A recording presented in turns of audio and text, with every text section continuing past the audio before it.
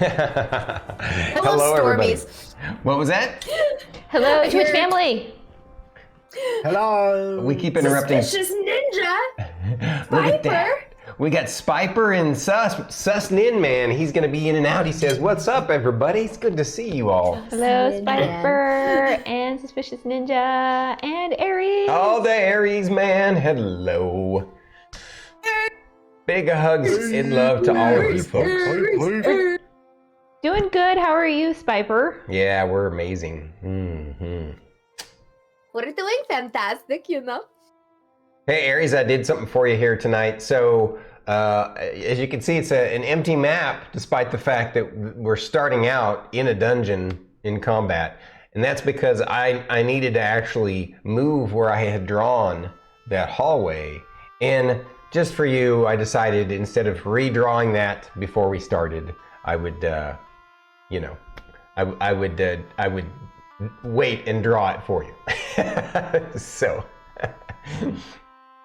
all clean. You like where this is going? Oh yeah. Okay. Well, they are deep in the dungeon. They're standing at the precipice. Well, okay, they're not really at any kind of precipice, but maybe they're at the precipice of fate, dare I say? I know, right? All right, so we need to do intros though. Let's start over. StormyD got ahead of himself. Hi everybody, I'm StormyD of Storm Saga Games. Welcome to Stormkeep. That's a lot of thunderstorms going on. All right over here we have the wonderful and gorgeous itsStarkitty, Lurker extraordinaire.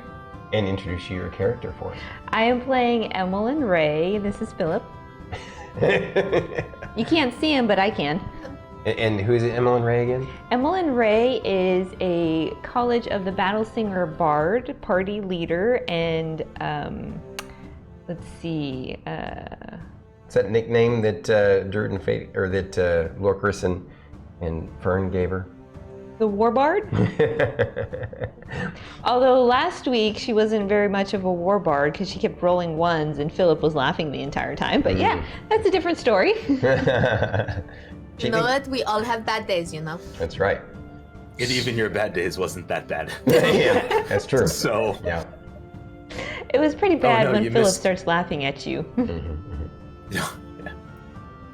And across the way, the person who was just speaking is extirpatefate. Introduce yourself, sir, and your character. That's you, buddy. You with the headphones. Oh, yep. I'm the only one with the headphones. Can't weasel my way out of that. The headphones and the badass beard. Oh, thank you. You're I am welcome. extirpatefate. You can call me Fate. I am playing Lorkris, the Goliath, who is a Oathbreaker Paladin of Melora and a Path of the Grave Cleric of Wejas. Right on. And then last but certainly, oh, what? So would you say you're a cleric of life and death? Well, he's a cleric of death. But a paladin of life? Yeah. Ooh. Interesting, It's a huh? circle of life. Yeah. I like it. That was phenomenal. Yes, a Goliath who is considered short by Goliath, but tall by everything else. Yeah, 6'5". Yeah, he's super tiny. Yep. Yeah, Fern's 4'9". That's so great. I'm surprised we never actually had the idea of like taking Fern and just being like, oh, here you go. My character's 5'9". Fern, a Yes. legal dwarf. A legal dwarf, yes. Oh, and who is this speaking about the Fern? Yes, speaking of. I am Druid IRL. And I play Fern. She is a wood elf. And she's a Circle of Spores Druid. And this is Chonkapillar. Can't forget about Chonk. All hail Chonkapillar. All hail Chonkapillar. He loves you. All hail Chonkapillar. Chant to the I think there needs to be a new emo. And Chonkapillar everybody can see, but for some reason Philip doesn't want people to see him but me. Or hear him. Or hear him but me. And Maybe are you Philip's sure just super are you sure self-conscious. Are you sure it's Philip's Maybe that's choice? really all that it is. All right, what if Philip is just like super self-conscious about the way he sounds and looks, and that's the whole reason? Nope. It's possible, but Nope. Yes, like absolutely You're like, not. you know what? I like the rest of your wild ideas, but that one, no, sir. he's like, I'm shutting that one down now. Yeah, no. No, Philip does not have any Happening. problems. Yep.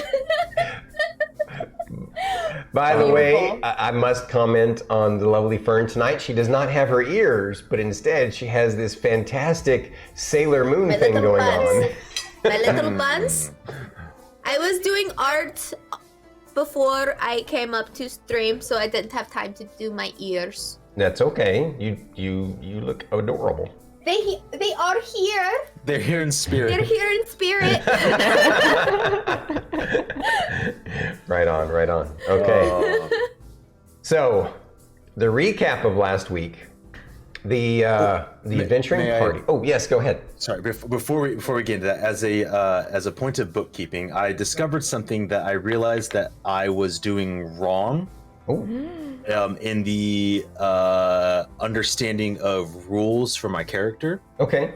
Thank you for finding and clarifying. Channel divinity does not stack from class to class. Oh. So in other words, you can't do it more than once? No. However, as I increase in level, I will gain the ability to have more than one channel divinity point. I have not reached that in either class yet, so eventually I'll be able to do 2. But I only have 1 to use currently, but I have multiple options because I am multi-classing. So I'm going to, both for simplicity's sake, and also for a little minor mechanical, potentially story thematic sake, say that the way you've been doing it is fine. Okay.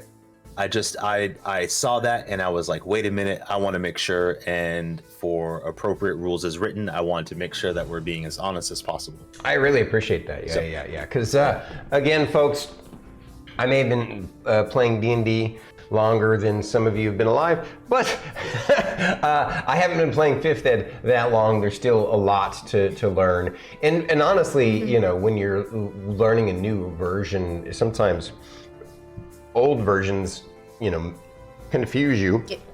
Yeah. Unlearning is just as hard as learning sometimes. And so, yeah. But in this instance, I think it fits that your character Would have 1 and 1. Yeah. Okay. That's I fine. also read up on some more of my character stuff, and I should, whenever I do my my thing where I give myself the temporary HP, Yeah. I should, if I hit anything with a weapon, then I do extra poison damage, an extra D6 poison damage. So I've been I have not been doing the right amount of damage. With So your I've been with your shooting shillelagh? myself with my shillelagh. Yep. Oh, okay. Well, I'm glad So- that you corrected that, especially since I don't think. Which book is the Circle of Spores Druid in? I believe it's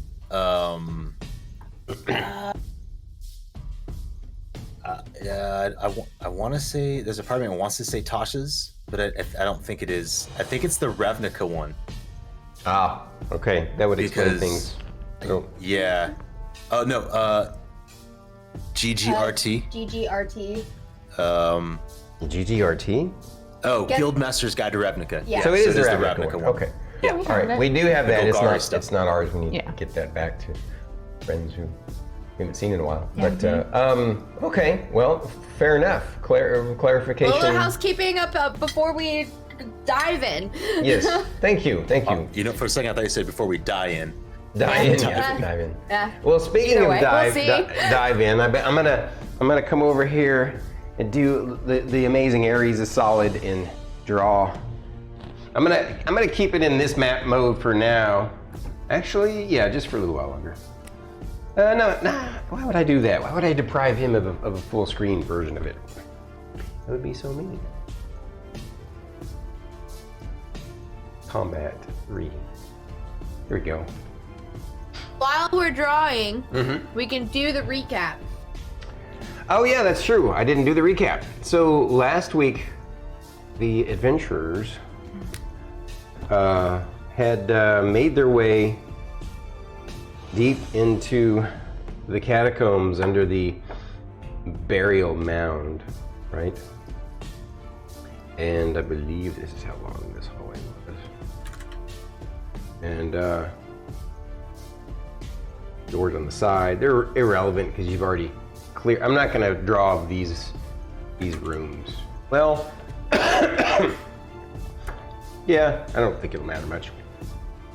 This was the door you came in at, right? Mm-hmm. Okay. And this was the double doors you're standing at. The iron doors. Correct. Yes. And what happened was the adventurers had, wow, it'd been a tough day. They had taken on an ambush of wights by plowing through their barricade of ghoul corpses, and using some OP tactics from Rylar, who shut down a lot of the wights. They were able to defeat that band of wights.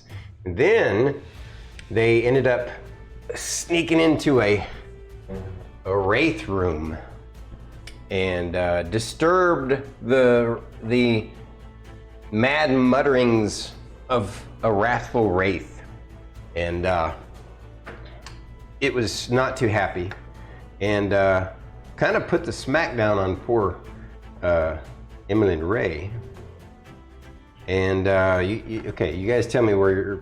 I don't remember where you were positioned, or it doesn't matter because you're going to be starting wherever you want to start. So, they defeated the wraith finally. It wasn't too tough to defeat, but it hurt one of them pretty bad.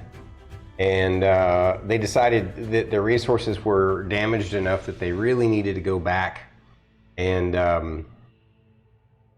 rest, do a full night's rest. During that night's rest, they ended up getting assaulted in their sleep by a group of 4 ghasts, a random encounter. I gave it a tiny percentage chance, but this group, they like to roll random encounters more than any other adventures that I've ever seen. I rolled an +2. And it's either that or the DM gods are like, let's make this DM work a little harder. Yeah, that come up too. with something on the spot. That too. So, I kind of had that in mind. If there was going to be a random encounter, it was going to be some ghasts. At any rate, that once they made it back, they found it. Again, as they've gone down into these catacombs, it's been throughout the area, it's been this strange kind of light blue glow that seems to emanate from the walls in a very subtle way. But now that they're in front of these iron doors, they can actually see a bluish light streaming through the cracks in the underneath the door, through the keyholes and through any seams. So. Yes, the amount of ones last week was definitely off the chain, but Aries, were you praying to the DM gods and asking them to TPK our team with all the ones? I don't think he'd do that. Besides, at that time, I think he was actually AFK. Oh, okay. But, so real quick, now that we've done the recap, don't worry, I'll go back to combat scene here in a second. But I want to get random impressions from the party members as to what stood out to them the most last week. At least you're honest, Aries. Thank you. All right. Starkitty starts off. Oh man. So as a out of character, last time I fought against a wraith was in a completely different game, and he was running around with a little bing bong. But yeah. With a what? It was a little bell that he would hit every so often, and when he disappeared and came back. Yeah. Are you talking about Dead by Daylight? Dead by Yeah. Daylight? Yes, that was the last time I've played against a Wraith. But let's see. Besides all the ones that I rolled last week and misses that I had, I did not enjoy being picked on by the Wraith. That was not fun at all. It hurt too. And Philip was laughing the whole time. That's all I remember is Philip laughing at me. Gotcha. Anything else? That's it. Alrighty. It wasn't a very inspiring fight from the team captain and Bard. That's true, Ares. That Rapier just did not want to cooperate. Just as she's taking a bite. All of a sudden, after we, did all of that fighting and everything, and, I watched Miss Ray get really hurt by that scary ghost thing. I was just sleeping, and then all of a sudden it was really smelly and gross, and then I had to be woken up by these stupid things that smell like poop, and so I struck them with lightning, and then I got to go back to bed. Yes, you. What did you say earlier when we were chatting before? You said you stroked them with lightning. You're a lightning stroker. I said stroked. Note to self: don't wake up Fern unless you want to get hit by chain lightning. Unless you want to get stroked. Stroked.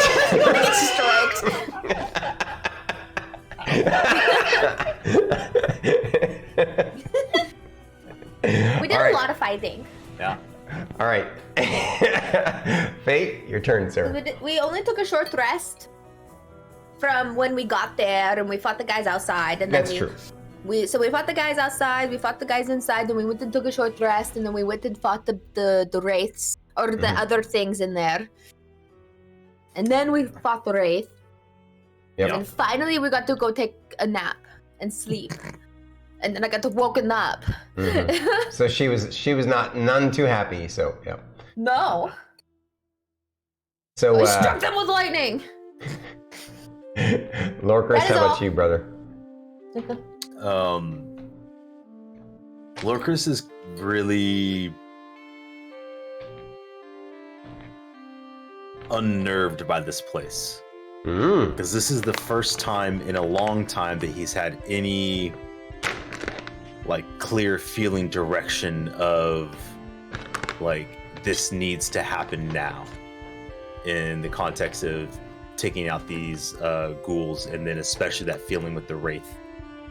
The last time he felt that was with the shambling mound, and it was more of an affirmation of I understand what this is and this needs to go down. Whereas here it's being told this needs to go down. It's a weird feeling. He's not unfamiliar with it, kind of associating it with Weejoss and the times he's had communication with her. But it's weird that, he's a little off-put, but yet still very forward driven with it. He's I'm not afraid. It's just, gives me the queasies. It's a smidgen. I gotcha. Anything else? That Wraith thought he'd get away. Just struck him down. Get good. That Wraith Get good, son. Oh, like clockwork. Face Gamer, are you in the middle of D&D? Yes. Every Saturday. That's your brother, right? Yeah. That's funny. Yeah. Hey, yo, can you call me real quick? Nope. Oh. At least he remembered this The time. thing is, I saw your phone go off, and I'm like, oh, it's bro. Yeah. I didn't even read it. I just knew. 50-50, he'll pop in. No worries. That'd be awesome. So, for Rylar, look at that. You didn't even have to prompt me, guys. I was about to. We were all ready. I know. There. 25 episodes in. Rylar, what stood out to him last week was he was irritated that his that you guys' sleep got disturbed. It was on his watch that those ghasts came in, and he's tired of these stinky things, and he's getting creeped out by this catacombs. He doesn't let you guys know. He tries to put on a brave face, but he's tired of creeping around in these catacombs. He thinks they're gross and nasty. He usually likes spooky stuff, but this place just smells so bad, and it just feels claustrophobic. And he's ready to. But he is curious what's going on with the weird blue light. You know, because Miss Fern has been talking about weird blue lights for a while, and he wonders if this has something to do with it. Weird blue lights. Ugh. Watch out, team. That's right. Well, it's because I just had some coffee. Some actual coffee, not decaf. All right. Yeah, I still remember the first time we came into this. And Stormy's like, there's blue light. And Fern's like, does everybody see the blue light? Can you see the blue light? We're like, yes, we can. It's not the blue light you're looking for. I know it's not. I know. But Fern believes. Mm-hmm. You don't know nothing. All right. Well, that's the recap. That's the gist of it, guys. So let's do. Thank you guys for coming tonight. Enjoy the show. We're gonna go chat dark now. Big hugs to you all. We'll be back again in a couple hours for the intermission and to chat with you guys. Not the blue lights you're looking for. You got to do the hand motion too. Are you sure? Wait, these are not the lights you're looking for. They're not the. All right, it's gotta be in front of her face. Oh, come back out. All right, so I'm gonna go ahead. Even though technically speaking, this isn't combat, you don't need to roll initiative. I'm gonna go ahead and go into this screen just because when you open this door, I'm gonna have to draw another room. Gotcha. Quick question. Did we unlock it last time? I would like to try to remember. Did I check it for traps? He's asking a question. Sorry. Oh, so sorry. Whenever we take a long rest, we're able to take the inspiration die, or is it at the beginning of every session we have? The inspiration die is after every long rest. Okay. Trying to remember to use it. So we all have an inspiration die. Correct. You were saying, good sir. Or ma'am. I was trying to remember. It's like, did I check the door for traps? Did I unlock it? You checked for traps. It was locked. You had not unlocked it. Oh, I need to unlock it. Well, that's my handy dandy thieves tools. Real quick before you unlock it, because it is locked, so we're currently in the safest position that we are. If you don't mind, Miss Ray. Pull my tools back. Trying to recall back to the feeling that Lorkris got when he came close to the door with the Wraith. And trying to call upon that same feeling and project out. Does Lorkris get any GBs through the doors? Well, if all you're doing is just kind of inwardly projecting outward and trying to recall it, no. Do you do anything else, though? I guess I'll mimic the same thing I did, placing my hand on the door and kind of. Well, I think before you listened at the door, didn't you? I did what? You listened at the door. You put your ear up to the door to listen. Oh, that's right. I did, because the previous door I tried to touch and yeah. So then, yes, I would probably accomplish or attempt the same thing. So I would listen at the door or get close to the door with my face. Right. You don't need to roll anything. I'll say that it's rather. By the way, her sunlight spell's going off still, right? Daylight? Yes. Her daylight spell. Yeah. It's still on your glaive, right?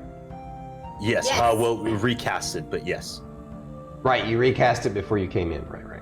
Correct. So Fern cast daylight. Fern cast daylight. So you have an uneasy feeling, but you don't hear anything. Gotcha. Before we go through this door, I will tell you that it does not feel pleasant. What's beyond it? Nothing feels pleasant here. But May I look at Rylar? Oh, go much ahead. like that wraith.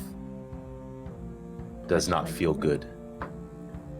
Rylar, Yes.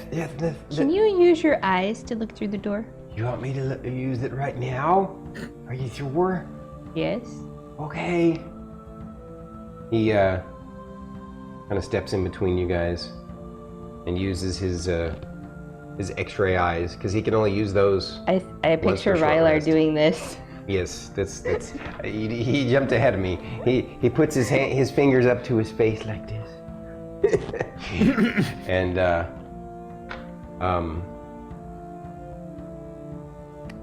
you hear him go, whoa, that's a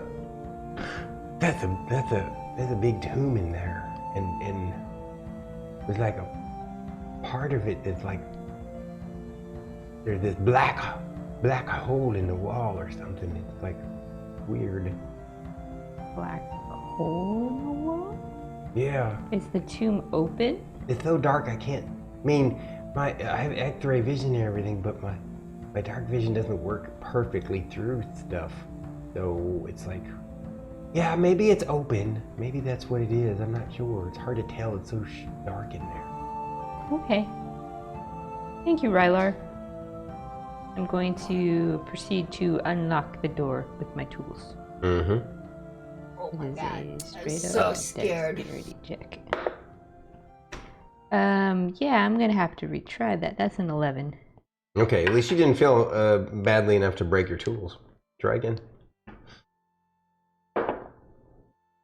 That is a 21. All right, this time you easily pop the lock. Lock and drop. I hear it pop and I'm like, all right, guys, we're in. Put my tools away. After you, Lorkris.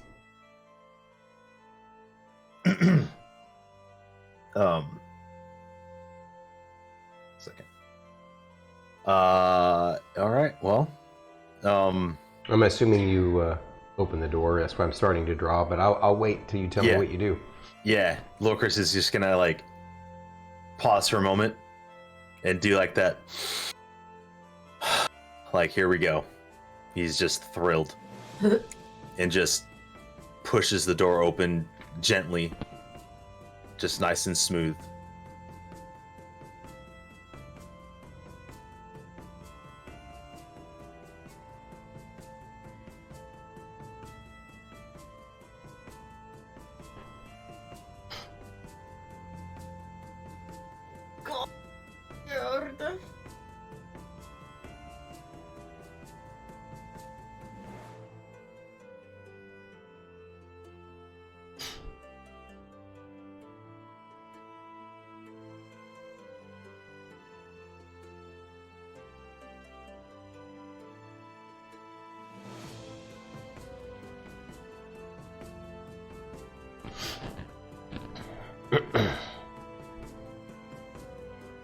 I'm going to first draw the tomb as you see it.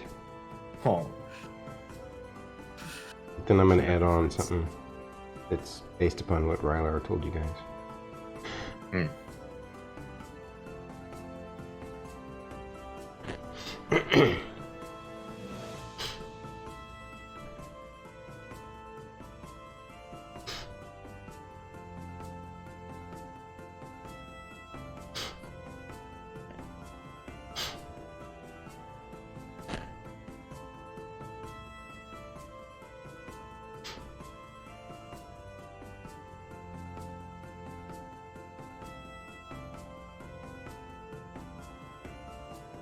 Oh, my anxiety. Oh. Are you? Is that your anxiety song? Yeah. Basically, yeah.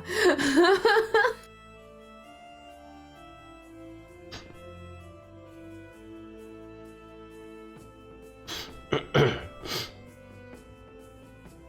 leaned back too far in the chair. Oh, that's what that was? Yeah, that's what that was.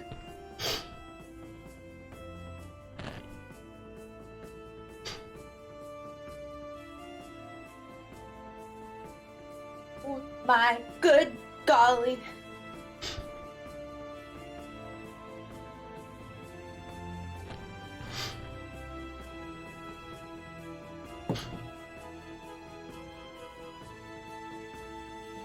Hair, none.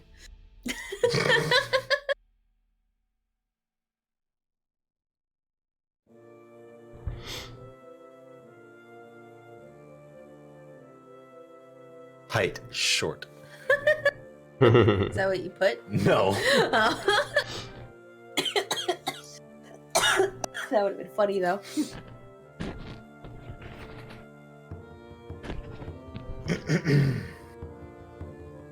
Them lines.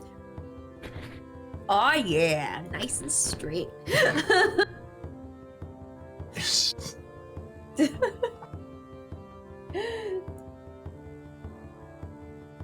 Why is that called a wolf whistle? Because it's not a cat call. That's the answer. It's a wolf whistle because it's not a cat call. Well, I just have this intense need to stab you with my pen right now. Nice knowing y'all. Hope we just isn't mad. Again? I can see. Yeah, I go. So I guess the pen is mightier than the sword. All right. So what you see before you is a very large, surprisingly ornate tomb. Obviously, whoever first started to try to found, obviously, you know the history of this burial mound, and you know that it was first created by the first colonists who came here, right? But apparently this must have been some VIP, maybe even a minor lord of some kind. And so what you have is a family tomb. This thing is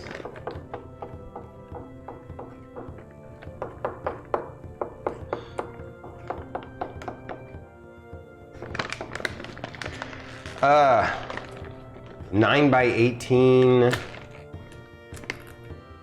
nine times, like it's roughly 50 feet wide and roughly 100 feet long. Okay. These round things here are columns. The height of this thing, it's like almost like a cathedral. So it's roughly 40 feet high. Okay. And these are columns. These little round things are braziers. You guys know what a brazier is, right? Yeah. Okay. So they are unlit, as are these two right here as well. They are unlit. These are statues right here on the edges. These are stone sarcophagi. Okay. Again, this is also a stone sarcophagi at the top of a stepped, basically a dais, right? As you go up some steps.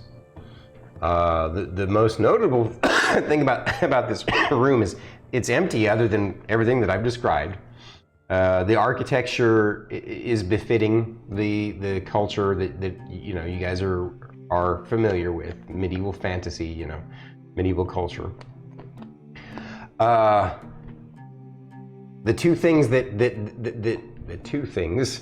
there we go, that are most notable to you is obviously this giant hole in the wall and floor over here, and cracks coming out of all the way up to here, and this column is basically fallen over and crushed against this wall and knocked this statue over and damaged this sarcophagi. This sarcophagi is completely gone.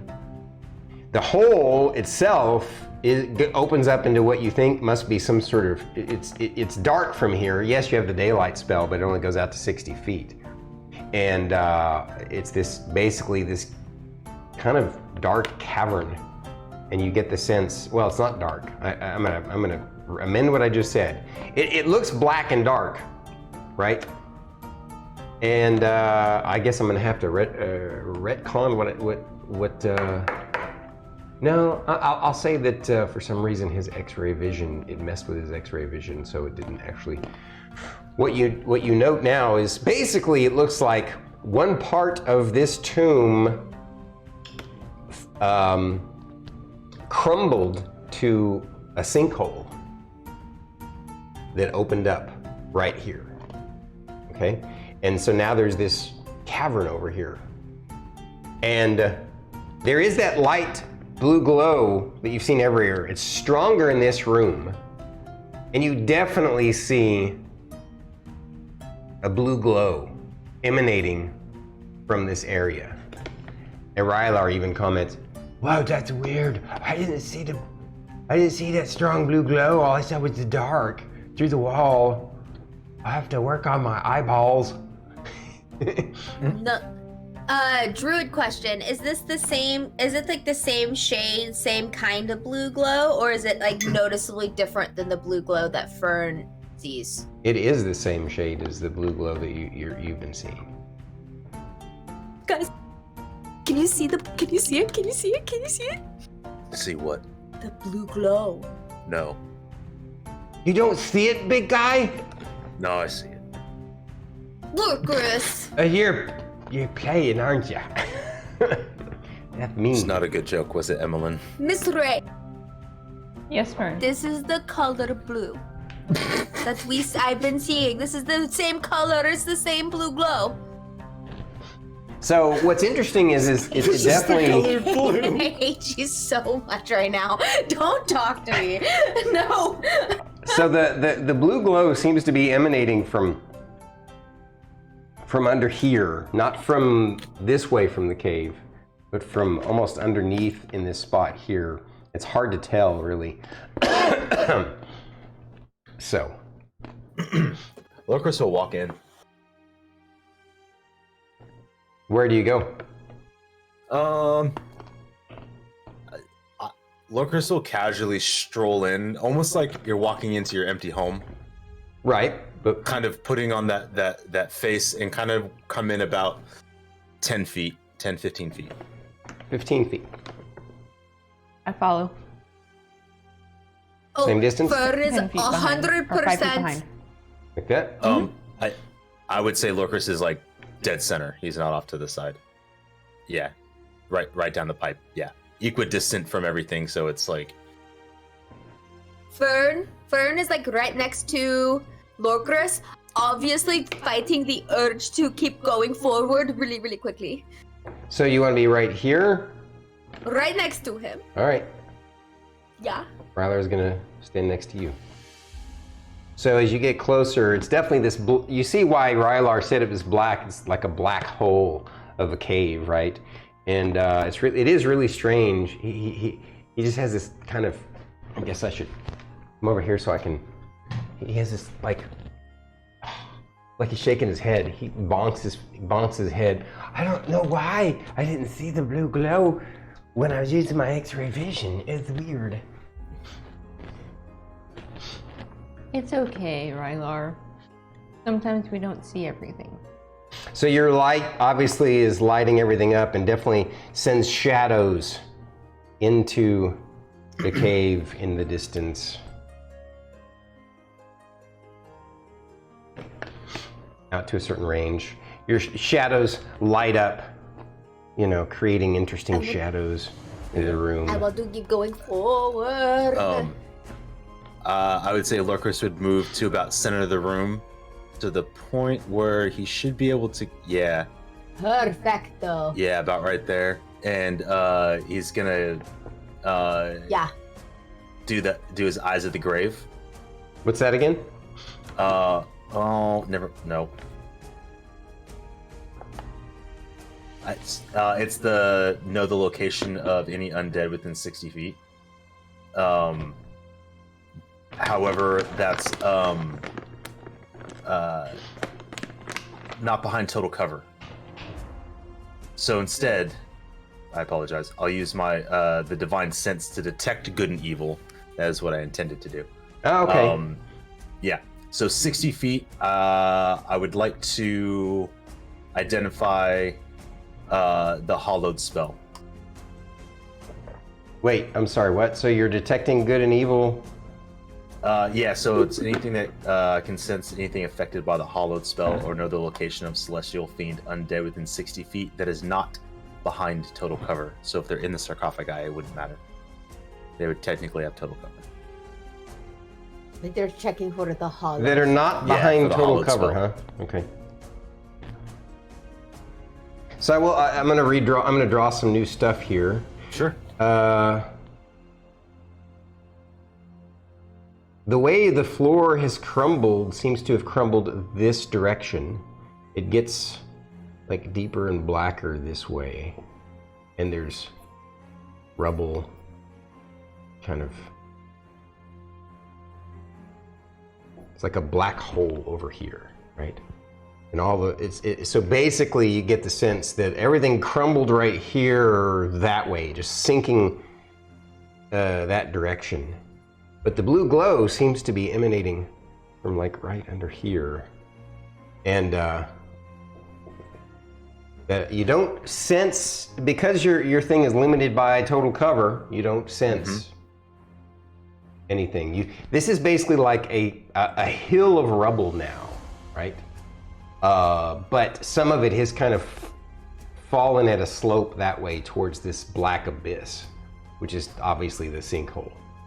But until you get closer to the edge, you can't really see what's causing the blue glow emanating up from here. And you right now, how long does your thing last? Oh, it's a moment. It's momentary. And it uses a divine? It lasts for 1 round, 6 seconds. Okay, 1 round. And it's your divine, it uses your channel divinity? No. It's just a divine sense. Those I can do 3 times per long rest. Okay, all right. Yeah. So, that seems kind of strange that you, okay, all right. It's a weird ability. Like, what's the point of it? If you can't sense it until you see it. I mean, already it's the behind total cover bit that kills it, because it's more in line with like a combat sensor walking into a graveyard. Where are all the skeletons? Well, yeah, but I mean, if you can see them, then you know where the skeletons are. That's why it seems like a pointless ruining of, like, I feel like the ability is ruined if it can't give you some sort of general sense. I mean, you can rule it however you would like it, sir. I am trying to just adhere to the rules as written as a default. All right, well, we'll stick with the rules as written as default. So far, you don't know anything other than you can see this rocky soil hill falling down deep into a black abyss in this cavern over here.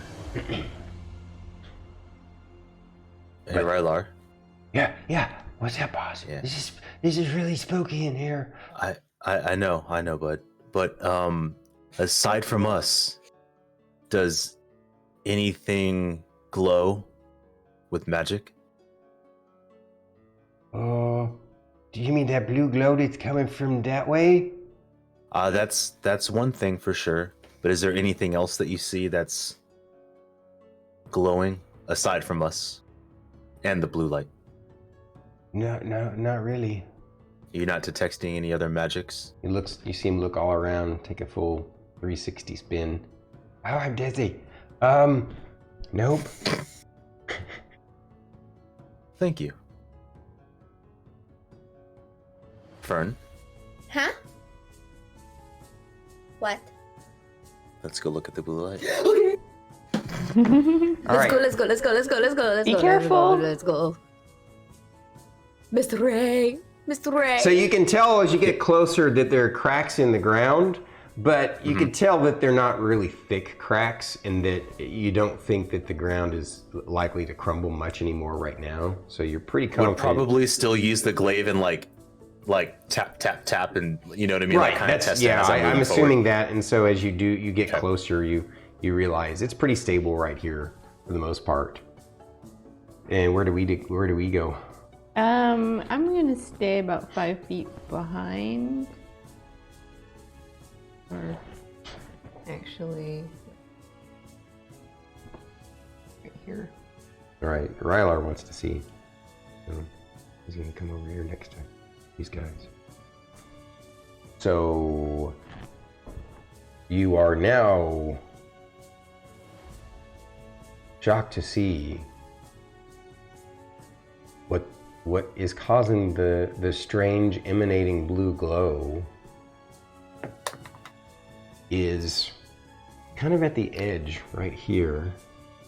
It looks like, so this is me describing it to you as players. Imagine a patterned series of wires in a coil, like coiled up in a pattern, and they're all glowing blue. And then you also happen to notice that there's one strand that kind of stretches out into that way, off where you can't see anymore. You can definitely see the blue glow, but it's basically like, They're like Christmas lights in a way. well, imagine Christmas lights that someone just jumbled together, right? But imagine that instead of the Christmas lights individually, it's the entire strand is a light, like an entire LED, right? And that's what it looks like. It's glowing from the inside, and it's this blue, and it definitely looks like this cluster of wires, as it were, with blue wires. And there's one blue wire stretching off into the darkness. And but you're still not quite sure until you get a closer look. You can definitely tell that it's kind of partially buried in the soil down below, and it's a good probably 10 feet below. Not quite 10 feet. Like, you could definitely climb down pretty easily to get a good look at it. You would want to probably come over here to avoid jumping down onto it, though, assuming you don't want to touch it yet. But it definitely, and Rylar says, hey, you guys, it's kind of hard for me to tell since it's already glowing blue, but I'm pretty sure that right there is glowing magical. Whatever we do, don't touch it. Fern, I'm looking at you. Okay. Do you get closer to see what they're talking about? I'm gonna come over here to the edge and see like what the drop down is like. You could easily, this is a slope at this point. It's a little loose soil and rock, so it might be rough, but you're pretty confident you could kind of, without having to climb, you could walk down right here and then get a look at it. Okay, that's what I'm gonna do. I'm gonna walk down. What's everybody else doing? I'm gonna take a look. Oh, I'll follow. Oh, Fern is like following behind so fast. And I'm literally holding onto her cloak because she's about to fall. All right, you all are obviously very, Rylar, all right, so you guys come around here, and Rylar comes down right here. You definitely see it's almost like this one single strand goes off and stops in a wall, and see your light comes out to about here, and there's more cave over here, but it looks like it just goes straight into the wall. And sure enough, this line comes here and creates this kind of cluster of, if you look at it close enough, it actually looks like, at first it looked like a jumbled mess, but the more you study it and stare at it, it actually looks like overlapping patterns that creates sort of almost like a ball. Fern, Yeah, can you talk to this? I want to so bad. Is it okay? Can I talk to it? It looks like plant roots or something, yeah? No, it doesn't look like a plant root. It does not look like a plant root. Mm-mm. Okie dokie. I mean, it doesn't. Are there any plants in this? No. No? No, because plants don't like to grow close to them.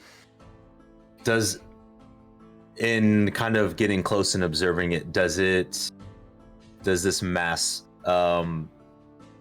aside from obviously giving off light, does it seem like it's charged with energy? Like, does it hum? Does it crackle? Does it seem to vibrate? Or no. It's imagine like an LED light. Okay. Right, and it doesn't put off any kind of heat. It doesn't put off any kind of emanation at all, other than the blue light that it's giving off. You find it interesting that you can actually see the sort of wire. It's not like laying in the dirt. It's almost like it's glowing through the dirt. And then we all,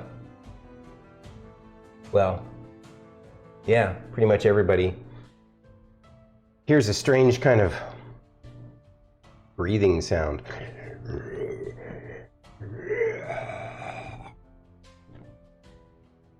And you hear something moving through the soil from over here.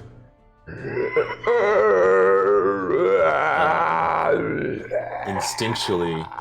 What is it? What is it? What is it? Show it to the camera. Yeah, 100%. Lorkris is gonna like. Does it not have ears? I mean, considering it definitely looks undead, you're right, it doesn't have ears. This thing is not glowing blue in any way, though, just so you know. But, Gotcha. But yeah, This is the mini that we're using. We don't really see it yet, do we? Say again? This is just you showing us the mini. Our characters haven't. Oh no, seen it comes wandering around the corner. Like, it's obvious now. Got it. It's like right about there. Because we heard it's breathing. Yeah. I just. And then it, We should I mean, stop. you guys are rolling initiative, so. Darn, I was hoping he'd walk in and go, oh, hello there, welcome to my cave. Hello, do you want to be my friend? What are these things? Bro, what a I'm waste. so mad. What a waste. So as it has this weird raspy breathing, and as it comes around the corner, it starts to cackle. Look at this. We've ensnared some fools. You're going to die. No. So yeah. Me? Yeah. No. Turn around and go, oh, so you think so? Incorrect. Creepy thing. Chunkapilla disagrees. We took care of your horde upstairs along with your wraith. We killed them all. Just Again. everybody else is like, all those Lorkris is just like, gosh. all those little pets. I know, we're probably gonna die. Those weren't mine, fools. You guys have never seen or heard of anything like this before, and I take it this is the icky that Lorkris felt. yeah. If it had been kind of closer, I would have given you more, but since it was technically in another room. Yeah, no, absolutely. Did it say we? Or us? Like multiple? Like there's more than one? Oh, just the one. That we can see. Well, yeah, that's true at this point, yeah. Would you have a big old cavern to one side? That is true. Watch, we're gonna find a dragon or something. It's gonna be a robot dragon. I don't know. Robot dragon? Don't What is listen this, to me. Godzilla? It's gonna be a mecha dragon. Mecha dragon! Mecha dragon!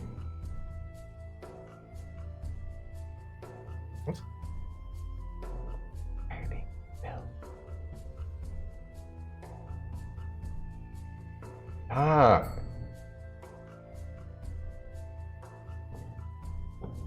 All right, that I guess that'll do. I mean, look, I have it here in the book, so that's fine. All right, Fern, what'd you get? 19! Not bad. Lorkris. Natural 20 for 22. Rylar, Ray. 5. Rylar. I rolled a 2. Oh no.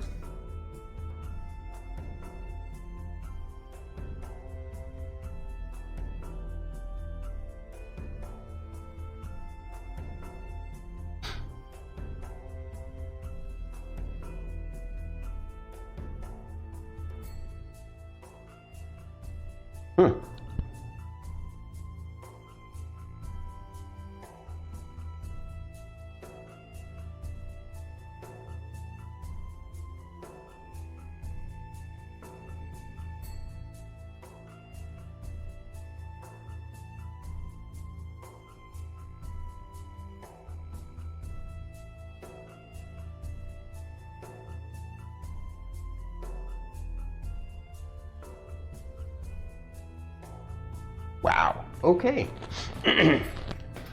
Okay. Need to roll his initiative.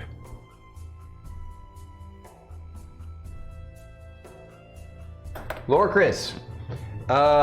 This thing is roughly. I mean, it's large. It's probably about 10 feet tall, and I mean, yeah, it looks like that. Here, I'll show you another picture of it. Oh wait, you might end up reading stuff about it and know its name. I won't. Oh, I wouldn't be able to read it from there anyway. Oh. Oh, it's so icky. Yeah. Especially the, whoops, you probably read that. Especially the claws. I mean, it looks exactly like. Looks pretty close. Yeah, it's perfect. You get to go first.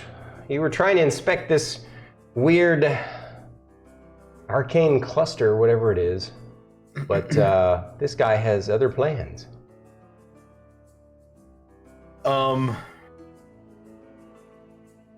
So what was weird was he suddenly appeared there, by the way. He didn't, it was like he melded out of the shadows. Not like a teleport per se, more like moving through the shadows. Luckily though, you're in bright light now because of your positioning. So, because of the angle where he was at before, he was probably over here somewhere. And yeah. Okay. His last comment before you guys go into combat was, "I'm gonna shove that light up your butt." No, wait, that's not right. "I'm gonna shove that light down your throat, fool."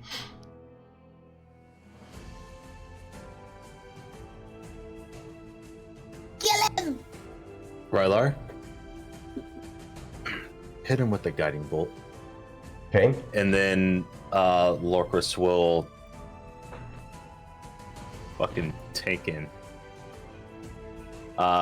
Close up to 10 feet. Okay. Yeah. Hang on a sec, I need to check something. Yeah.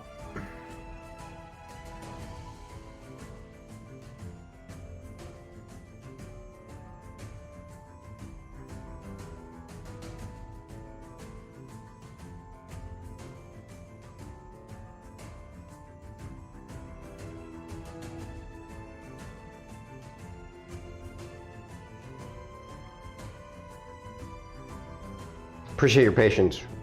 Yeah.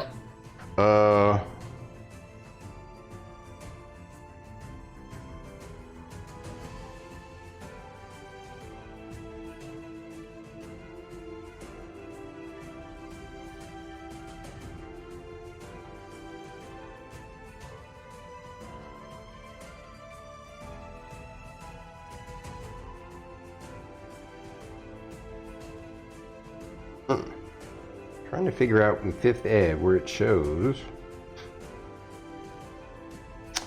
the amount of reach that they have, because I'm pretty sure this guy has. There it is. Holy crap! Oh. Like what? 20? All right. Before you even get in reach, when you get to here, By the way, this is rough terrain, so you're having to move slower unless you have something that keeps you okay to move in. Right? No. So you were here, so you start to move towards him. You could technically move to close the distance, right? As soon as you get within 15 feet of him, not 10 feet, it uses its reaction to reach its gigantic bloody claw out and whack at you. Your AC is currently 20, correct? That is correct. Right. That's a net 20. Wow. Beautiful.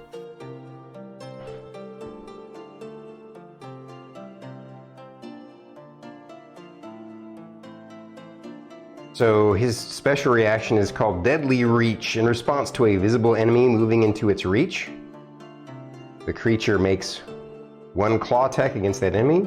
If the attack hits, the creature can make a second claw attack against the enemy. So he makes another claw attack against you. Sweet. Luckily that second attack was a 13, so the second attack misses.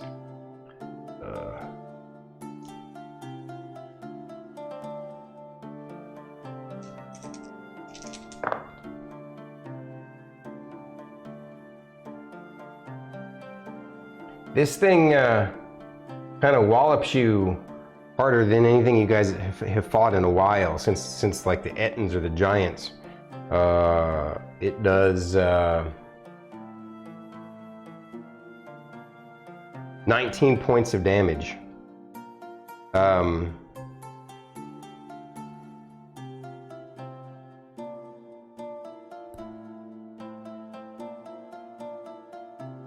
Okay. Since it missed with its secondary reaction attack, that's all it can do. You can continue to close the distance now if you want, and oh wait a minute, it has this special ability. Oh,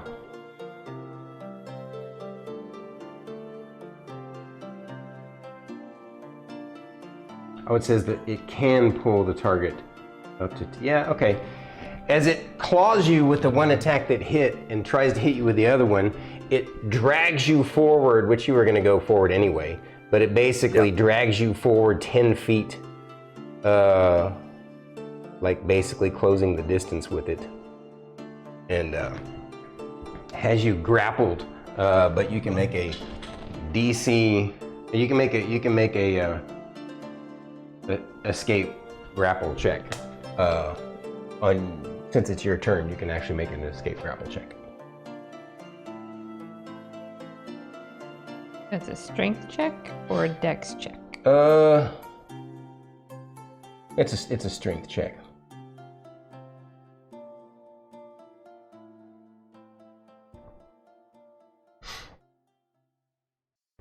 As an action? Is that, or is it a strength check to oppose the pull? Well, if this were 3.5, what happens is an opposed thing. You don't get to oppose the pull from the way this is described. It just grabs you and yanks you forward. Okay. And the target is grappled. It's an action. You won't call it, yeah. When a claw grapples a target, the claw can attack only that target. Okay, so I would say it would use up.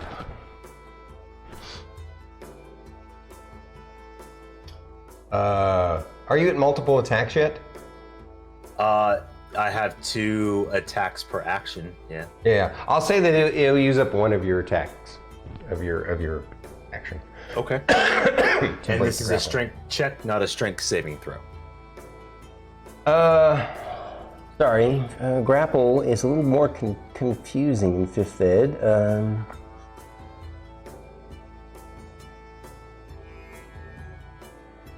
I believe it's a strength check. Yeah, I think so. Let me double check. Out. You're probably right. Yeah.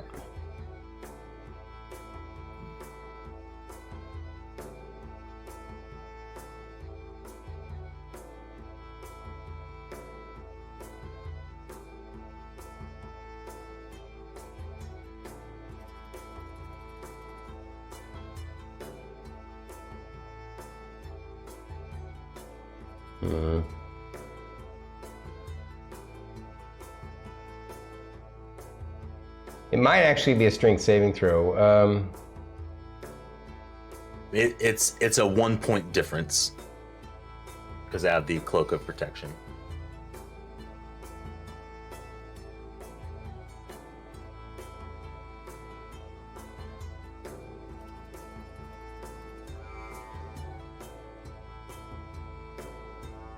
Well, it just says escape DC. Is there an escape skill in 5th Ed? No. Not that I know of.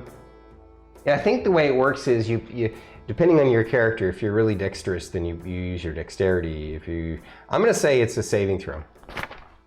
Okay.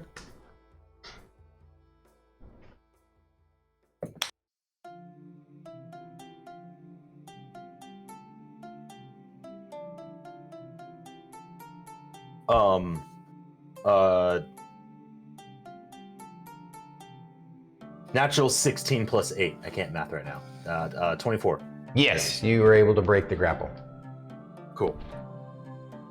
And then, angrily, I'm going to... remind me again, if I wanted to do a very particular action, like if I wanted to drive the glaive straight through his chest, the DC just goes up, correct? Because it's a targeted thing?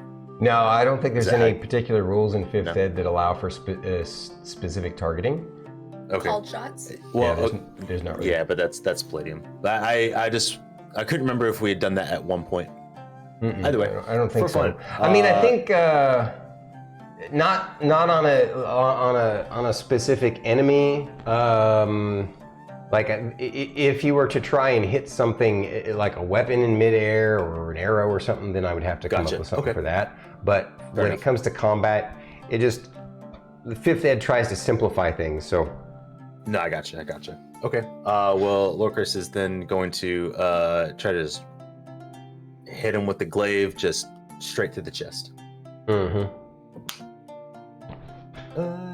By the way, for folks who just joined us, this is what the folks are facing against. 21 to hit. 21. Yeah, that'll hit. Excellent. I would like to smite that bee. Ouch. Yeah. And because I'm angry at it, I'm gonna smite at 3rd level. Because that shit hurt. Yeah. Yeah. So 2d8. It's 1. Second level. 3rd level. Okay. Alright. So I'm gonna roll for the weapon damage first. Weapon damage is 16 damage from the glaive. You can just add it all together. Your damages don't do anything extra or less because your weapon is magical. Okay. If your weapon weren't magical, then you would actually be doing less damage. But yeah, that's fair. But since Divine Smite is radiant, I don't know if it has any effect. So I know that's why you wanted to give it to me separate, and I'm just letting you know that the radiant doesn't do extra to this thing, so you can just add it. Okay. Perfect. I appreciate it. Yeah.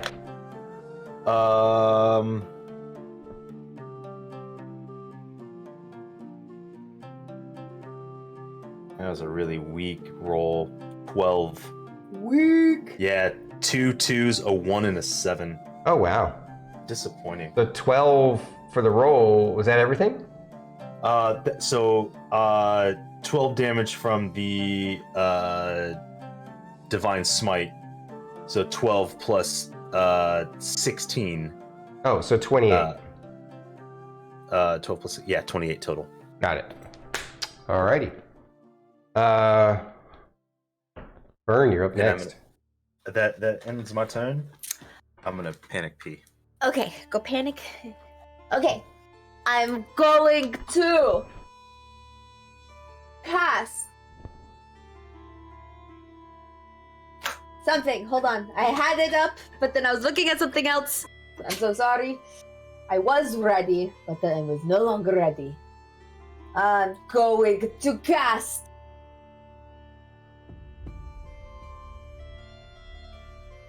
Charm Monster. Okay. Wisdom saving throw, DC 17. The creature seems to laugh in your face at your spell. I tried. It seems to be immune to that condition. Of course, you wouldn't have known that, though. So. Yeah. It didn't even have to save, if that you could tell it didn't even have to try and resist it. It just was like. It just bounced right off of him. Yep. God, nah.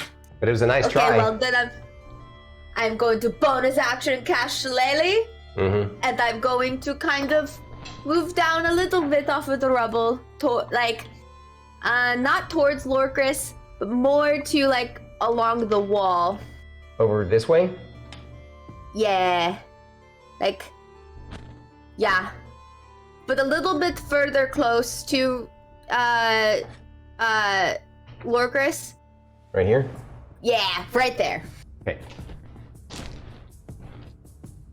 Cannot Alrighty. be charmed. Cannot be charmed.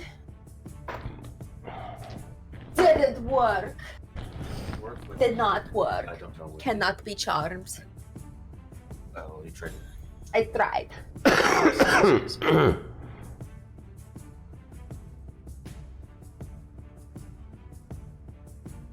just gonna say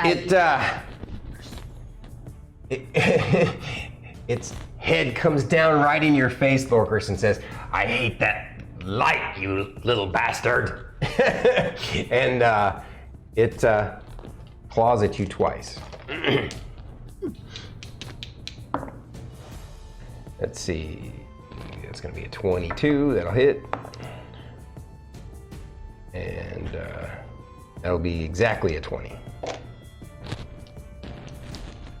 And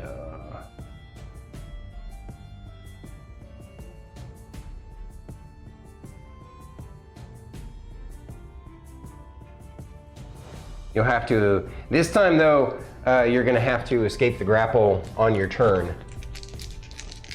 But he grapples you again with his big ass claws. Lovely. I need more dice, because I hit twice.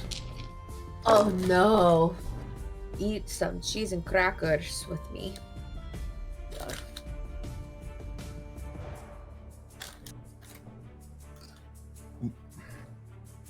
Mm. 53 points of damage. Lorkris, I think you're having a come to Weejas moment that the DM is forcing on you.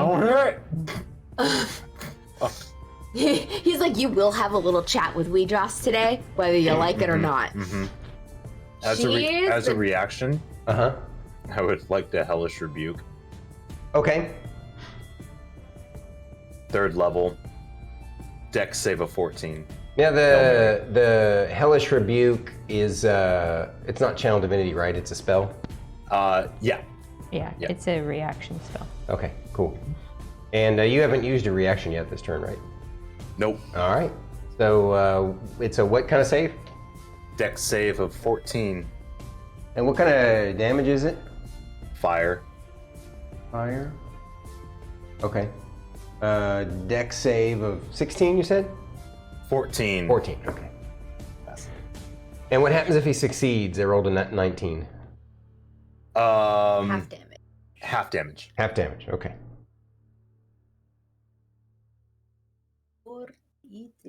4d10. Let's go. Oh, that's not bad. Ooh. So 16 plus. Oh no, So that's.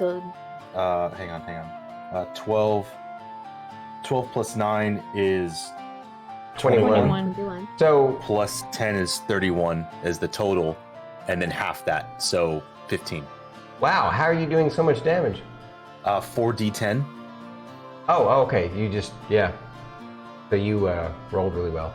Yep. You said it was 31? 31 total halves to 15. So 15 basically. Yep.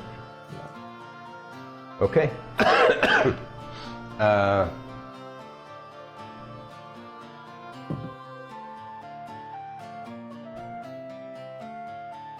It's Rylar's turn.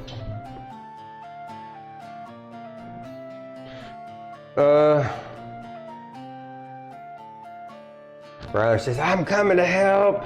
5, 10, 15. It's the closest he can come because of the terrain. And he's going to do what you told him to do, which was hit it with try and hit it with a guiding bolt from the ring. And it was a second level guiding bolt, right? Or was it a first level guiding bolt? I thought it was a first level. I just want to make sure. Yeah, because there's a first level guiding bolt, and there's lesser Write it down. restoration. Yeah, it was lesser restoration, which is the second level. Moonbeam was Pretty the sure it's a second level 1 guiding bolt, but where did I write it Yeah. down? I know I wrote it. Oh, I know. I wrote it down on his character sheet. Yeah, it's a level 1 guiding bolt. So that's what. Now, that's how much does it- damage if I hit? It's 4d6. Okay. Yeah, 46. So Does it he use- hits. Cool. He has better luck with guiding bolt than you do. Well, that's a kind of a crappy that's a, roll. That's a horrible thing to say. And it's just the die roll, right? Yes. Right. Yeah, that was kind of a crappy roll. Oh yeah, it's a hit. Yeah.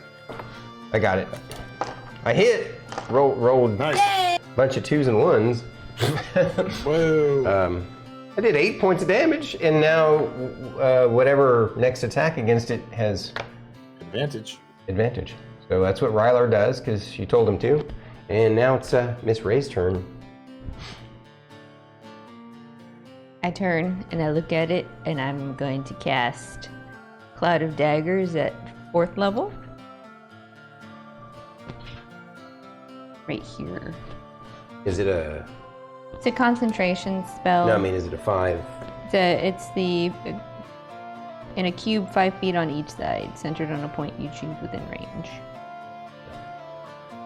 So when he...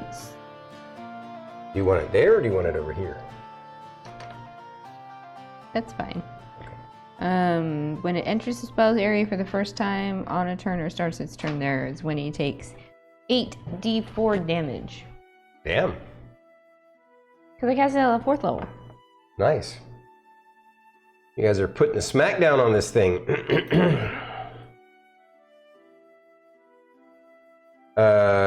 Top of the round, Lorkris. Oh, I forgot my bonus action. Oh, I've got a mouthful of food. well, since you have a mouthful of food, she wanted to do her bonus I action. forgot my bonus action. Bonus action. Lorkris and Fern, Philip loves you. Y'all get an extra d6. Hey, Lorkris. I want to break that grapple. Yep. 13 plus 8. Yep. Cool.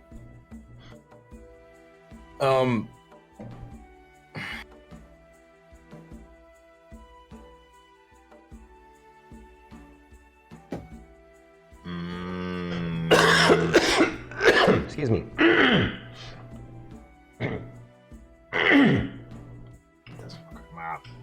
Bug out. Sorry, guys. Yeah.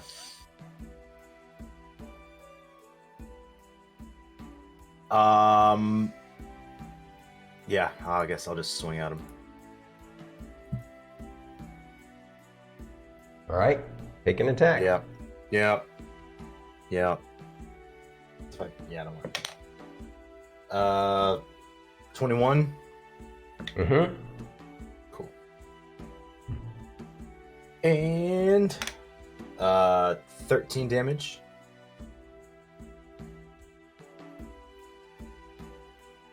Okay. I'd like to use my reaction. Hmm. Lorkris, Philip says smack him again. Got it. As you wish. Your wish is my command. 29. Yep. And oh, that's cocked. Jesus.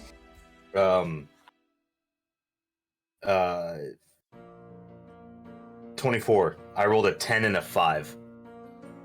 Philip loves you. 24 damage?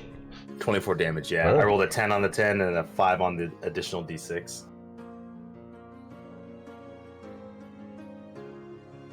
Yes, you are sharing Philip's love with every smack he tells you to. Yeah. And then Philip loves you. And then bonus action, I'm gonna Shield of Faith myself, please. Give myself an extra 2. Okay. You are extra hard to hit today. Yeah. And unfortunately, I think Lorkris is gonna play with fate here, and he's gonna goad him on and be like, "Is that all you got?" Yeah, as soon as you say that, just coincidentally, by the way, I was already planning this, but your timing is impeccable.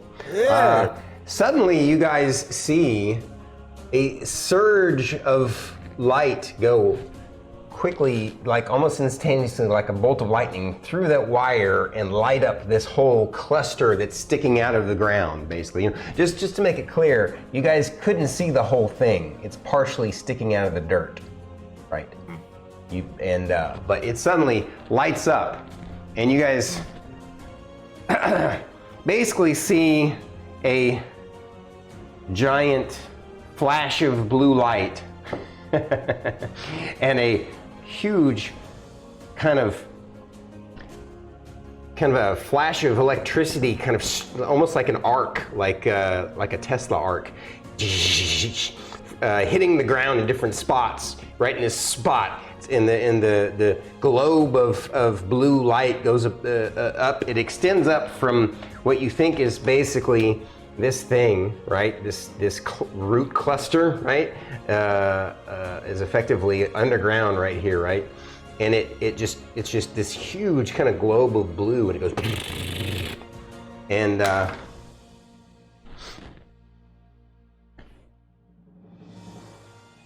Does everybody see it? yes, everybody sees it this time. This time. Where are they? There. We wanted to know what the blue light is. Fern wanted to know. Here we are. Ares is gonna With get his his- TPK. Oh, for real. Oh.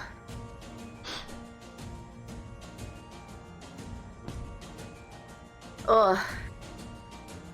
I've already used too many spell slots. What is this? Okay. And what you see here, standing before you, roughly about 7 feet tall. These don't look 7 feet tall, but you know, we're working with what we got. 6'5". You see, this appears to be the leader of the crew. And let me do a little close up. Yeah, look at that guy. Now imagine instead of that red glow from his eyes, it's a blue glow from his eyes. And actually all these guys, this guy looks like some sort of mage. This guy looks like a cross between a warrior and a mage, maybe. And then 3 warriors. Of course, they're all skeletal looking. They're all glowing blue. Their eyes are glowing blue. The same kind of color blue as the arcane cluster, right? And yes, they do not have ears because they're skeletal, right? They're skulls. And yeah, it looks like some sort of blue mage, some sort of blue undead mage, like in a strange kind of outfit, not your typical kind of mage.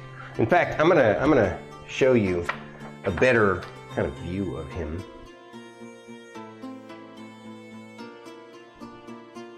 We're getting answers!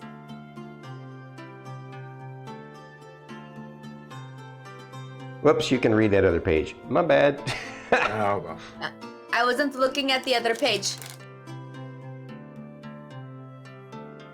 Cool. Yeah, we love it so much.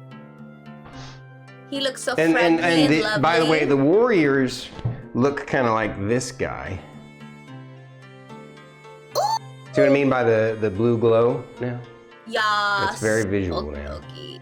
Oh. Oh. Well. And now it's Fern's turn. I'm gonna add these guys. Fern's turn? Yeah, let me. Can I see all those people that just came out of the ground with all that stuff? I saw it all. So they're obviously above you right now and behind you, kind of flanking you guys. It's a really crappy position to be in, but they're in the other room. They're in the larger tomb, and so they're like basically bearing down on you. And but because of where you're positioned on a little rock, little hill, yes, you can see all these guys. I'm gonna say that they kind of teleported into a position where you can see them. Oh, they teleported closer. All right, so they did. Oh, because your circle ends right here, so. Yeah, they'd have to be in the circle. You're absolutely right. Yep. Thank you for pointing that out. All right, let me add these. Unless you expanded the circle and I didn't realize it.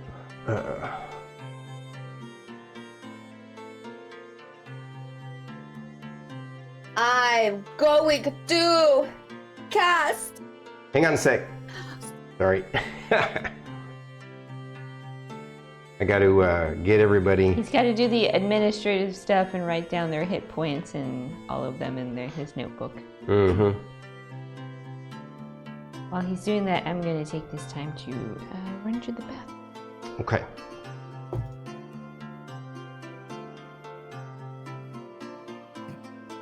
I don't know if I can keep up this bit any longer. My hands got tired.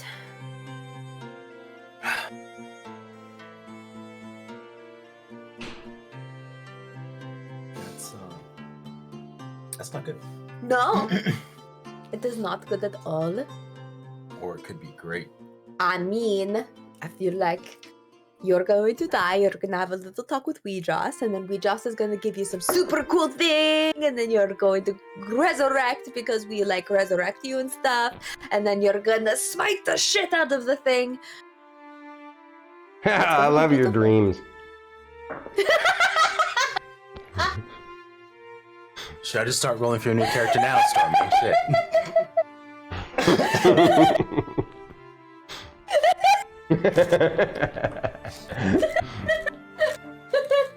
I love how you laugh at Lorkris' misery.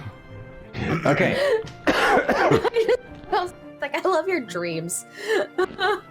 Alrighty. They're So just dreams. it is your turn now, Fern. Can I see? Okay. Can You saw everybody kind of teleport in, and from your angle, because of you're standing on kind of a slight slope upward, yeah, you can.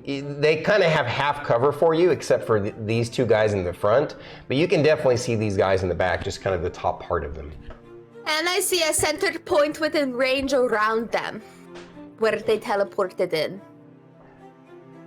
What do you mean a center point? Ground. Can I see the ground? You can't see their ground, no. Do you have to see the ground? What spell were you thinking of? Because arguably, just...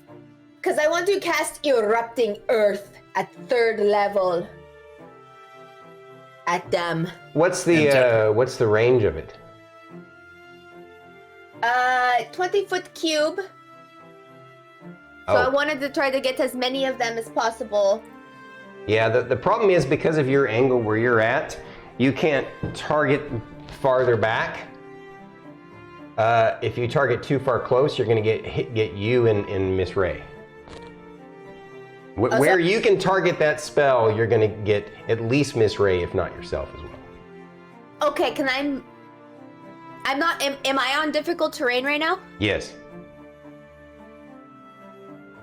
Can I?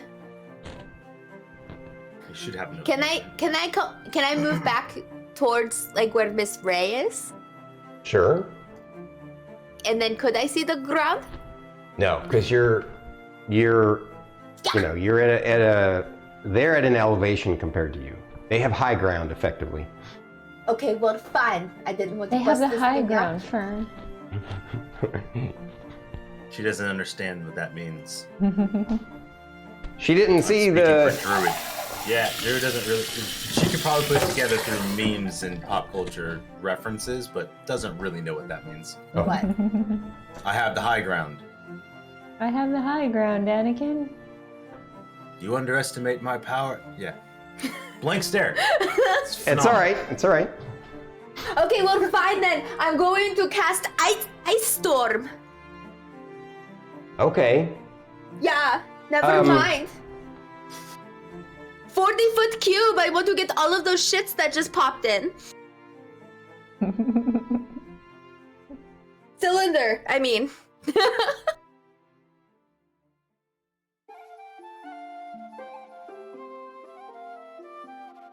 So the you can cast a cylinder. Does it say? A hail of hard rock ice pounds into the ground at a 20-foot radius, 40-foot high cylinder centered on a point within range. Each creature in that cylinder must make a dexterity saving throw. Hang on. I'll just look it up. I have a question for you though. That's one that you chose for your spell list for the day? Yes. Nice. Okay. So Crowd control.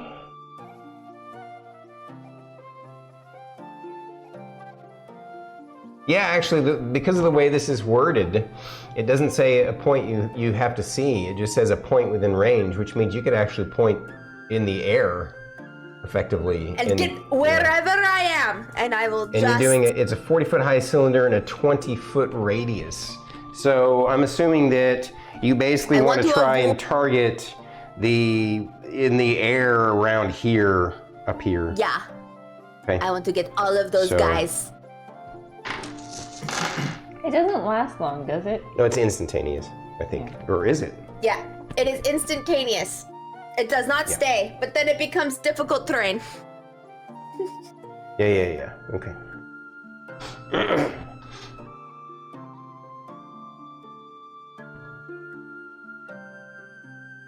They must make...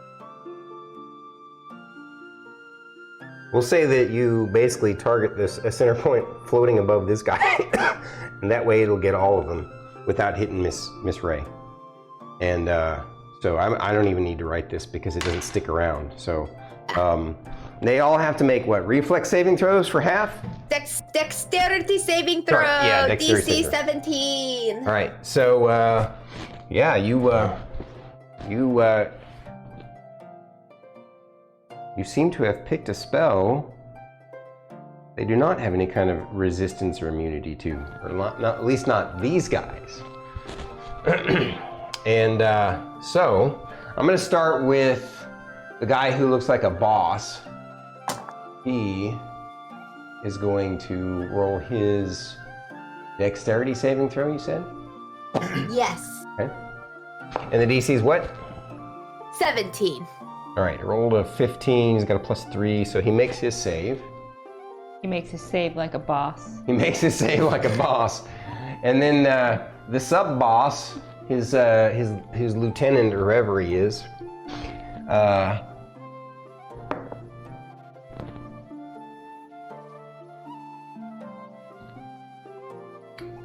he fails his save. He doesn't make his save and gets downgraded from sub-boss. And then the other two guys, or the other three guys. To the assistant.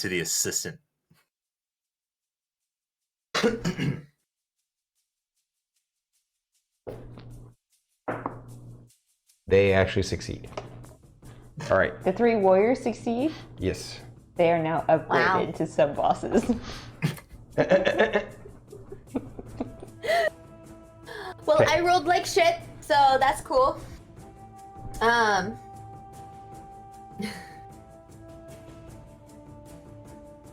What's the damage? so it's 5 bludgeoning damage, You rolled Okay. a 1 and a 4. Wait. It's 2 2d8 bludgeoning damage and 4d6 cold damage. Oh, I was like, okay. And half as much on a successful one.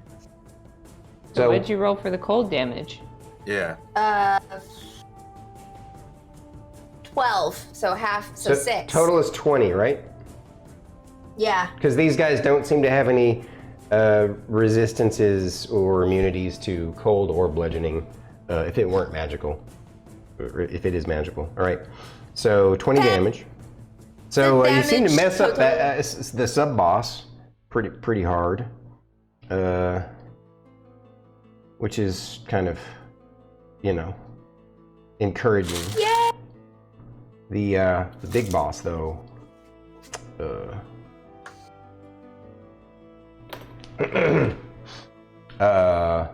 that basically because I had them poured in the middle of sort of at the beginning of the round. Technically not at the beginning. It was like right after Lorkris went.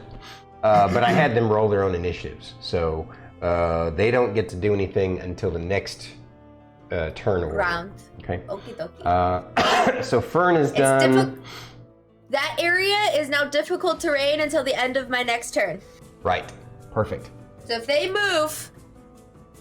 Gotcha. Fern's done. Next is going to be the Bone Claw. He's gonna take 8d4 damage from my spell. Roll it.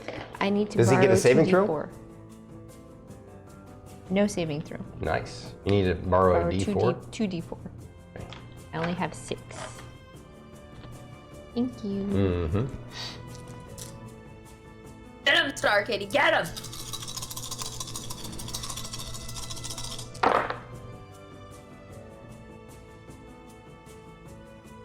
My dice roll well for you. Mm-hmm.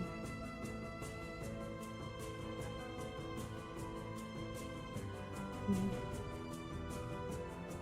19 points of damage? Not bad.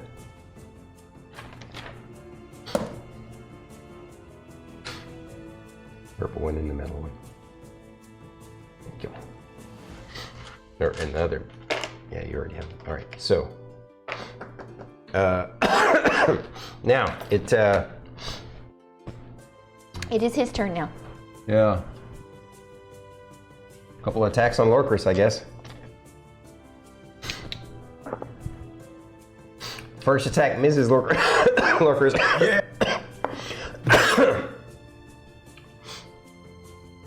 Didn't you say your AC is now 22? 22. Ooh, getting lucky. Second attack misses as well. And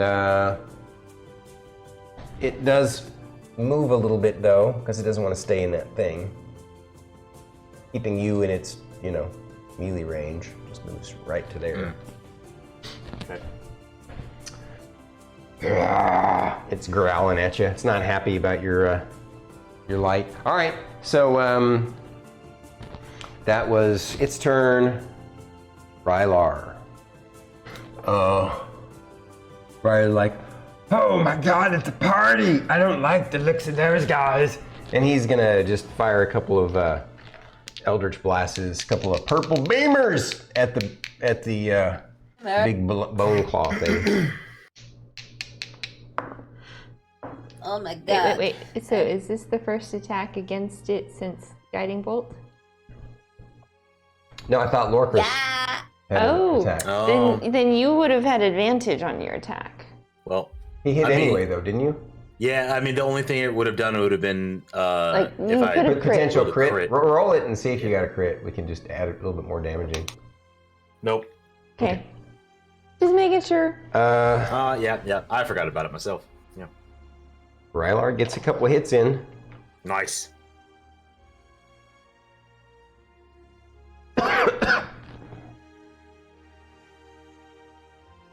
Wearing that thing down. Okay.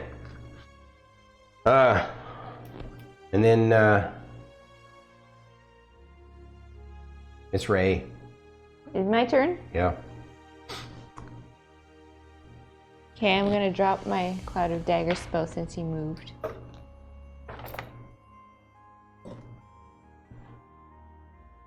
And I'm gonna recast it again on him. 4th level. Nice. Yeah! Kill it, Miss Ray!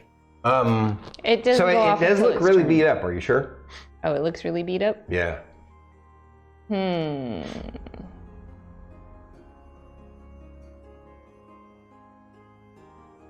Like, beat up to the point where if I hit it with my light crossbow, I could take it out? No, but beat up to the point where you're not sure you want to waste another spell on it. Okay. Considering that the way the turn order comes around, somebody else will potentially get to go after it.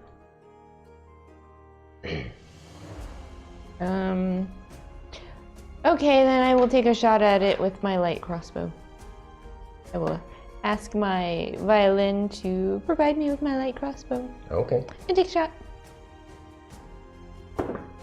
Imagine Miss Ray asking nicely, crossbow, please. Thank you. Exactly. Let's see, I rolled a natural 17 plus 8. 25? A hit? Does that hit? Does 25 hit? Yeah, definitely. For 5 points of damage. Okay.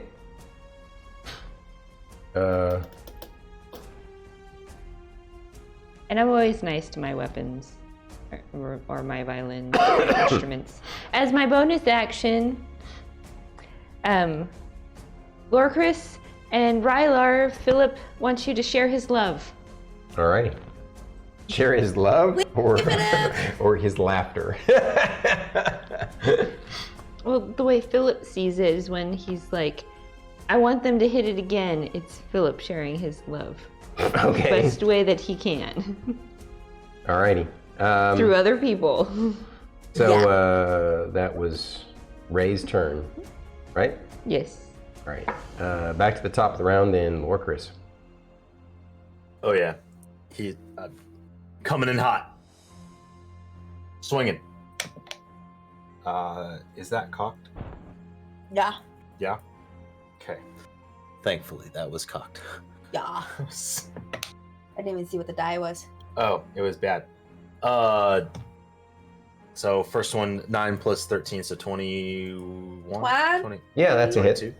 Yeah. And then the second one. That's a hit. 16 plus 13. Yeah. First one is 18 damage. Okay. Second one is 13 damage. Alright. You do enough damage to the structure of this giant skeletal creature to crumple it to the ground. And then I imagine everybody is aware that those things kind of popped in. Oh, without a doubt. Yeah, okay. So as that goes down, Lorkris is going to do that, like, just wobbly, because he's not feeling too good. He's just going to be like, all right, who's next? And, like, just... He's struggling. Okay, roger that. Yeah. And next is this guy. The boss that just ported in. And he says, you look who we've ensnared. The false prophet. Pointing at Lorkris. What? And then he what's he gonna do here? What did you do, Lorkris? Shit. What are you not telling us? Shit. I don't know. Oh, shit. I don't know. Oh, shit. These people abandoned Weejoss, and now Weejoss is like, go fuck them up. Or the wild mother. I don't know. I'm guessing. I'm hyped. I'm know. so stoked right now. What? From my, So my excited. understanding of Weejoss, she's not a big fan of undead that were created unnaturally. Yeah, but don't. So- Yeah, well, you guys get your role play that. Yeah. Don't say that out of character. Player is very, very hype right now. Lorkris is a false prophet. What? I don't even know what that means, but I like it. Fate likes it. I think Fate is actually extremely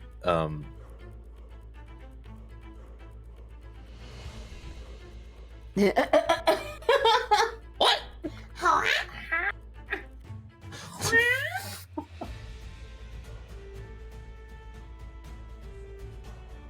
Oh, you're about to get fucked up. thanks. Hey, Encouragement. I'm the closest one to them when they come down the slope. That is true. Oh no.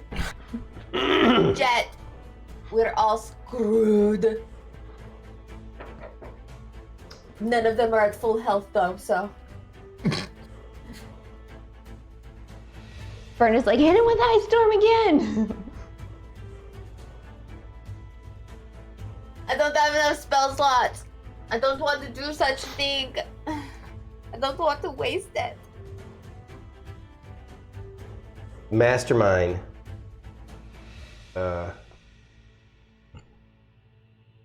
Anybody have counter spell?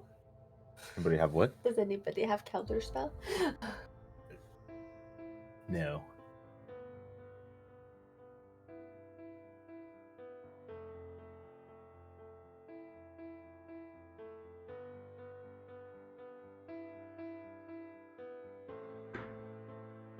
In a 20-foot square, hitting everybody.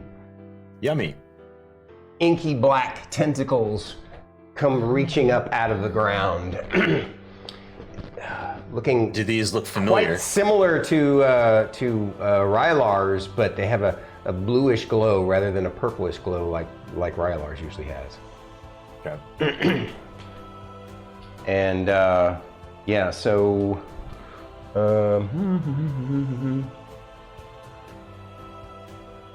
when your turn starts is when you're gonna make your saving throw or not. And then the next person who gets to go is Fern. Make a saving throw. For what? The tentacles. For the inky tentacles. Oh yeah, she makes a saving throw. just- Yeah. What kind of saving throw? Oh, it's a dexterity.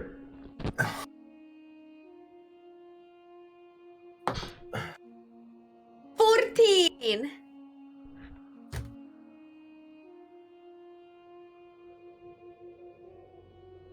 All right, you just barely succeed.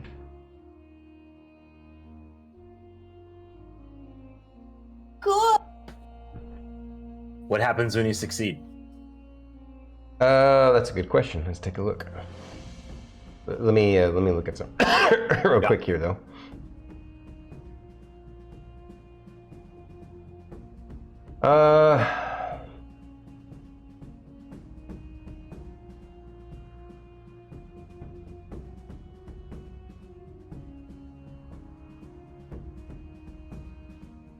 So you don't take any damage from it, and you're not restrained, but it's still difficult terrain, which it's already difficult terrain. So yeah. So it's uber difficult Extra terrain then. difficult. Yeah. I'll say that it reduces your movement by another 5 feet. So from, you're normally 35 feet, is that right? Yeah. And then, so that would put it down to 20, and then it puts you at 15 now. Everybody else, it would put it 10 movement. I want to get up next to Miss Ray. Okay, right here. Can I good. Anyways, no, that's perfect. That's fine. Now, where do you want to go? Just tell me. You want to go here? You want to go here? There. Yeah. There. Yeah. Only you could have gone that far. Cool. Okay. And then I'm going to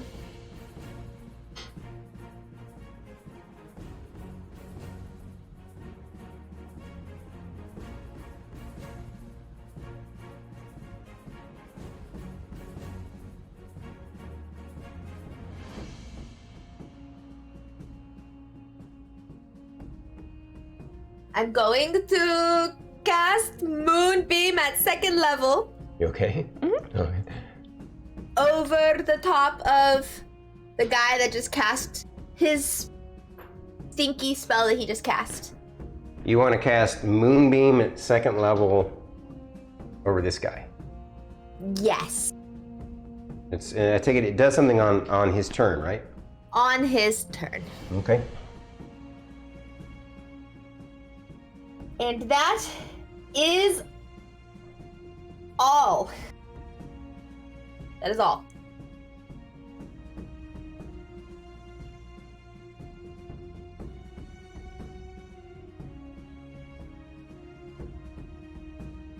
Okay.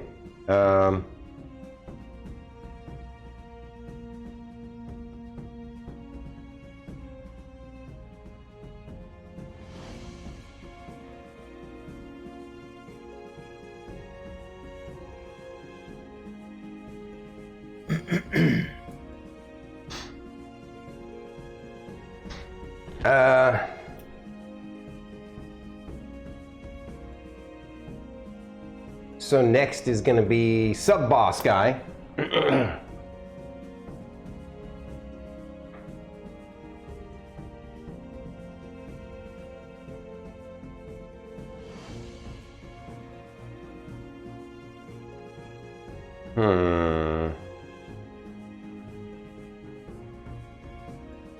Through spell slots today. Sub-boss guy casts Dispel Magic on your thing.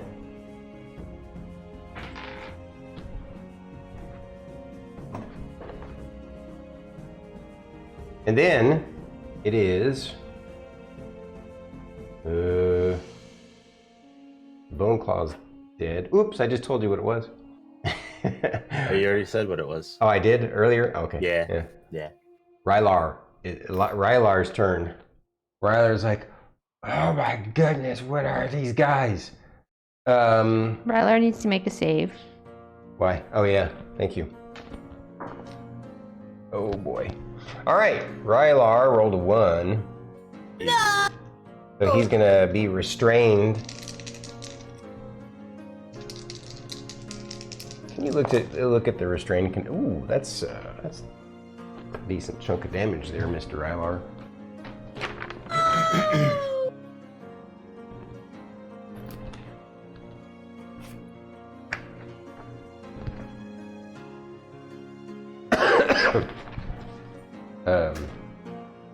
Wait, I might have it here.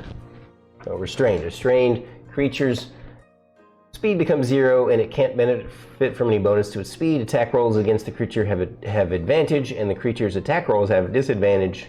The creature is disadvantaged on dexterity saving throws. All right, so Rylar can't move. Nobody has to spell magic up right now. None of us do.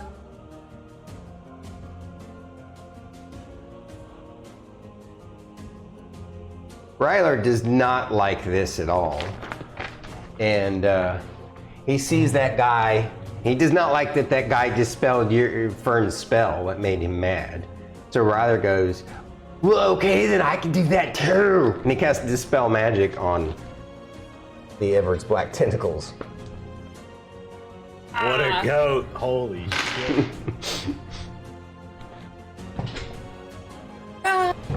Rylar wasn't gonna do it, I was gonna do it. Alrighty. Yeah. Next is the other guys.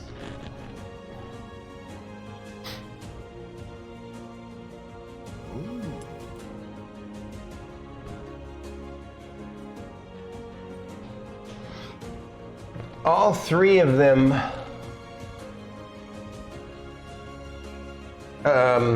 oh, by the way, yeah, all 3 of them.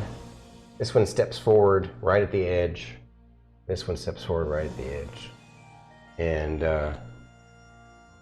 they all 3 target Lorkris with some sort of ranged grave bolt, this blue blast. It looks similar to to Rylar's purple beamer, but not exactly the same thing.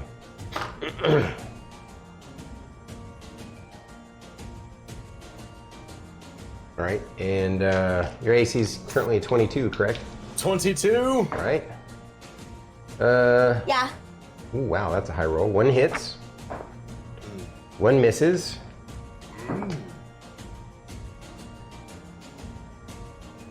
And another one misses. Oh, thank goodness. Max damage though, 11 points of damage from that grave bolt.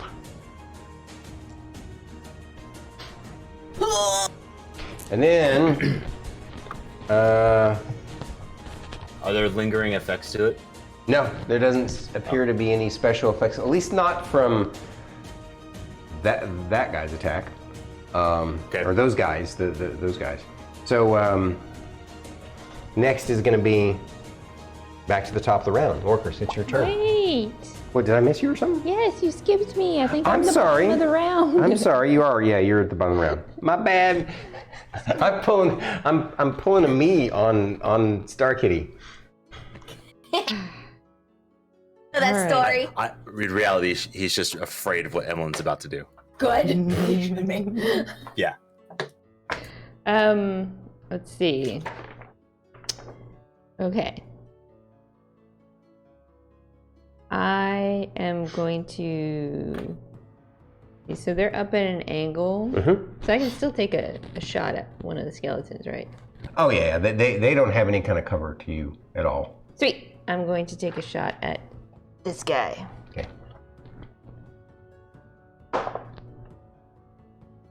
Uh, 16 to hit.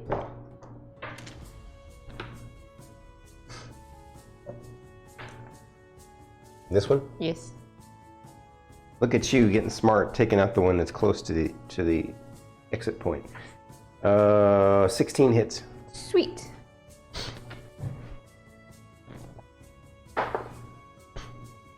Five points of damage. Okay. As bonus action, I would like to cast Healing Word. You'd like to cast what? Healing Word. On? Lorkris, 4th level. Cool. Oh, a that's bonus all your action fourth level spell. spell slots, huh? Huh? Okay. What? That's all your 4th level spell slots now, huh? I think I want it. Maybe. I have to look. Because you've cast 3 4th level spells.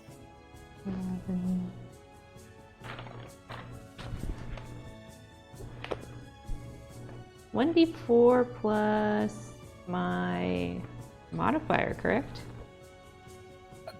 For healing word? Yes. So you cast it at 4th level. Yeah, so it's 4d4 that I'm rolling. Yeah, plus your 1d4 plus my plus your spellcasting ability modifier. So 3, 6, 11, 17 points. 17 points to what? What did you do? Healing word. Oh, Lorkris Tim? gets 17 hit Nice. points back. There we go, back in the 20s.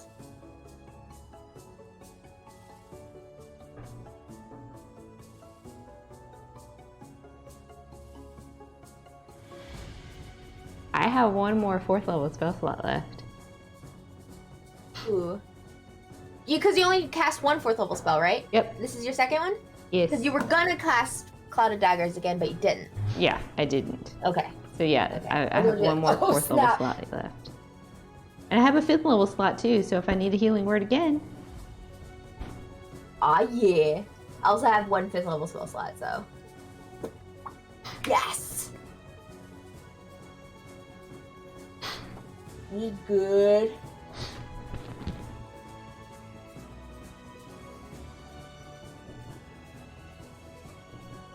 All right.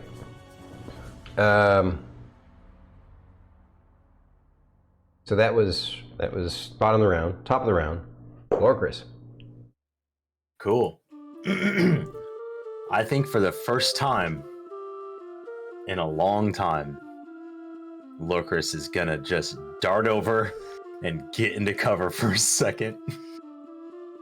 All right. He's gonna cut him off. I want to get as close to the wall, like where the cave in is. So yeah. And then kind of maybe take one step back. Yeah, where I'm in cover. Full cover or 3/4 cover or what? I'm okay with 3/4 cover. At least to be able to have an eye on things where I can, All right. And I will use my lay on hands feature and give myself 20. So I'll leave myself with 5. Okay. HP. So heal myself 20. Okay. Oh. Still nuts. So that was my action. Bonus action cast Healing Word on myself. I don't have healing word. Yeah, healing word is not a cleric or paladin spell, is it? It's only a bard or a druid spell, I believe. No, I can get healing word. I don't have that high of spell levels yet. I thought healing word was a level 1 spell. It's the first level spell, yes. Yeah, I don't think. Is it? I think in 5th ed, clerics and paladins don't get healing word. It's literally paladin, or it's really bards and druids that have it. I could be wrong. I thought I did. I could be wrong. No, you're right, because I would have had it. Okay. And then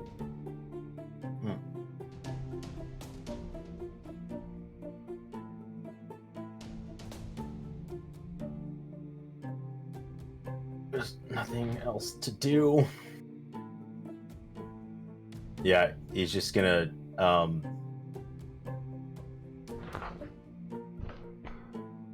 because it lasts. Yeah, I might as well. I will bonus action do branding smite on myself at 2nd level, so I'm gonna be. I have 1 minute to hit with that. Okay. Clerics actually can get healing word. Oh, can they? I guess I was wrong. So you're saying that you stepped over, healed yourself, and then use a bonus action spell. Yes. Okay. Because my lay on hands is an ability. It's not a spell. No, I gotcha. That's fine. Yeah. Cool.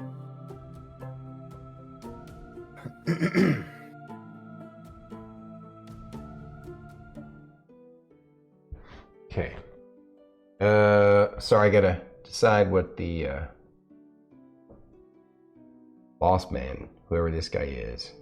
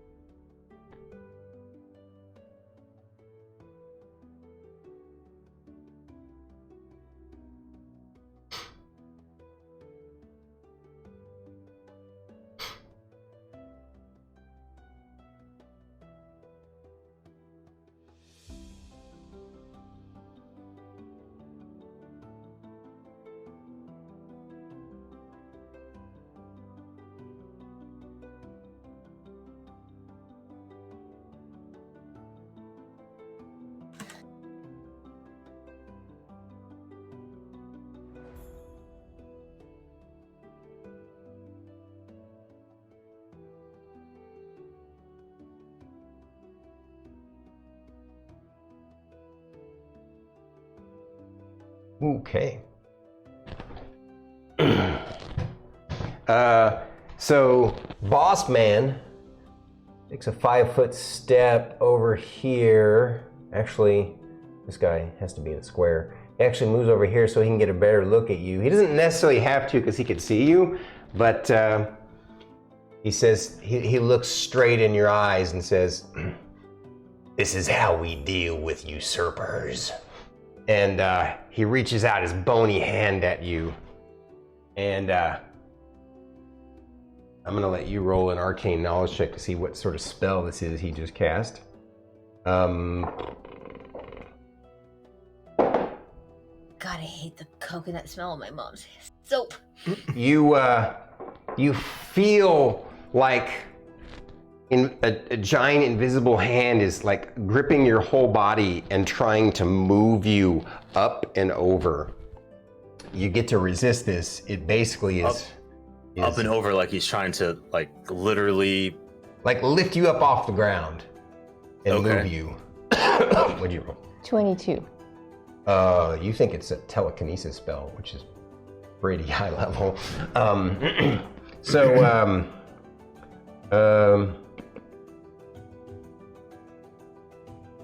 So we got to make a contested check. I roll a spell casting ability check versus your strength check, not a strength saving throw. Not the saving just a throw. Strength check. Yeah. Strength check. Which is your +7, right?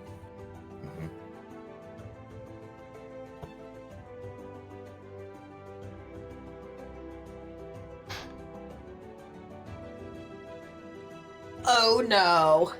I feel like this is what we're supposed to do. I feel like.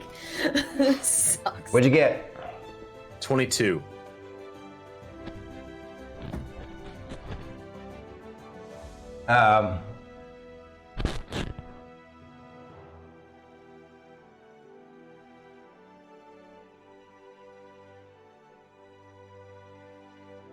Oh, he beat you by 1 with a 23.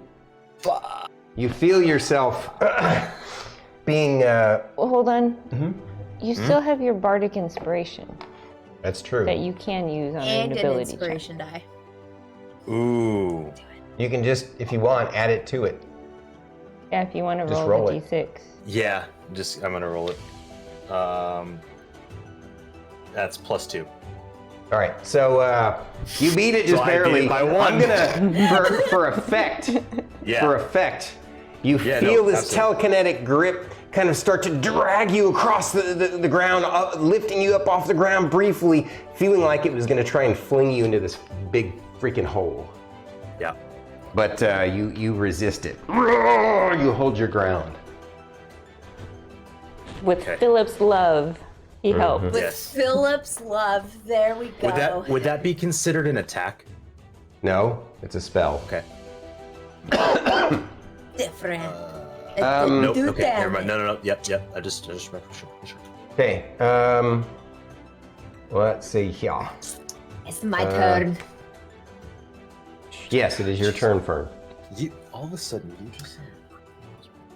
I am going to bonus action cast Guardian of Nature. Ooh. I am going to do Great Tree. And that gives me, hold on, What is- 10 temporary hit points. So before you tell me the effect, describe the spell to me.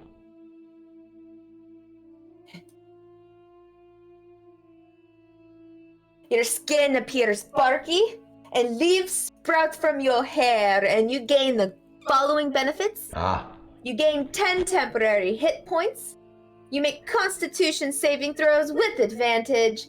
You make Dexterity and Wisdom-based attack rolls with advantage. While you are on the ground within 15 feet of you is difficult terrain for your enemies. Nice. Okay. So she looks like a what are She those looks like things in Fern. Skyrim? She looks like starts with an S. Oh, the Spriggan. Yeah, she looks like a Spriggan now. Yeah, she looks like a Spriggan now. And she takes her, and then she goes up to the guy closest. So this guy is effectively 10 feet above you. You'd have to go, now you can technically go up the hill. You can do this if you want. You want to go right here up the hill? Yes! Okay.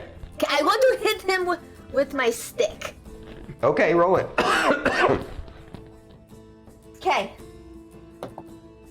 Oh no! 13 to hit.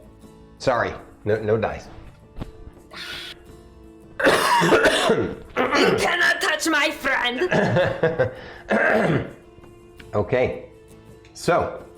But she's talking in tree, so it sounds like this. All right, so you're done, right? Yeah. And then it's sub-boss's turn.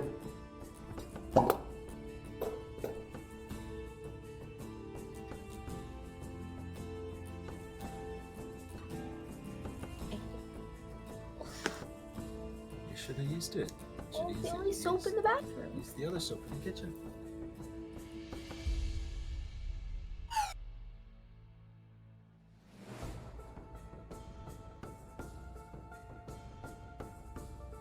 That's like chewing ice for me.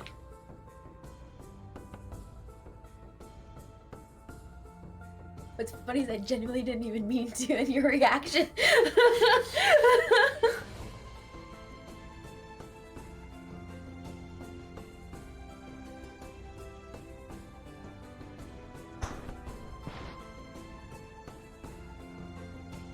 Oh, I didn't give myself Okay. HP. So, Miss Fern, Hit number lock. the sub boss guy targets you with some sort of spell. Then you can roll your arcane knowledge to figure this one out. I need you to roll me an intelligence saving throw. Intelligence saving throw. I only got a 16 this time. That is cocked. Yep.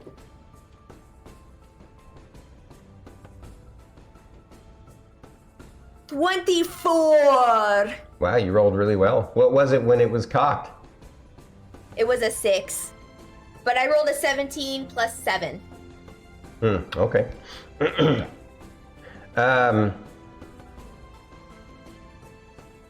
You're not sure what she cast because you think it's some sort of phantasmal effect. Basically, Fern, you get this illusion in your mind that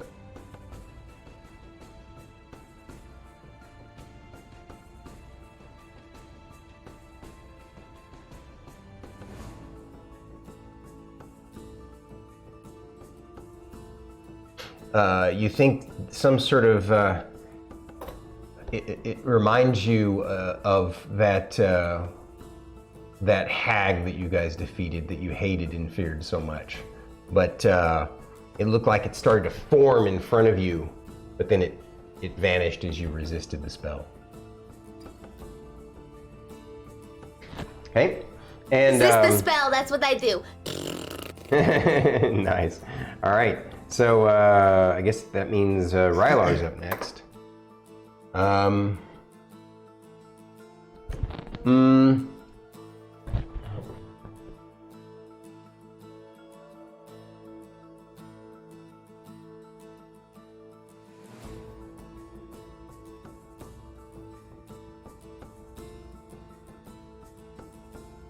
I guess Rylar's going to shoot at the same one that Miss Ray's been shooting at. And I tried to hit, but Ooh, missed. that's two hits, and one was a natural 20. Woo! Yeah. I think Rylar gets the most natural 20s out of all of us, which I fully support. I am not complaining. I love it. It makes me happy.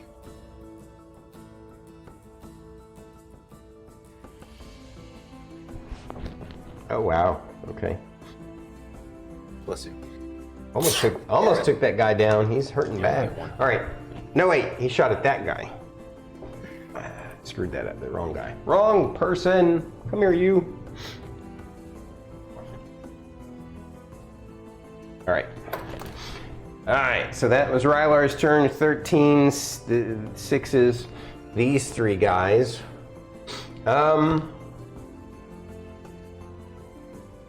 This guy is going to turn to attack the person that's attacking it.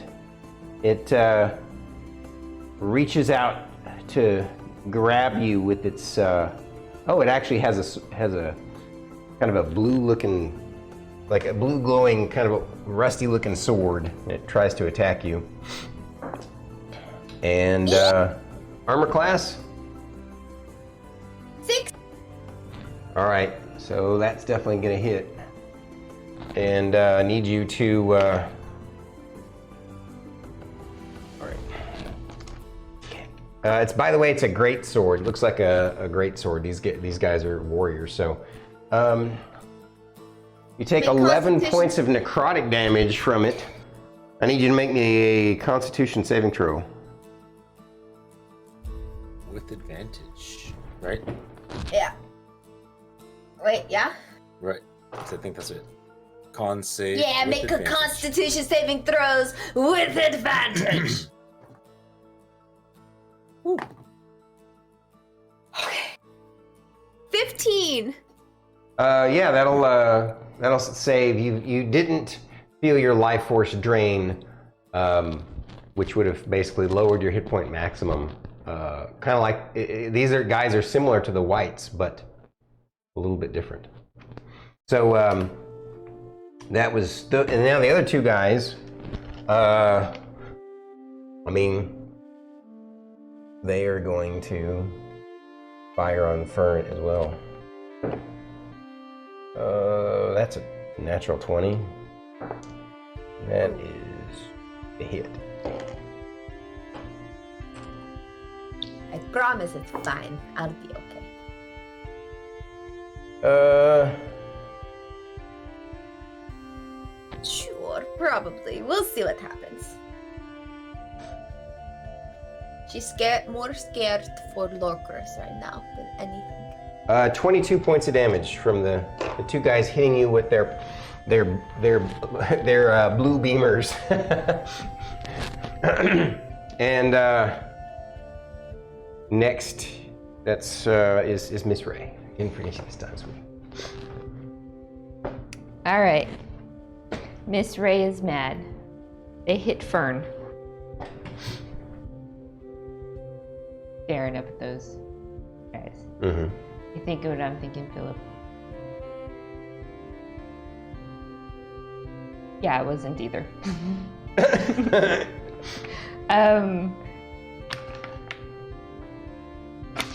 Yeah, she's gonna take a shot at number 3 in front of her. Oh, okay. I don't have any crowd control spells.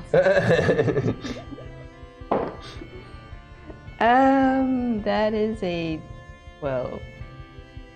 A hit. Sorry. Nope. Well, don't you have an inspiration die too? I do have an inspiration die. I will reroll. Wait, you have an inspiration die? Yeah, it's the one that we got for the new Right. day. When we start the day after a long rest. Oh, that's not an inspiration die. That's an inspiration point. They're Yeah, different inspiration things. point, sorry. Yeah. I So apologize. you're going to use your inspiration point to reroll. Yes. Okay.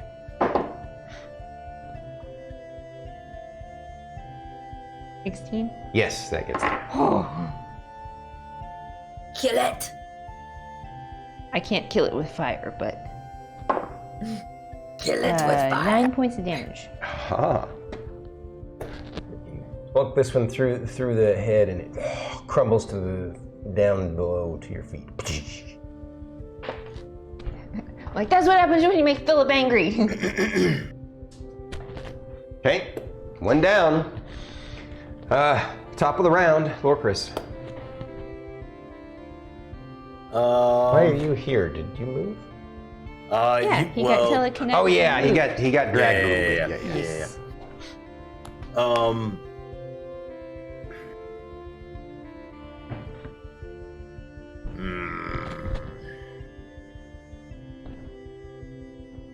So, how close can I get? Can I get the main boss within 30 feet of me with the movement that I have, considering difficult terrain? Well, if you want to double move, you can get. Wait. While maintaining my action. Oh. Well, then you can go to here, and he's. I mean, Would he be within 30 feet? Yeah, he's within 30 feet. He's got Okay, cover. cool. I don't know if that matters for what you want to do or not, but I can see him yeah, within 30 feet. yeah. Excellent. What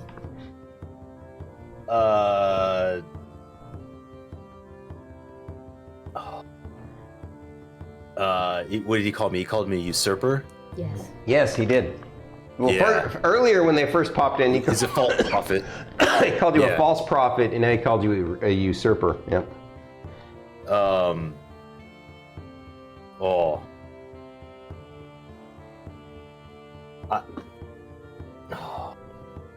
Okay, yeah, I'll do this. I'll tell him I'm no prophet.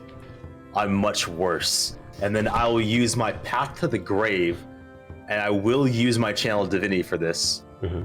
For the next, until the end of my next turn, the next time I or an ally hits that cursed creature with an attack, the creature has vulnerability to all of that damage, and then the curse ends. Okay, so effectively double damage. Yeah. Do you say And then anything else? I will be like, Emillynn, Rylar, Fern, that one, and I'll point with the glaive. Okay. All right.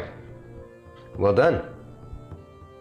I can't get close enough. It's the only thing. You know what I'm saying?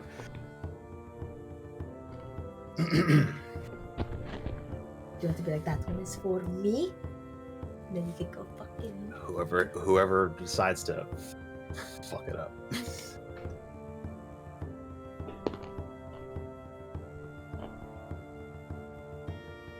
I am so nervous. You should be. I know. It should be almost time for a break, yeah? So we can calm our nerves. All right. I mean, we're back to the top of the round, right? Well, no, That was yeah, sort of. You Lorkris. just Yeah, went. I was the top of the round. Did you and then, want yeah. to take a break right now, or you want to stick? No, let's keep going. Yeah, All right, no, we're let's keep good. going. We're Well, good. he's Yeah. just. So, being I'm just nervous. I'm anxious, yo.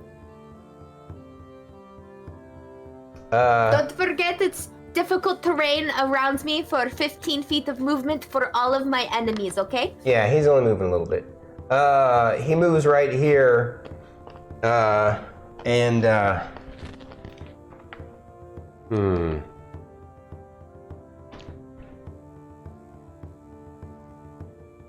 gives an evil skull grin and casts invisibility on itself.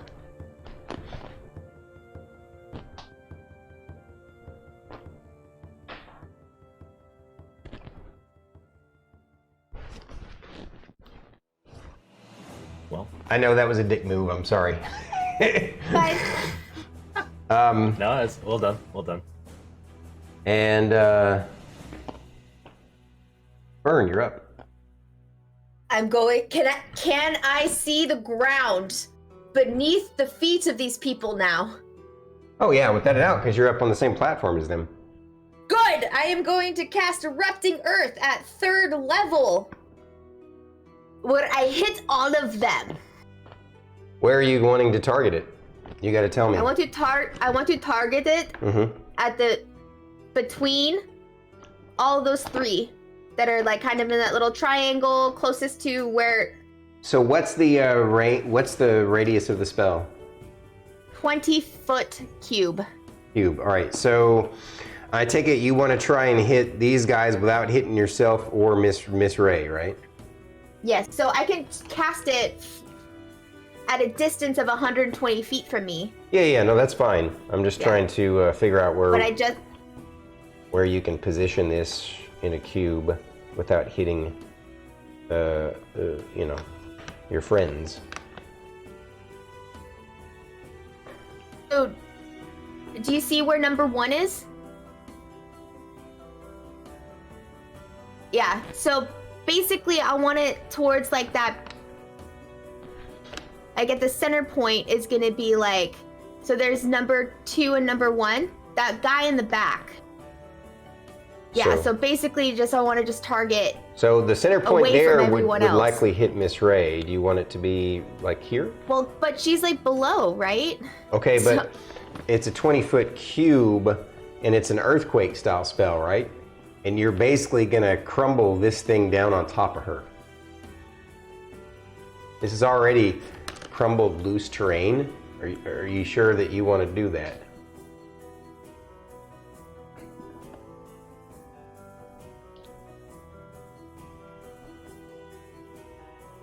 So you got to think of the spell three-dimensionally because it's an earthquake spell in this instance, right? So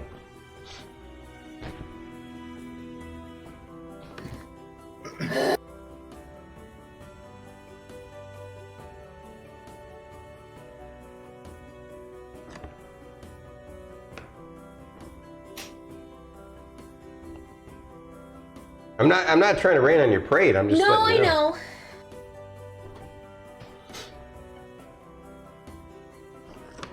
I just want to hit all 3 of them. I mean, you can with that spell if you want to. I'm just saying that there's a way you can target this thing where your spell will only technically affect them and not her. But because of this cracked ground right here, if you're creating an earthquake effect, it's gonna have an effect on that stone. Okay. So let's try not to kill Miss Ray, but try to bludgeon the other people. So you're gonna give it a shot, huh? I'm gonna give it a shot. All right. I am sorry, Miss Ray, if I hit you. It's okay, you can dig me out later. I just realized I wasn't doing before when I did, I was doing something wrong. It's a 20-foot cube, not radius. I was doing a cube, I was doing it wrong. Yeah, it's not the very big.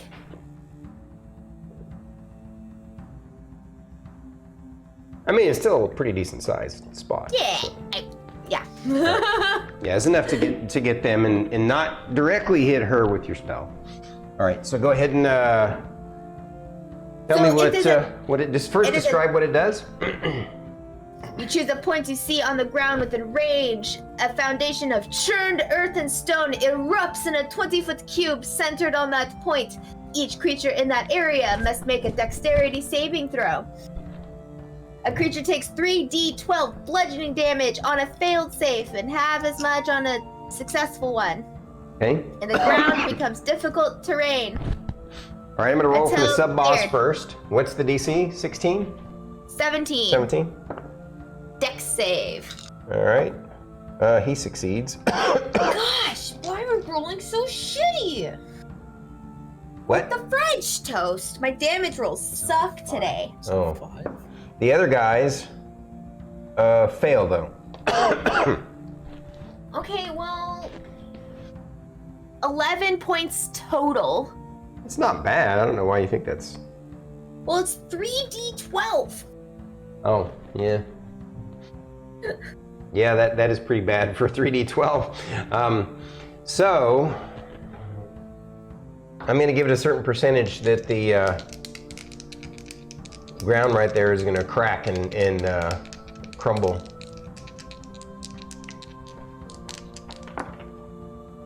Did it hit the invisible guy by chance? You don't know. He's invisible. So, okay.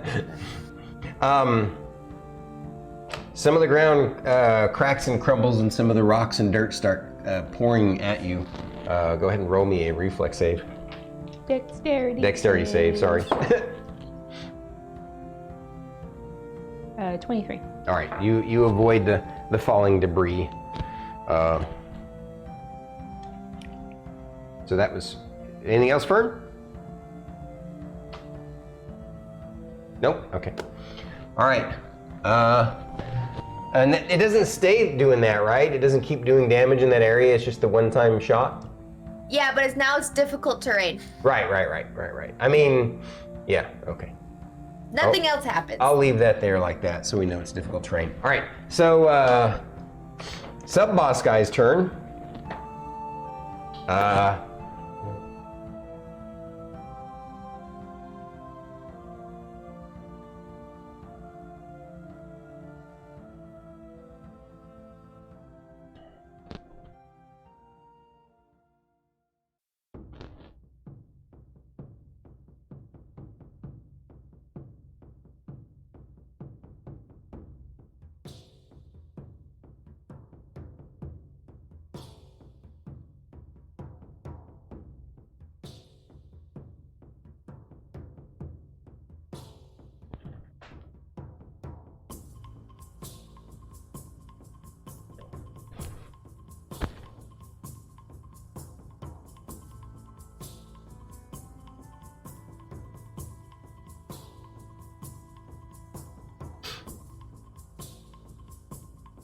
Okay, sub-boss guy. Keep pressing them fools. And he's gonna take a 5-foot step here in between these two guys, and he's gonna basically point two fingers at Lorkris. Lorkris, roll me a wisdom saving throw, and you can roll me an arcane knowledge check. Actually, Lorkris, everybody, I think this particular spell can be cast by all the classes. Wait, yeah, what did you get? 14.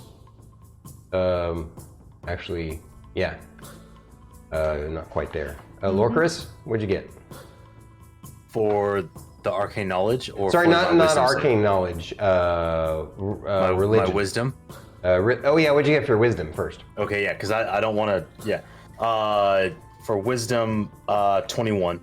All right, you succeed in keeping from being stuck in your place. You basically recognize that he cast hold person on you. Oh, I had that spell. So yeah, that's what I was gonna say. You recognize it. So that was a sub boss. Now it's going to be Rylar's turn.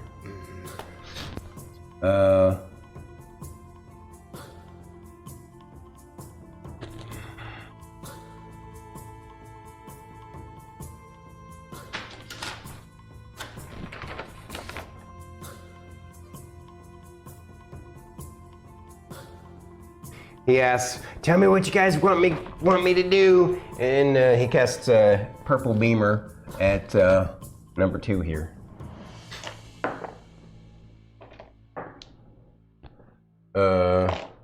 Both are gonna hit.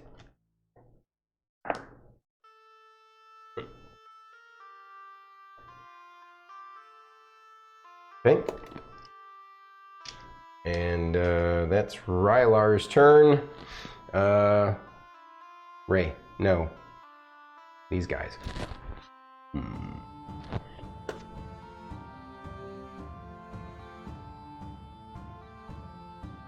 Yeah, both of them are gonna move to impede your movement. It's difficult terrain. Oh yeah, it is. He was here, 5, 10, 15. Yeah, he can move there. 5, 10, 15.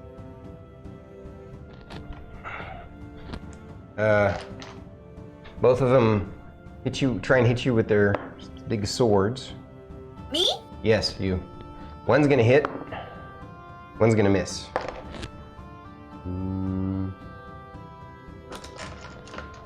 Need you to roll me a Constitution saving throw. You're gonna take... With it? Yeah, with advantage. You're gonna take 7 points of damage. 7? 7, yeah.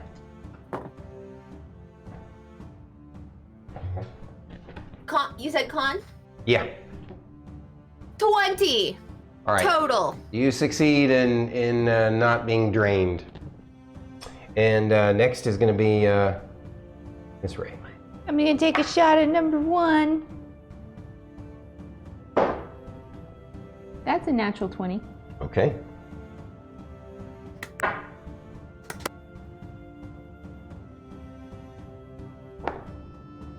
With max damage.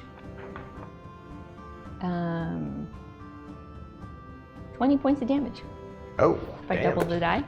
You at number 1? Number 1. You blow this guy's head off with your crossbow bolt. Everybody just sees Ray that's like super angry. You hurt my people. And next is going to be top of the round, Lorkris. Okay. The two that we can see, are they within 30 feet of each other? Yes. Cool. I would like to cast Command at 2nd level. Being that they're within 30 feet of each other, I can command both. So I get an extra 1 creature at Is this the additional spell, level. or is this the No, this is channel divinity? Is the Cleric spell Command. Oh, okay. Yeah.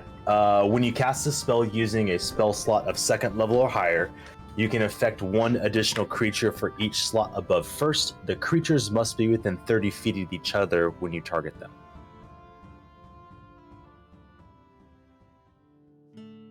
And what is the? Okay, let me find. Page 223. No, I'm. Player's handbook. Oh, It's all right. No. Trying to figure out what sort of effect that I'm pretty sure I know. You know what? Never mind. I would intrinsically know this. The target has no effect if the target is undead. I apologize. Yeah, I figured that would Yeah, be... I didn't see that part. It's okay. It's okay. Poop. Well. That's good for. Yeah. It's a good idea. Yeah. Never mind. I do not do that. Just pick your ass up and smack him. What you I doing? only have 1 more HP than you have. Oh, thanks. Yeah. Can I make it to the one next to Fern within 30 feet for movement? The problem is Or she's my- blocking your path up to it. Would I be within reach? Not at the angle because of the rough terrain and stuff. You can go 5, 10, 15. So you only have... I mean, you can double move to... I can double move to it, yeah. Okay. Yeah. But you still don't have reach on it unless she moves, just so you know. Because of the angle. It's slightly... Even though technically it's 10 feet, you're also at a decline and you're standing on unstable ground. So... No, absolutely. Was that with double move, or was that just my regular? Getting to that point required the double move. That required the double move? Okay. All right.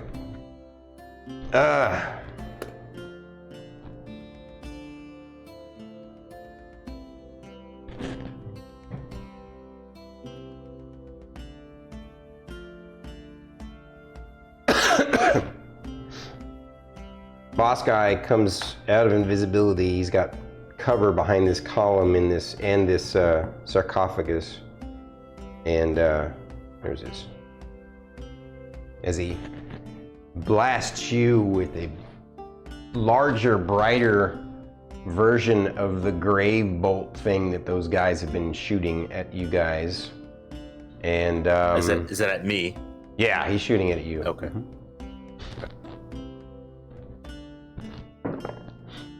And that's a hit. Natural 17.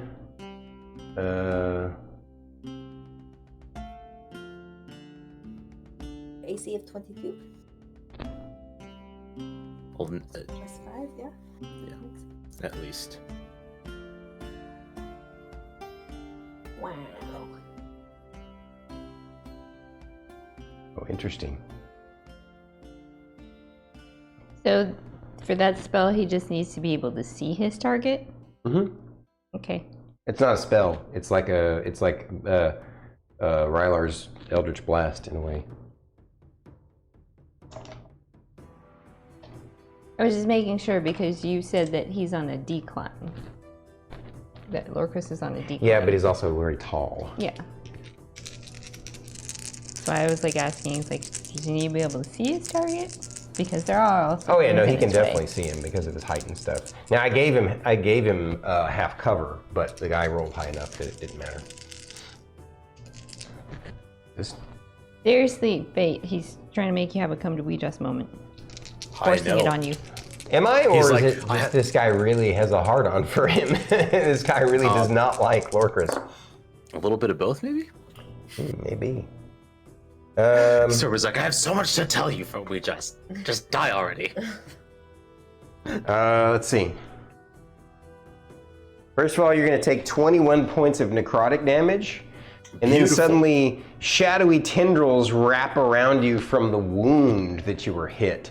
And you need to roll me a strength saving throw or become restrained in your spot as they root you to the ground. As I root me to the ground, 16 plus 8. 16 plus what? Is 24. 24. So you succeed in resisting being rooted to the ground. Hooray for plus 8. Right. And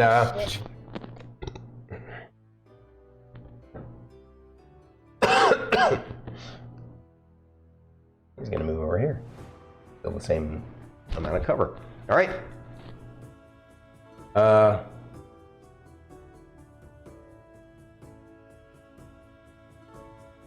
Fern.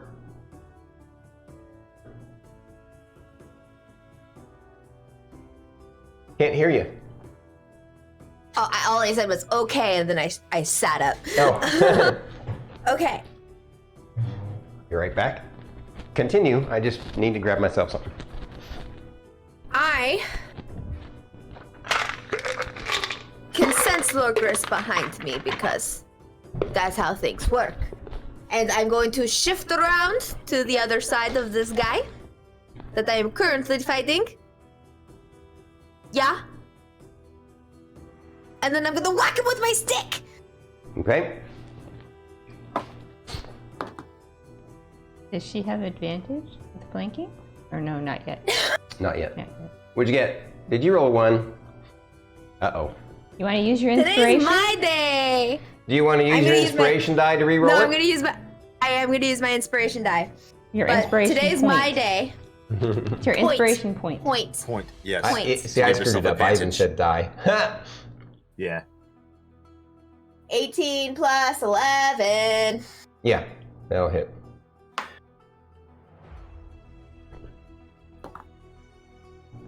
Seven plus 5 damage. 12. You finish this guy off. Get rid of your. Good, because if you didn't, I was going to be like, I want you to hit him again. Okay. So anything else, Miss Fern? I turn and look at the other guy in the middle of all of the rubble on the ground and just be like, you also stink like those other things. You're awesome, Fern. Okay. And he just kind of stands there and goes, All right. So that was Fern's turn. It is the guy's turn you just insulted, and he goes, I do not. Yes, you do. Yes, you do. And let's see.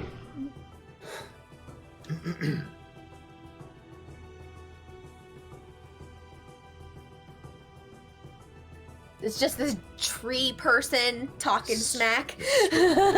Can't understand you going the whole time. 5, 10, 15. He moves out of this difficult terrain, but and then he's going to. I just realized I did the colors wrong. This is you guys' spell. I like to use the purple for you guys, and the orange for the bad guys. Differentiate.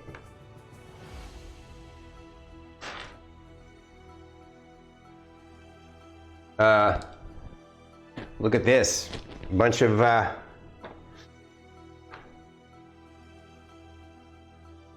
black tentacles come up from the ground. This time it was this guy that cast it, not this guy. So on your turns, it'll be, well, anybody who enters it or who's already in it, which is going to be Fern and Lorkris and Miss Ray. So he is done, and so that's going to be, I guess, Rylar's next. Rylar's like, ew, not those nasty things again. He's going to use his other second level spell of the day to dispel it again. You know he has to roll for that. Rylar. Oh, he does? Yeah. He's got to make a D20 plus his caster level He succeeded. against a DC of 10 plus the spell level. Yep, he got it. Okay.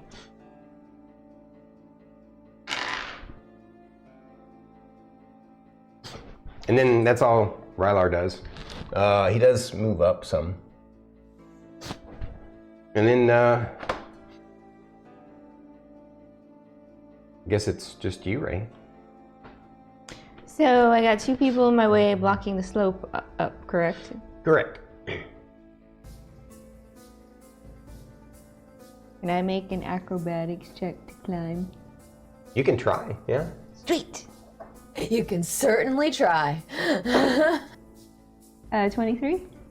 Yeah, you, but because of its height, it's pretty high up. You have to make a jump off and grab some of the terrain and rockage and stuff, and you can just basically make it up there. And Did you guys see me scaling it? Mm-hmm. She pulls a... Lorkris is like, in the moment, is like, Impressive. Like, right on. She pulls a Tom Cruise, jumps up there, grabs hold, and starts. Some bouldering. Like, all right. Oh yeah, that's because she's mad. People have been hurting on her people. Mm-hmm. So she's got to get up there. All of a sudden, you see me pop up right next to you, Fern. Mm-hmm. She turns and she's like, ah! Lorkris, you're up.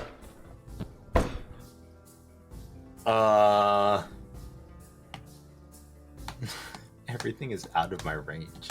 Yeah.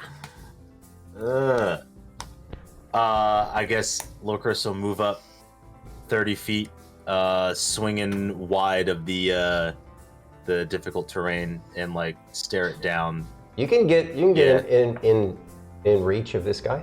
Oh yeah, absolutely. Yeah. Yeah. Then 5, 10, 15, 20, 25, 30. Oh. And lovely. avoid this terrain too, yeah. Yeah. Cool. All right. Kill it. Swinging. I have a chunk of beard.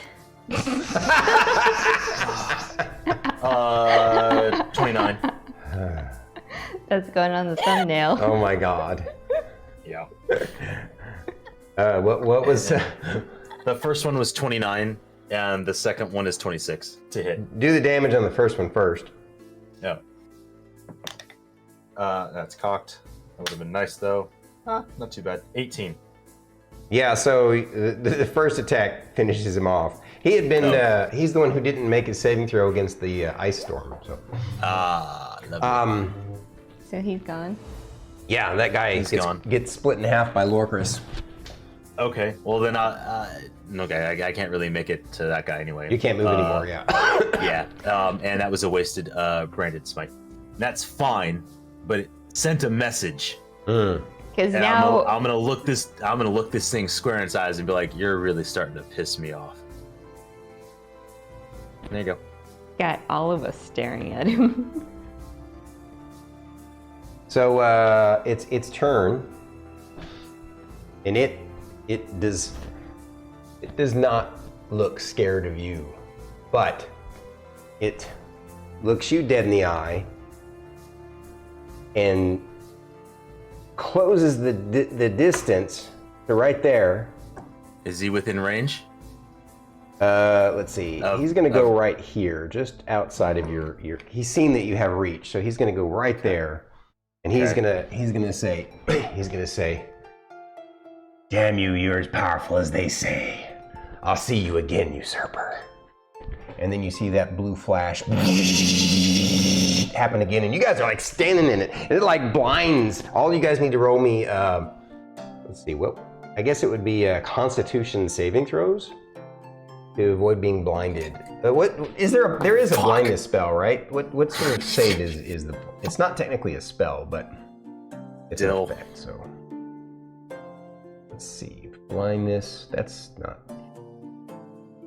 Blindness. Deafness is a. It is a Constitution saving throw. Okay. So all three of you roll Constitution saving throws. 15. You're standing in this giant Tesla art globe thing. You got a 15? I guess it'll be thematic. 18.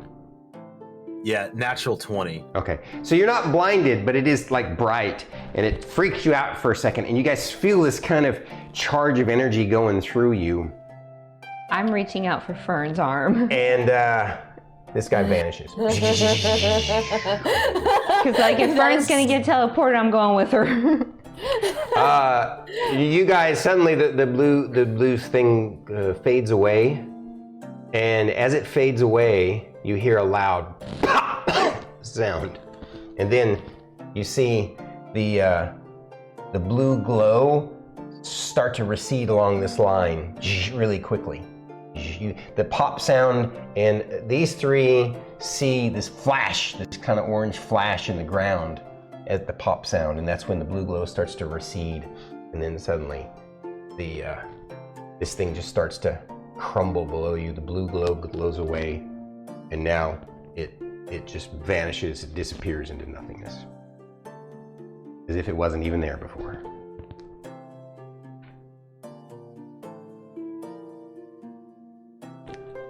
So soon as my eyesight comes back, I'm looking at Fern. Fern, are you okay? Are you okay? Are you okay? I'm fine. Are you okay? Lorkris, are you okay? Lorkris, Is everybody okay? everybody? Rylar? Rylar, Rylar's like, what? you okay? Did you get hurt? Oh, I got a scratch. What was that? what was that blue asshole's name? What is he doing? He comes up here. It's gone.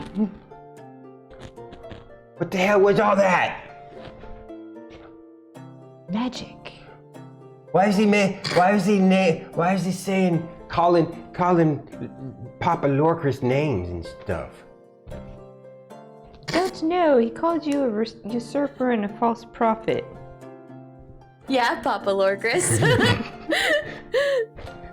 You like that? And Rylar, when did you start giving him that nickname? What? Oh, sorry, Big Boss. My bad.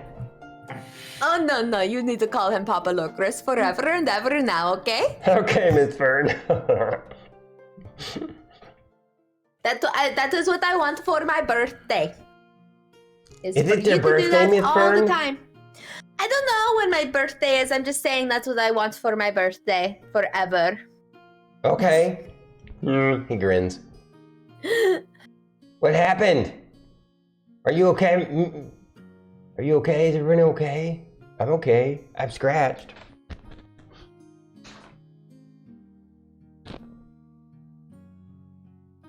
Are his eyes glowing more intensely green now? Not at the moment. Not more than they have been.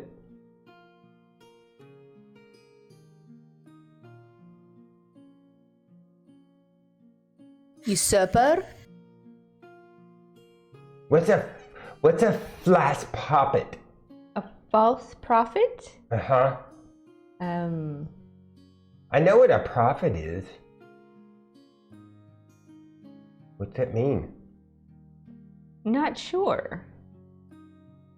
Lorkris, we may have to consult your mentor's journal again.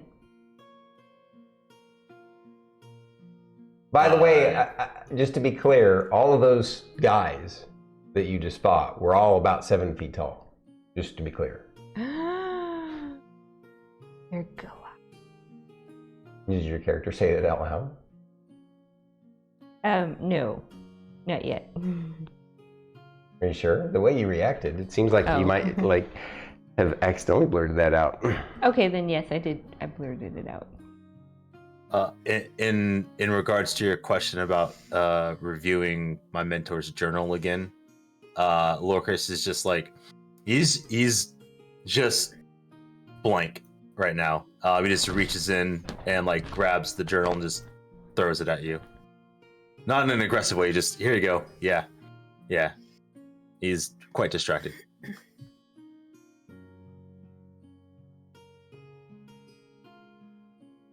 Lorkris, pay attention.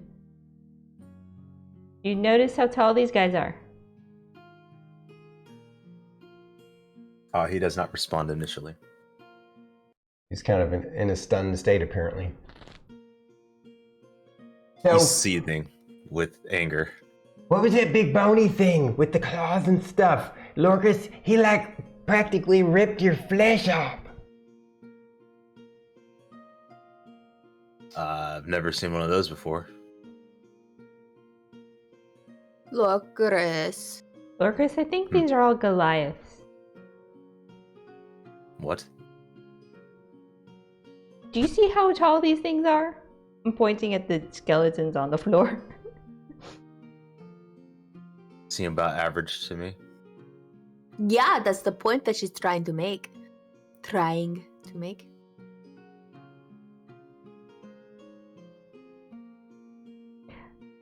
I have questions for you about your tribe that we'll have to work through later. Sure. False prophet. Hey guys, what happened to the root cluster? It's gone now. Root cluster! Make my way back down. I'm trying to collect samples of this root cluster. No hint of it. Rylar says, I haven't even seen any blue sparkly stuff in the soil. I'm still gonna take Even samples of the from- soil. Not even from where they like teleported from. Mm-mm. Well, where they No. where they teleported at, it was on stone, but yeah, a stone floor. But there's no There's remnant no or residue anything. this time. So I'm taking soil samples Okay. to test later.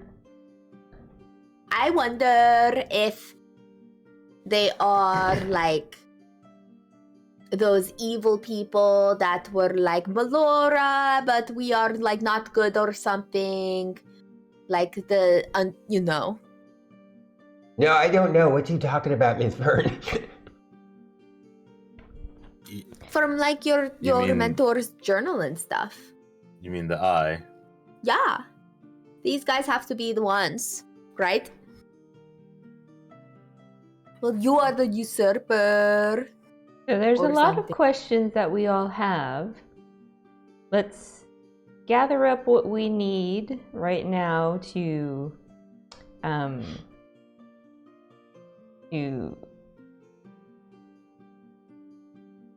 I guess we need to gather what we need to confirm these kills. So, toe bones. Really, really big toe bones. Hey, Miss Ray. Yes, Rylar. What are we gonna tell them that they are? They're just gonna think they're skeletons. Yeah.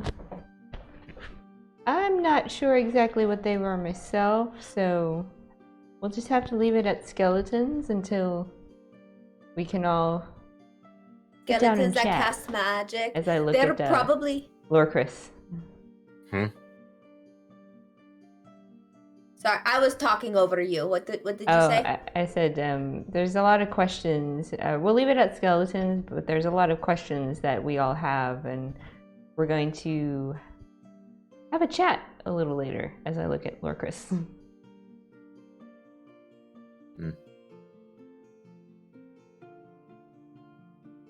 So this might be a good time to take a quick break. What do you guys think? Sure. Okay. Yeah. And then while you're on your break, you can think about what sort of role playing you want to do about what happened, what you've figured out, and see what we can figure out together.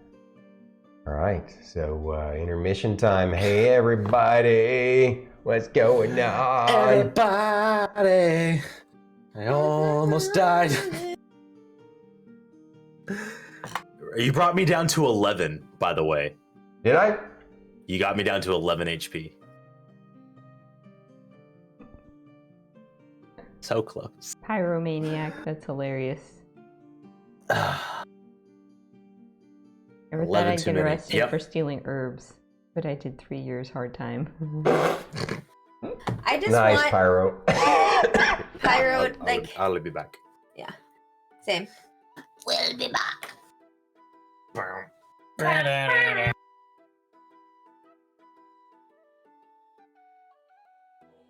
Brett was here. What up? I don't know if he might still be here. Oh, Daddy Dagoth too. Mm-hmm, Lurking of course, right now. lurking. Yep. So we're gonna take a quick intermission, and we'll be back again.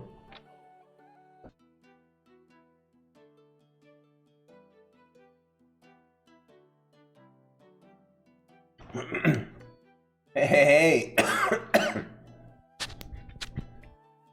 Hey everyone, sorry for being late. Had to go a friend's truck. Oh. And Spiper gave warm greetings. And Dagoth says, hey. Ares says, no TPK, so Ares is pouty, but you really want them all to die? That's funny. But they beat up on some what seems to be skeletal Goliaths that kept calling Lorkris names like false this or usurper, etc. Hey, Dagoth. Yes. So, some blue glowing skeletal beings, some sort of arcane warriors and some sort of arcane wizard. In fact, there'll be some interesting role playing. Yeah, one got away. One got away. The boss, actually. Reoccurring villain like Shiny Shoes. We're gonna have to give this one a nickname. You never gave a nickname to the other boss villain that got away. The Oni, the Ogre Magi. Did you reactivate your mic, by the way? Yes. Okay, cool. This one is called Talks Too Much. This one's called Talks Too Much. Yeah, this guy did chat. Was very chatty, wasn't he? He Sir talks a lot. How's that? Could work. Mm-hmm. So we had Shiny Shoes. This guy's going to be Sir Talks a Lot. Thanks to Aries inspiring the idea. Mm-hmm. What do we want to call? Can't say anything nice to Lorkris. That's funny. Sir, so what do you guys want to call the Oni? I don't know. We'll have to wait till the other two get back to determine that. I have an idea. You do. I do.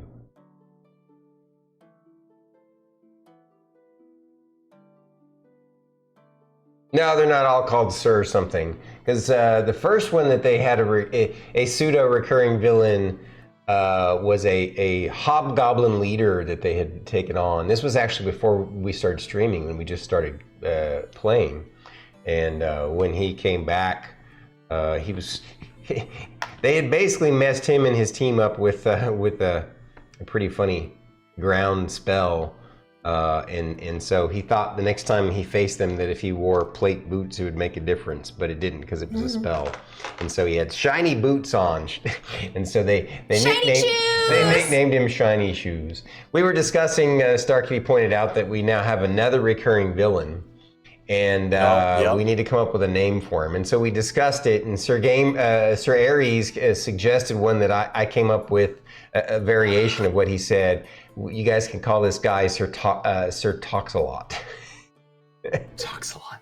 Yeah, we have the, he did talk a lot. Oni. And the Oni, I was thinking you guys could call him something like Sir ditched his team. Yeah. A little long. Too. I was thinking like Butt Runner or Chicken Butt, because remember you shocked him as he was running, and I don't know, something like that. Yeah. Sir Scaredy Pants. The tentacular talker. Hey Dorgon, it's good to see you, buddy. You have to watch the VOD to catch up. No worries, we appreciate that. Yes, the fight was awesome. They Lorkris about had another Weejoss moment. He was down to 11 hit points. Oh man.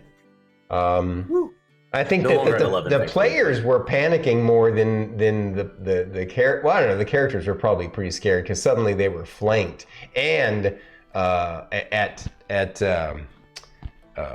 from high ground elevation. Too. So, yeah, elevation. So if it had been a larger force, it might have been even scarier. But you guys spend some time searching this place. It seems quiet and uneventful now. Do we want to switch out of the intermission? Oh, thank you. Yeah. Yes, we'll go into... So,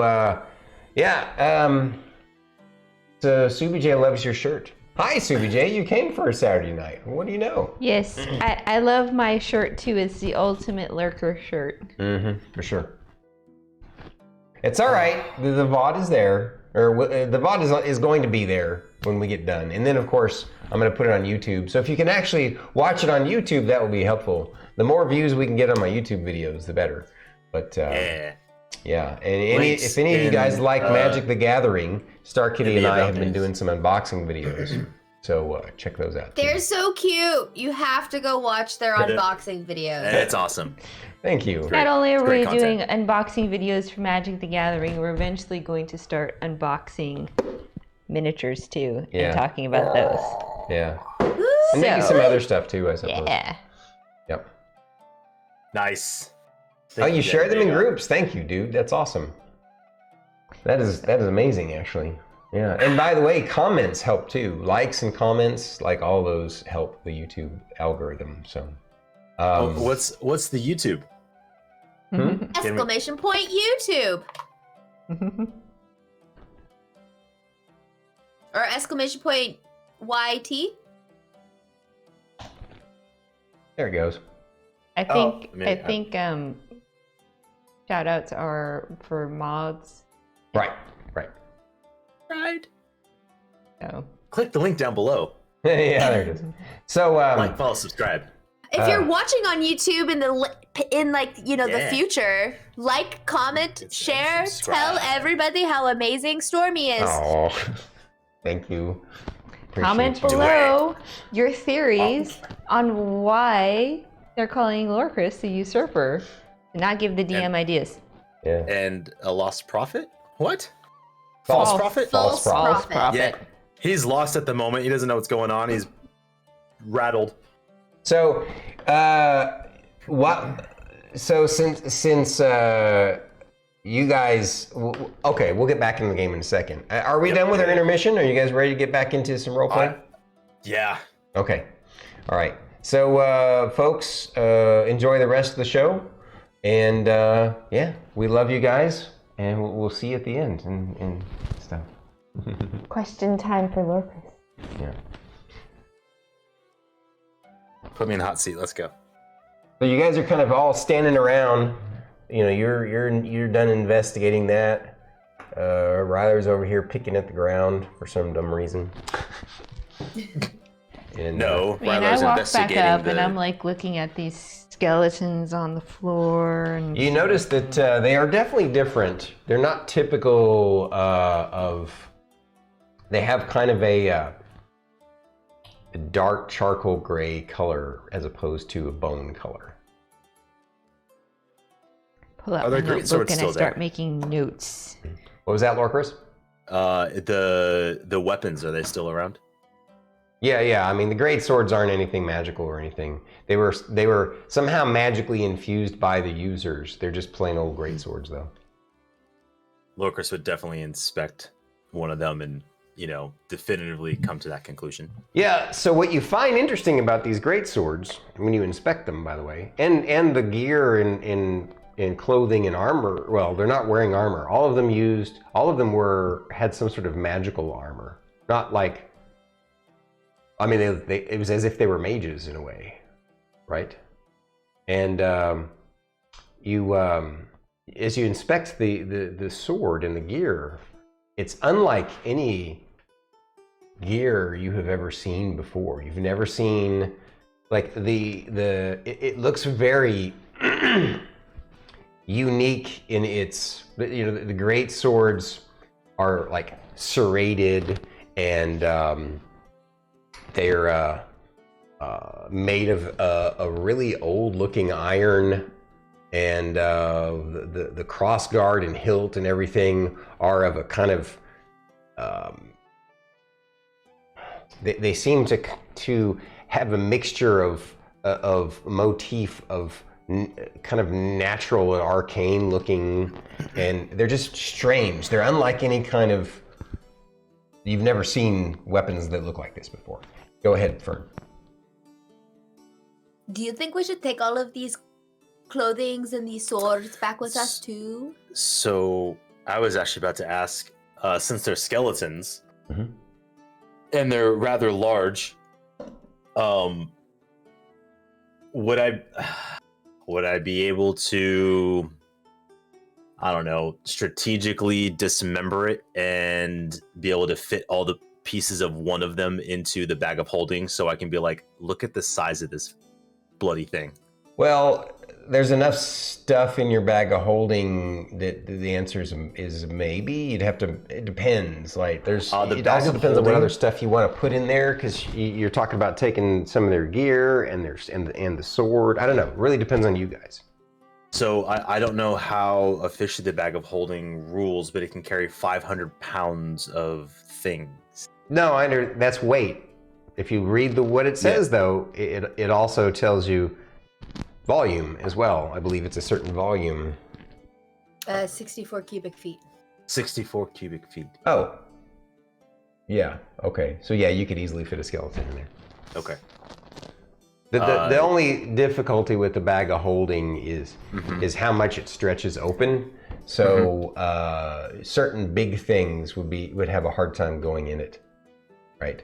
Okay. Like a giant's breastplate, you couldn't fit in it, right? Yeah, absolutely. But at least if anything, enough of it to be able to convey the overall size. Yeah. If that's cool. And then definitely one of those great swords. Okay. And all of their clothes. I'm gonna start gathering all of their clothing. Okay. So I take it you're gonna try and stuff all that, because I know you also keep your treasure and maybe some of your gear and tents and stuff in the bag of holding. So, but 64 cubic feet is quite a bit. So yeah. I would imagine there wouldn't be much more I could fit in there at this time. It's pretty packed in, yeah. It would be. It's pretty dense. Yeah.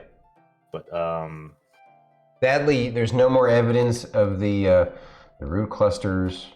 So Lorkris finally shakes off his stunnedness and does that, and Fern helped him obviously. And Rylar, he just kind of stands there kind of with a dumb look on his face, with his mouth open, watching you guys, because he hasn't been given any instructions. I would have told him to help Fern. Oh, so in the middle of it, you tell him to help Fern, so he Yes. does. He goes and helps Fern. Did we get the toe from the thing? Yeah. What do we? What is it? It was 1, 2, 3. Do you think that a 4. toe is going to be enough to tell what that giant bone claw thing was? A toe and like one of his claws. The claws are huge, but you could probably fit it in the bag of holding. Yeah. Yeah, I'd like to take the claw. Sure. You could probably even get the skull too, which would be a good idea. And it was the even skull. bigger than the other guys. Obviously, it was like 10 feet tall. So. Yes. Okay. And then there was. It, by the way, is not a different color bone. It's bone color bone.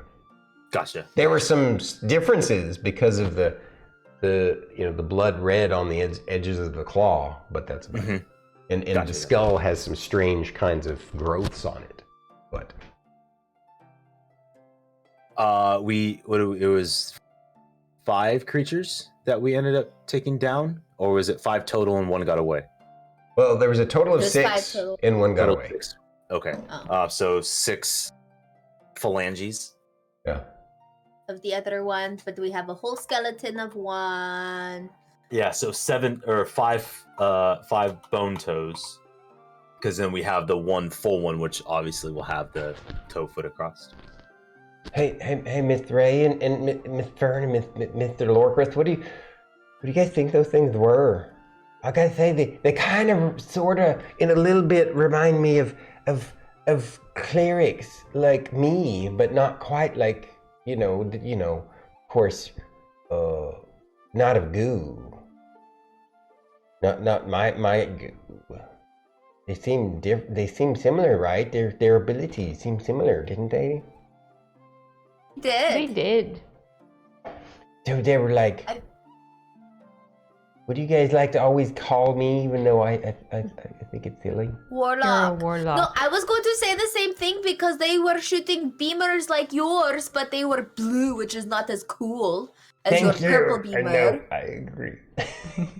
But they had like very similar spells to you and everything, so I figure, I feel like they are very similar. So they're like dead?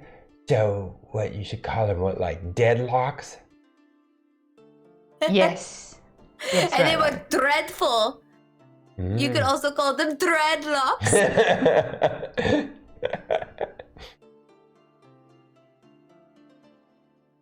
Now you can feel me just burning. So is that what you're gonna put in your report, Miss Ray? Your deadlocks? Yes. Okay. Yeah. The glossary at the beginning will have dreadlock and deadlock just in case.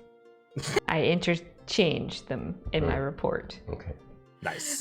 You have a little asterisk next to that, like next to it, with a little thing at the very bottom in like finer print. Yeah, and it says for deadlock, it says see dreadlock, and then when we go to dreadlock, it says see deadlock. It's just a loop. That's awesome. Go ask your mom. Go ask your mom. Go ask your dad. Hey, Dad, what does Mom say? Ah. Yeah. Yes, the endless loop of, Dad, can I do that? Ask your mom. Mom, can I ask your dad? Dad, Mom said to ask you. Well, ask your mom again. Mom, Dad said to ask you again. God, okay, that's enough. You're gross me out. Anyway, I was fortunate I never had to go through that.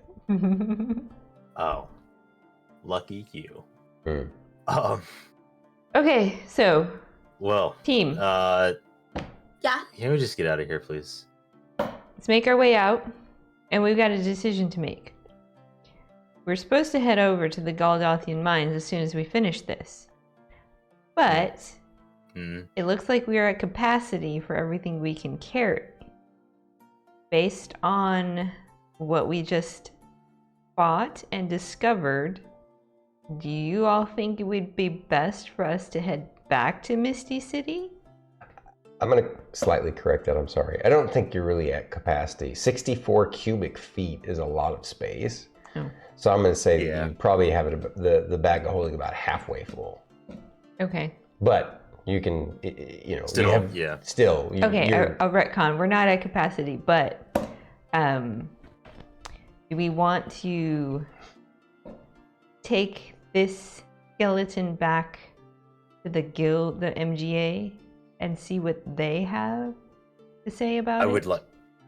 I would like to know what the Crystal Hedge team thinks of this. What was his name? Hang on. I have the name. Give me a second. I also think that maybe we should go straight to the Goliathian mines. Because if they are fighting these things, like they are already out here and stuff, a lot of other adventurers are not out adventuring right now. So maybe we should go straight to the Goliathian mines and let them know there. And if there's a runner back to, Yeah. But add a character, the name you're looking for is Fulcrum. It's Fulcrum. Yeah, I found it. And I was waiting for my moment to... Yeah. Sorry. No, you're good. I would love to know what Fulcrum thinks of this, and I would rather, if he's there, I would rather show him this in person. And Rylar asks, but are we sure that they're fighting these things? I thought we're the only ones. Before we talk about all that, and by the way, you guys have decided to leave, so you're walking your way out. You're having this conversation. Walking out. And Rylar says, "What? Miss Fern, that big blue thing, was that what you've been seeing all this time?" We didn't hear a word you said. it was the same color blue. So I feel like it has to be the same, But how are you seeing it from so far away? That's a good question. I don't know. I'm going to let everybody with a knowledge roll. For Lorkris, it's either nature or religion, whichever is better for you. For Miss Fern, nature. For you, arcane. Oh, okay.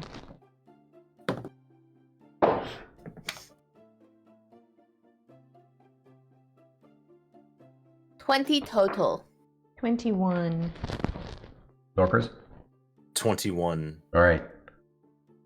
You all kind of come to the conclusion from chatting it out a little bit that, maybe, here's just a hypothesis, a minor hypothesis. Maybe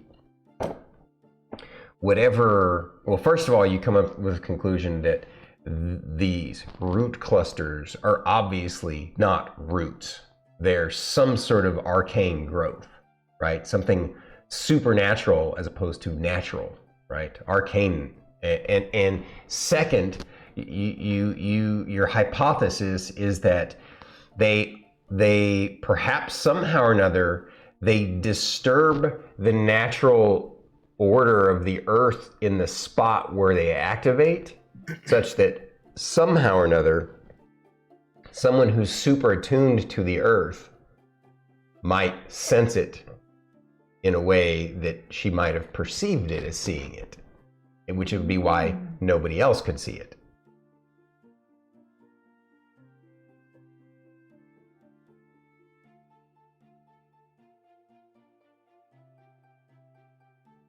I want to know how to destroy it. They are ruining everything.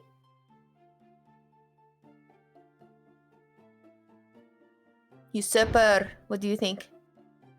Don't call me that. But Fern, that is not a nice thing to say. Do you know what usurper means? Really? Yeah, what does the super mean? Usurper? Mm-hmm. That means, my understanding is somebody who takes something forcefully from somebody else. Position of power.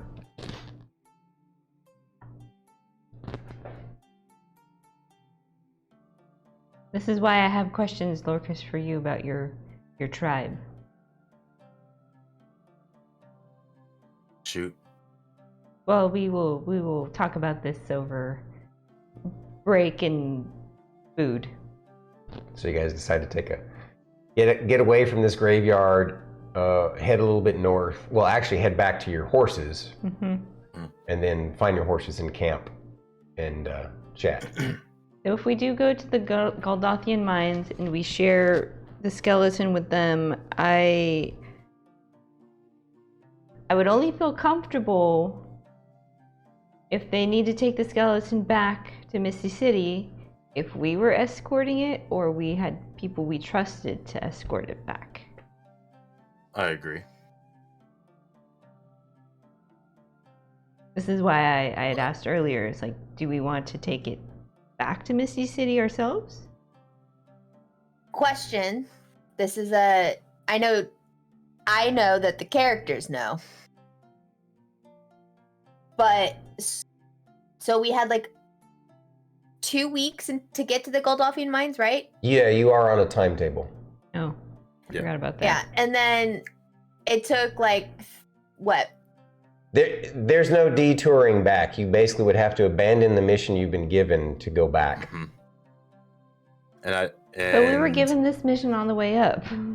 No, yeah, because they thought that you could handle this on the way up. You know, their perspective on it was you guys are now gold level hoppers, right? Gold level team, and you can either handle it or you're wise enough to decide if you can't handle it and leave it and move on. The more important mission was to make it to the Goldothian mines and help them up there.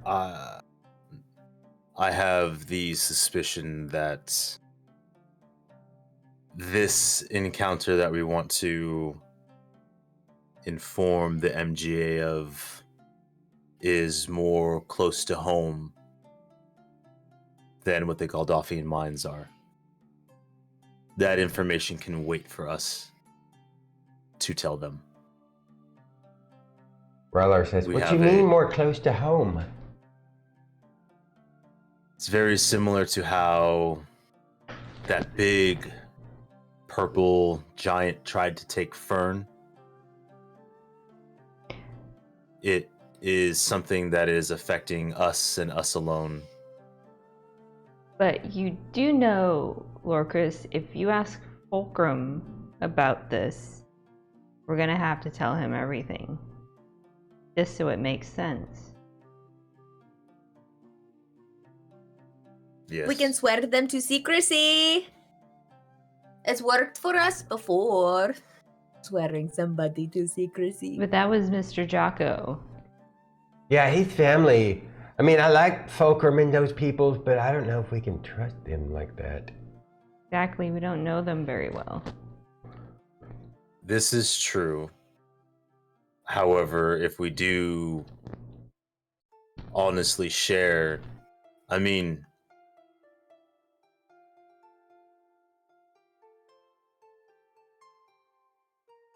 still, I think going to the mines is the appropriate move.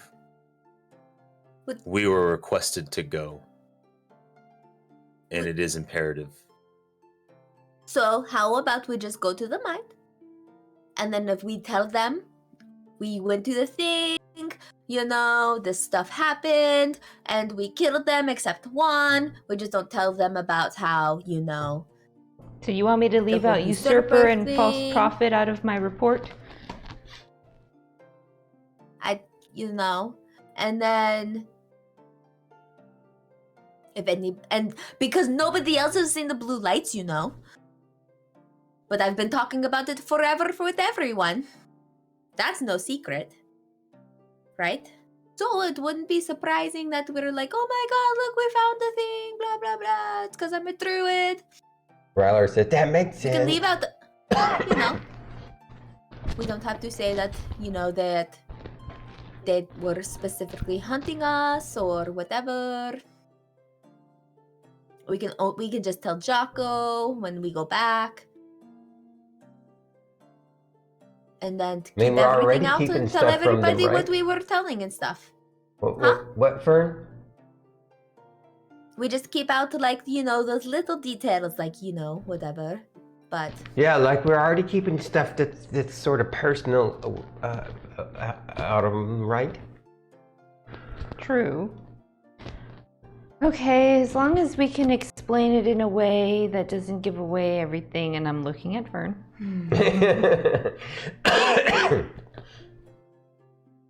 My best. But I can keep a secret for us, for the most part. I've kept the whole they tried to kidnap me thing pretty secret. This is true. So does that mean now that all the giant peoples and the humanoid peoples from the mines, they all want Miss Fern, and these deadlock things, they all want Mr. Lorkris? Wonder if there's a connection. Very confusing. I understand how you feel, Rylar. I'm very confused too. I don't know. I'm very confused too. I just came here because I heard that there was, elves out here that looked like me.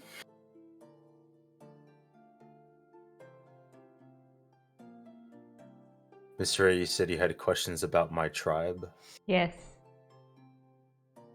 Let us The floor is yours. camp and make some food. I'm gonna assume that you're already there camping. You've spent a few hours traveling and everything. So, refresh my memory, Lorkris. Can you just tell me how big your tribe is, where your tribe is located on the mainland? So I'll help with that. So I don't remember the exact nation that I have them in, but let's just say he describes to you where they're at. They're in a mountainous area of one of the more remote nations. And in that mountainous area, they are, by the way, I'm gonna switch to RP dual cam, role play this a little deeper. And that, what was your other question? And just tell me about tribe, how the tribe structure is. He actually has a pretty small tribe. He tells you that basically, in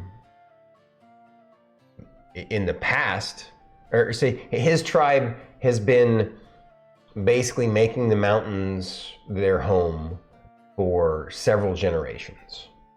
And they're hunters and foragers, and they basically make these kind of adobe style buildings out of caves and stuff in the mountains, and they live in the mountains, and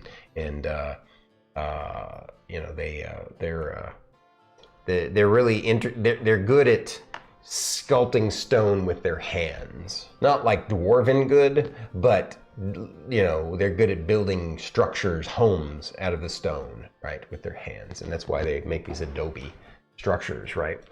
And they've been doing that for generations. They're not super advanced. They're strong. They're strong-willed. They have a culture that's very competition based, right? They do believe that sort of a survival of the fittest kind of strength, but they're not. They don't abandon the weak. Instead, they find useful ways to make people who aren't as strong useful. They're also skilled artisans, and they don't really do a lot of trading, but sometimes they can trade in like hides and things because they're good hunters when they do trade with other peoples. He does remember hearing, most of their history is passed down orally. Well, actually, pretty much all of their history is passed down orally. They have a lot of interesting body art that is part of their culture. And he does remember hearing stories that before his people, generations ago, settled in these mountains, they were nomadic. Okay. Do you have any specific questions? Has your tribe does your tribe follow Melora, or was that something you were brought into from your mentor? My tribe is not. His tribe had never heard of Melora. Okay. Yeah, they're not particularly tied to the Wild Mother in any way.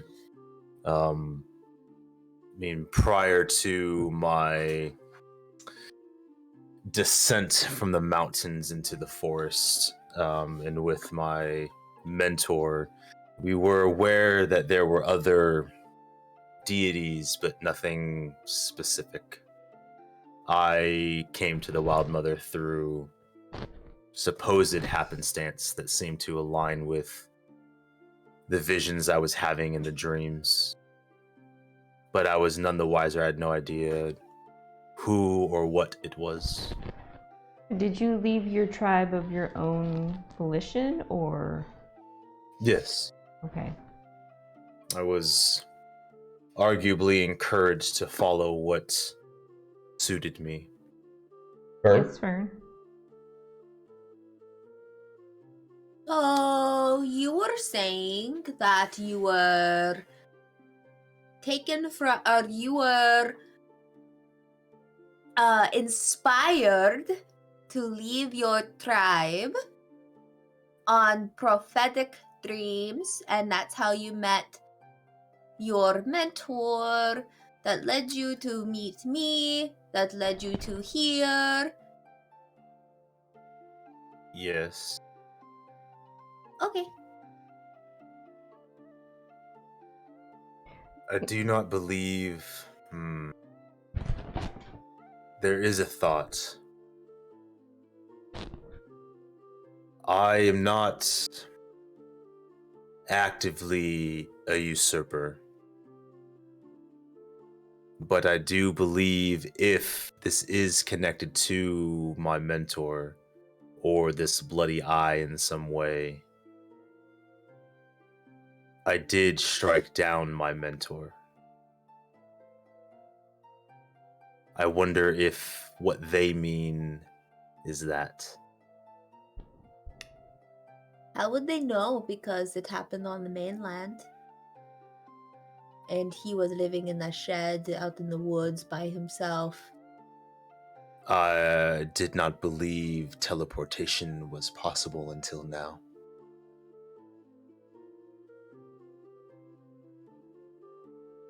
However, as far as I'm aware, Sithrix carried no formal titles, nor did we see such in his personal journal. Fern, Rylar, you both gathered their clothing, correct? Mm-hmm. At least one set of it, yeah. Oh, I gathered them all. Did you notice Correction. any sigils or anything like that on any of their clothing? Mm-mm. No. Okay, so we can operate on the theory that they're not connected to the bloody eye. Which would then make no sense as to why You'd be considered a usurper. Yes. I mean, unless it has something to do with your tribe. Because they were nomadic for some time before they settled. Do you recall anything in your tribe's history about infighting or anything like that? The answer to that question is no. Oh, sorry. Oh, I was going to give you. We are a competitive bunch. I don't share a heavy sentiment, but in fighting, I mean, there were no civil wars. Just squabbles, sure, but nothing that I'm aware of substantial. I think this has to do with gods. I don't think it has to do with your tribes. But I could be super wrong. Miss Ray would know better, I think. I'd have to do some more researching in the library at the MGA. Are all Goliath's bones kind of, not look like bones? Well, it could have been magic that turned their bones. What if it comes alive in a backpack? It will not. Once something has been brought back in such a way, they are fragile to a degree despite how robust they are. That magic can't hold long. Rylar pops his hand up and says, "Except vampires. I remember reading stories that vampires can come back." That is true. It is a different type of undead magic. And liquors too. Yes. What did he say? Yes. Liquors. A lich. Oh.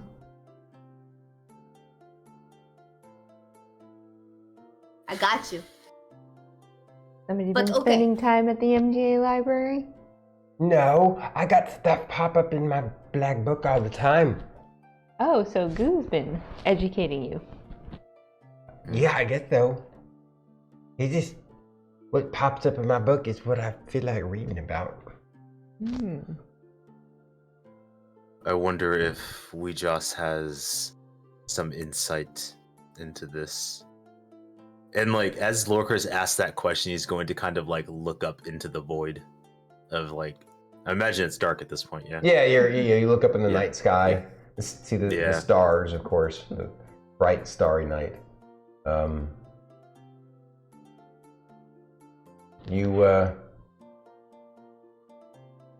not sure, but you think you hear a snicker somewhere in the distance, but it could have just been the wind.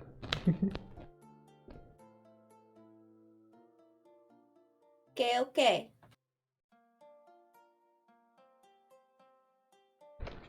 Because they were undead. Yeah. Do you think it has something to do with Weejoss? Maybe they were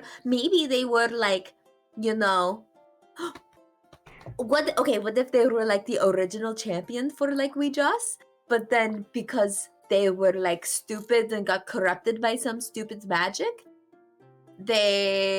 you technically would have usurped them as her champion. That's another idea.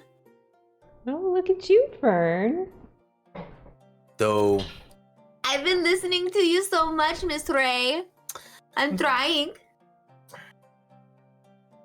You may not be wrong. However, I do believe usurper is by force. I did not take anything by force. I do understand perception. He could be calling you names. I like to call things by, mean names to make them upset. That is true. I mean, I hurt Team 2's feeling so bad that they went and got themselves killed in Goldolphian mines. For not everybody on Team 2 died. There was one survivor. No, there was one death. Oh, yeah, there's one death. There was one death, two maimed. Two maimed. In one hole. Still pretty bad. Yeah. I mean, what was it? The tower survived better than the team. Oh. I mean, Lorkris, is there anything else that you can think of that you've taken illegally or by force to be considered a usurper?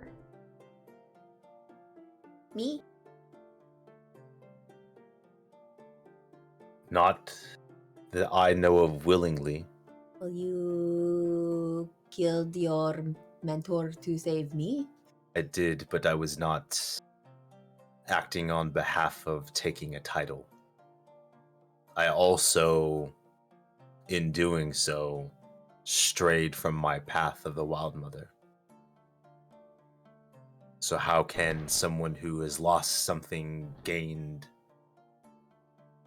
Rylar, he like fiddles in his chair and does like this, like a little kid, and he says, "Hey, what if what he's talking about isn't necessarily something that Lorkris done, but something he thinks Lorkris is trying to do, or maybe he thinks we'll do in the future, or something like that." Well, we are trying to kill them. That is... Well, we didn't know about them until today, Fern. Yeah. But yet, that other thing called me a false prophet. That's why I think it has to do with the Wild Mother. Because you were prophesied into the care of your mentor. I don't know why I sang it, but here we are.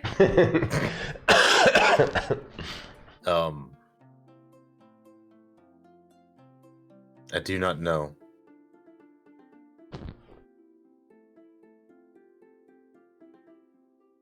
Maybe we won't know till we know more. We won't You know are until so we know more. smart. No, That it's is not. correct. But thank you. But that is true. I don't think we are going to be able to come up with answers right now. Well, I don't know what I don't know, right? That's true. None of us know what we don't know. Hey, Lorkris? I just wish Yeah. that I could have, charmed him or something. And then I could have just been like, tell us why you're here. But Lorkris, he was immune to being charmed. Yes. speaking on the false prophet angle, had you told anyone about the visions that you've had that led you down the path that you're on? Like, did your mentor know? Yes. So did a few of the elders in my clan. It was at their suggestion that I left. Oh, like a vision And quest? not... Like a vision quest? Yes. Mm-hmm. I was not forced out. But I was encouraged in a way to pursue your dreams, not encouraged in a negative context. My mentor knew.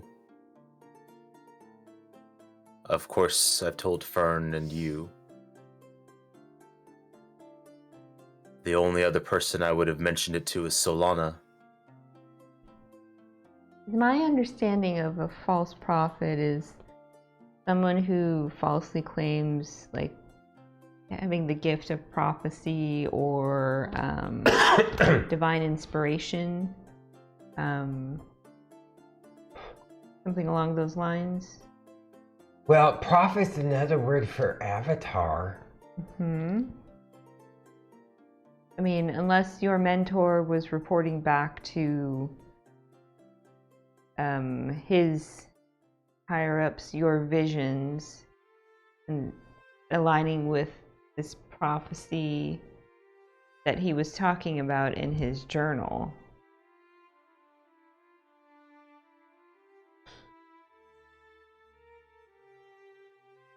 Perhaps, So many but questions. we didn't really. I got a different question, guys. Sorry to distract you. This is more stuff that confuses me. But, why is it that Miss Fern always saw the blue light in places that we have been before? That is a question that I've had on my mind for a long time that I've not been able to answer. Think they are tracking us? How are they doing that? Well, if they are tracking, well, I'm sure. Is it like that thing you were trying to do, Miss Fern, that you've been practicing and forgetting to practice? Oh, scrying. They might be could be scrying that. on us. Maybe they can. Maybe they can scry on places where those weird blue cluster things are. They are not roots. They are not. What do we want to call those things? What were they? They was magical. They weren't plants, were they? No, they were not. But they were like clusters, weren't they? Are we around any trees right Blue now? clusters of doom. You guys are technically in a field. There's some trees. Not you're actually at the edge of a forest in a field. So I mean, you're not too far from some trees. But How far are we from the mound? Burial mound. oh, actually, let's go straight to the full map. Big map. Yeah. I believe that you guys. The barrel mouse. You went in right there, right? Mm-hmm. You left your horses over by the river here, so you're probably a good day away from the burial mound. Fern, I'd like you to speak to the trees and ask them if they can feel the presence of that root cluster. From where we are right now.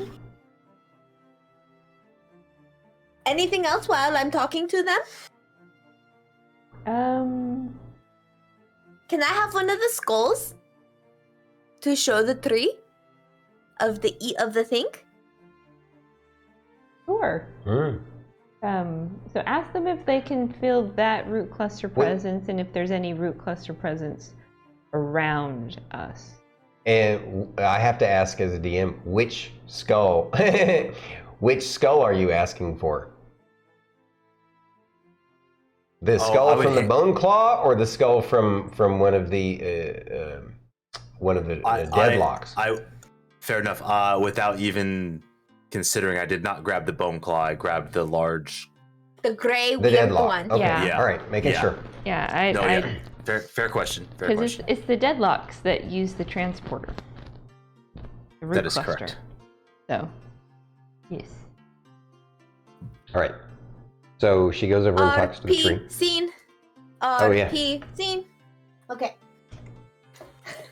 I don't know why I feel like singing. No, it's okay. We're enjoying it. So you head back over to the tree and cast your spell to chat with the tree. And Before I chat with the tree, I arrange the moss and twigs and stuff with sap and everything, and make a little face to talk to. Okay.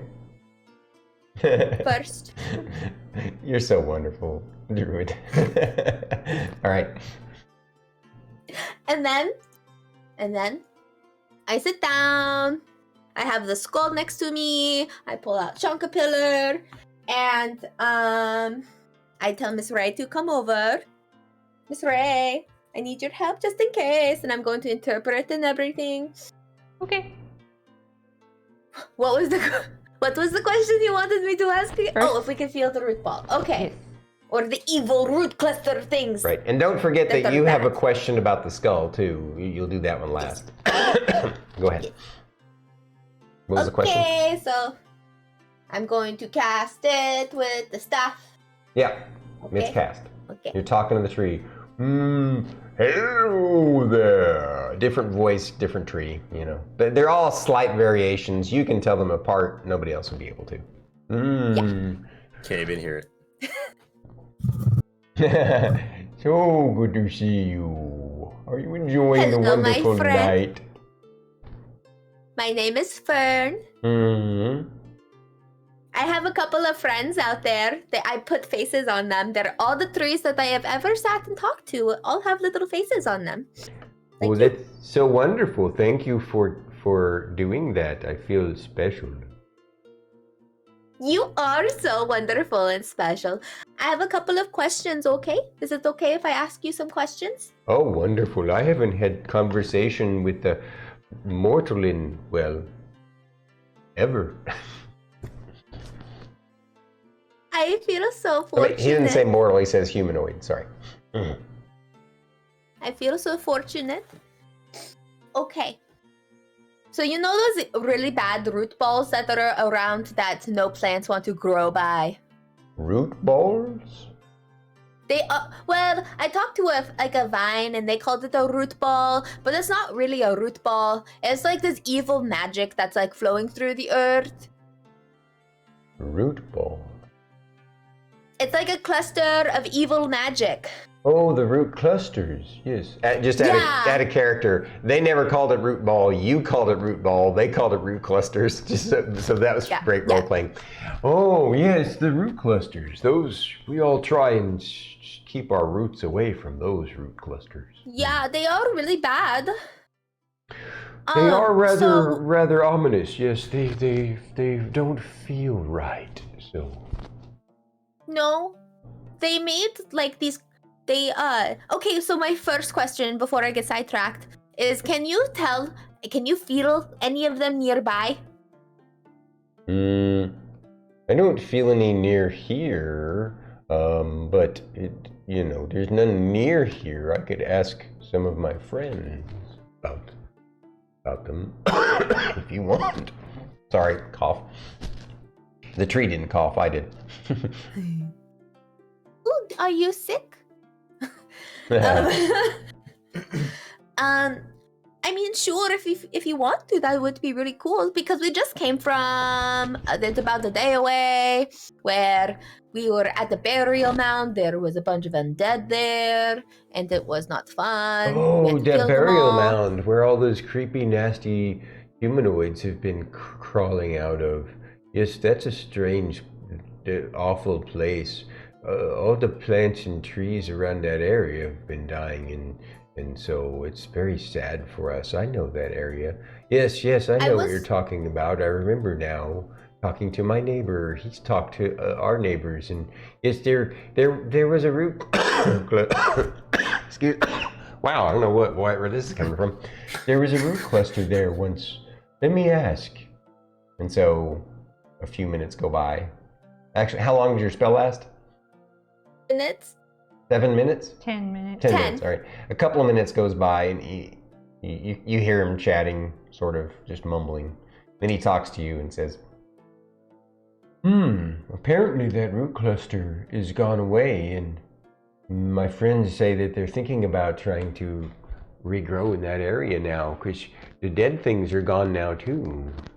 On our way back, I was planning on doing a little ritual to help make sure everything can grow back all nice and safe. But I have to go do a mission first up at the Geldofian mines first. Oh. But I definitely want to come back and make sure that all the plants and everything can actually grow and be okay. That would be wonderful. So you can tell them to wait. Yes. Okay. I want to make sure it's safe first, okay? Thank you for taking such good care of us. You guys are worth it. You guys are all my friends. Okay, and then, so I have another question, and I lift up the skull. Okay, so I think you had a second question from her first. Did you want to do that first? Oh, what was the other question? I was going to say, it's like, are there any other, can they tell if there's any other root clusters near this area that we're in? I can make any more notations on a map. Okay. So she asks that, and his answer after he chats with him for a few minutes, and you're quickly running out of your time on your spell, but they get back with you and say they know of a root cluster far to the east. It's the farthest one that they know of that's near the lake. And then the one at Nova Crux. But there's none near where you guys are at. Okay. And there's one that's kind of far to the east in that humanoid village that's empty, they say. And then you mean there's one to the west by the lake and west by the lake by yeah. But then there's one to the east by basically Nova Crux village, right in the center of it. And then there's basically he can't like pinpoint. There's no way for him in his language to to discuss where they're at, but he just kind of describes in a way that you get the idea that Gotcha. Okay. So. All right. Thank you, Fern. You can ask about the skull now. Okay. Thank you so much. You are the best. This is Miss Ray. She is also the best. Okay. So, this skull is of one of the creatures that can, like, appear out of it. Mm-hmm. Have you seen them before? Or no? Or do any of your friends know? I haven't. Or have Let me ask my friends. Yes. Give me a few minutes. The time is clicking by, and your spell's close to being over. And he finally gets back to you and says, "It's taken me a while, but I believe that some of the plants and trees to the east, apparently they've seen these earless blue creatures that look similar to that. Of course, that one's not glowing blue, but it's earless." We destroyed it. They are ruining all of my plant friends, and I don't like them. Oh, well, thank you for protecting us, but don't do anything evil or bad on our account. No. I'm just trying to protect. They attacked us first. Oh, okay. Well, then they must be bad. They are. You must. Okay, You must protect yourself, and you must, in nature, you must do what is right and in your nature to do. Yeah. So nice and wonderful. Thank you. Thank you. So the tree, you could tell the tree was quite happy to have a conversation with the humanoid. This was like a treat for it. Quite a unique thing, like seeing a bird in a backpack. That backpack is amazing. I would love, when we come visit you guys in the future, I would love to like go out in public through a mall or something with you guys while you carry that. We've been taking her out in public with the backpack. It's such a head turner. It is so funny. Yeah, people are like, "Oh my god!" I'm like, "Just come say hi. Let's go. Get it over with." I'm actually gonna follow me on Instagram. That's adorable. That's brilliant. All right, so yes. A lot of information. Okay. I should have asked more questions about the skull and what those things were and stuff, but I can do it another day because. Well, make sure you. At least they've seen. You should write down any questions that you think of now, so you don't forget them. Make your notes. And I think now is probably a good time to start wrapping up. Unless there's any other role-playing discussion about what you guys figured out tonight. Any more before you want to wrap up tonight? I'm totally fine with some more role playing because we had to cut it short last week. I can't think of anything right now. I know that Lorkris is definitely going to want to try to meditate and try to like seek an audience with Weejoss. Okay. Yeah. Yeah. Fern is gonna curl up under that tree with Chonka Pillar and just be like, "So tree, I cannot hear you, but I'm gonna tell you stories about our travels and stuff." and just tell the tree about our travels and everything. Okay. I will sit close, possibly like actually sit up against the tree, because I still don't want to leave Fern too far away from anybody. Okay. Even if I'm far away from the fire. Well, the fire isn't too far away. Yeah. I'm resistant to cold, so I'll be fine. Yeah. So yeah. I'm sitting there writing a report, dipping ink. Figuring out what you can leave out and stuff like that. Emillynn, Yes, if it's not too much trouble, I know that for the time being we're going to omit certain aspects of the report. Mm-hmm. And we have done so before. Remind me, did you or have you written the full report, including that information? No, not yet. Okay. I will be working on that as we travel up to the mines. Okay. Because I do think that in the end, this information needs to make it to the right hands. Whether be us handing it over when the time is right, or should something unfortunate befall us, others will know the truth of what we have encountered. Understood. Just a thought.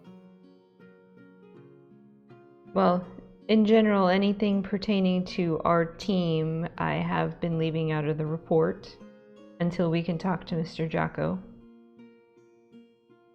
So any aspects of the names you recalled today will not make its way into my official report to the MGA. Jocko's gonna have a field day with this, is he not? He's just gonna be like, how does this happen to you guys? Every time. And we're gonna just be like, we don't know. We have no idea. He's gonna be like, I need to do a risk assessment on keeping you guys as Team 1. Rylar said, I think he's probably going to start having diarrhea over it. Most likely, that's very, very true. Or it will be solid. Like a brick. Oh, Heartburn, shit, bricks. indigestion. He's gonna be like a worried parent. I'm sure he's already wants to send us back to the mainland. Out of character. If Lorkris was actually really a funny guy, he would 100% stay back and have you guys show up with the big skull. He'd be like, so... we have some news. And like Lorkris is gone, there's a massive skull. Oh, like, God. That'd be so mean. Sorry. That'd be hilarious. It's hilarious.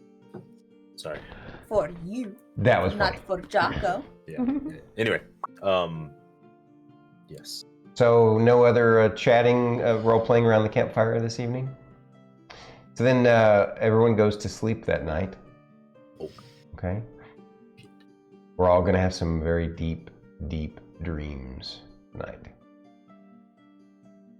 First off, before I describe the dreams to you, I will say this, that it'll be a level up.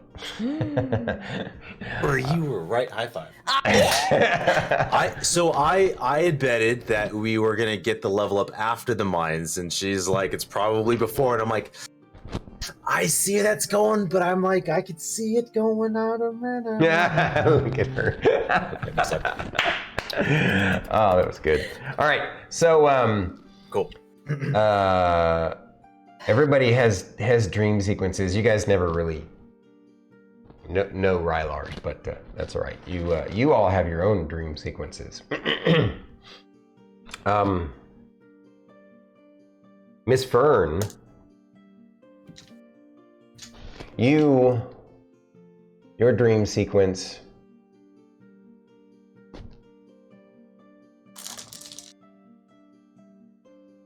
You find yourself by yourself in a grotto.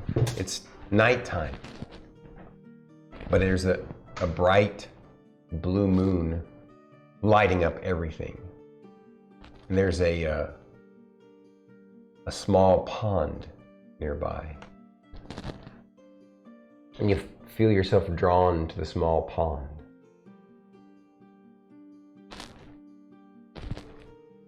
Go to it. Yes. And sorry, I'm telling you the dream. You go over to the dream. You look in the pond, and you see the moon reflected in the pond. But the reflection of the moon in the pond, it's a blue moon, and you see the skull of that person that you met, that boss that left, that deadlock. You see it reflected in the moon. But then you instinctively smack the water and the ripples make it go away, and then the vision vanishes and you feel at peace again. And then you get this sense of, okay, if I just let this go for a while, maybe I'll be able to understand. Maybe I'll understand what this means. And then you find yourself, then you realize, looking around in the grove that you're in, it's not the fancy, it's not your light grove, but it is a really nice, beautiful grove.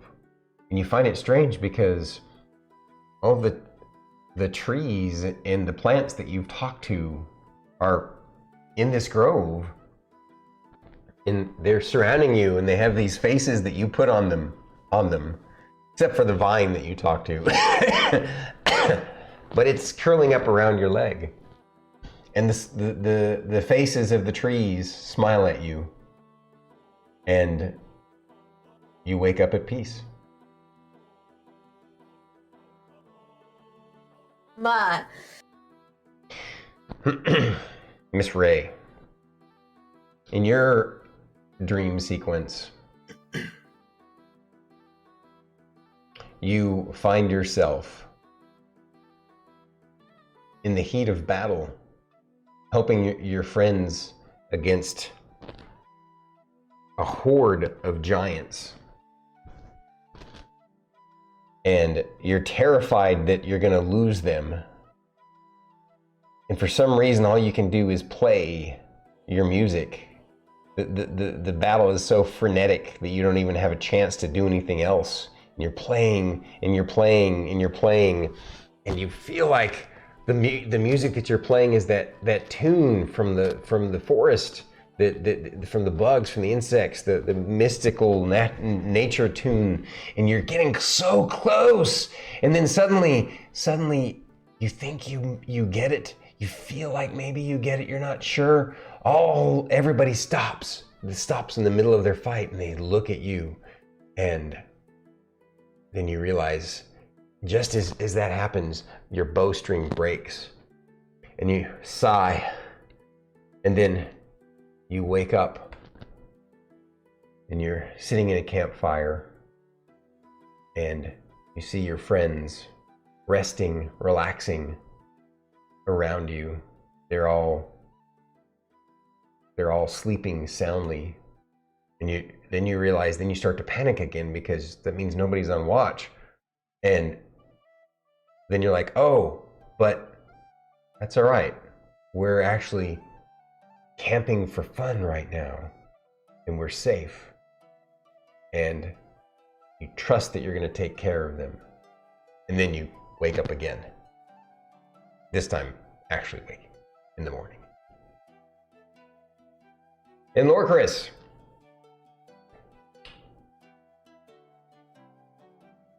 The dream we were all waiting for. Lorkris,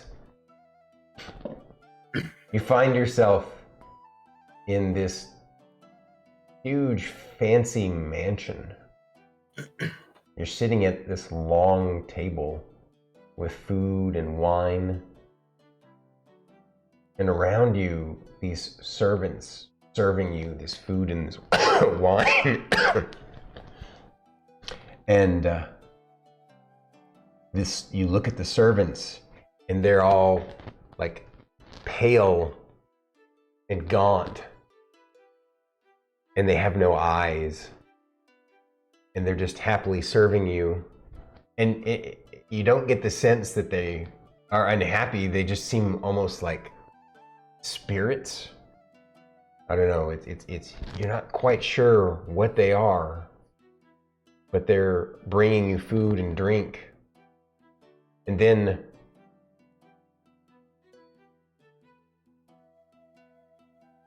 in the distance, from another room, it sounds, you hear a familiar female voice say out to you,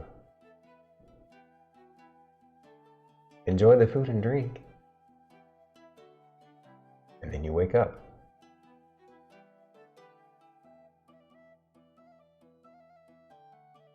And that morning is when you all will have your level up.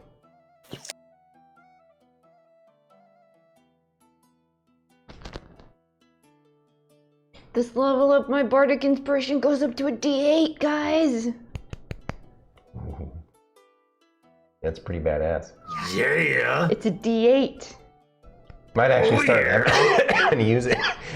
And then again, though, the way you guys have been using it, it's been way better.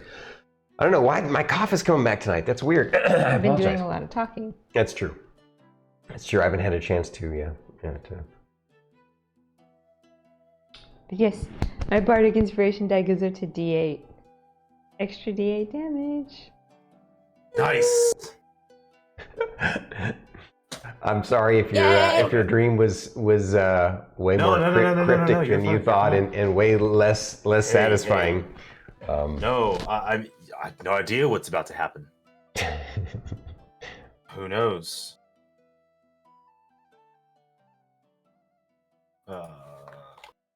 By the way, in the morning when you do wake up, though, you get this strange sense.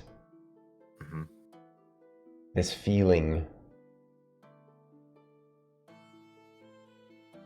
You remember vividly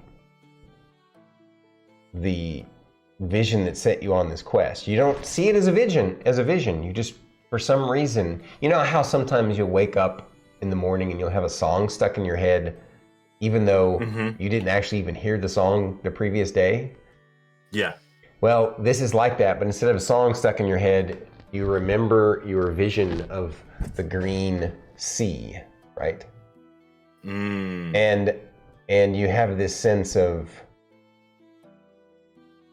I'm on the right path. Being all prophetic and stuff.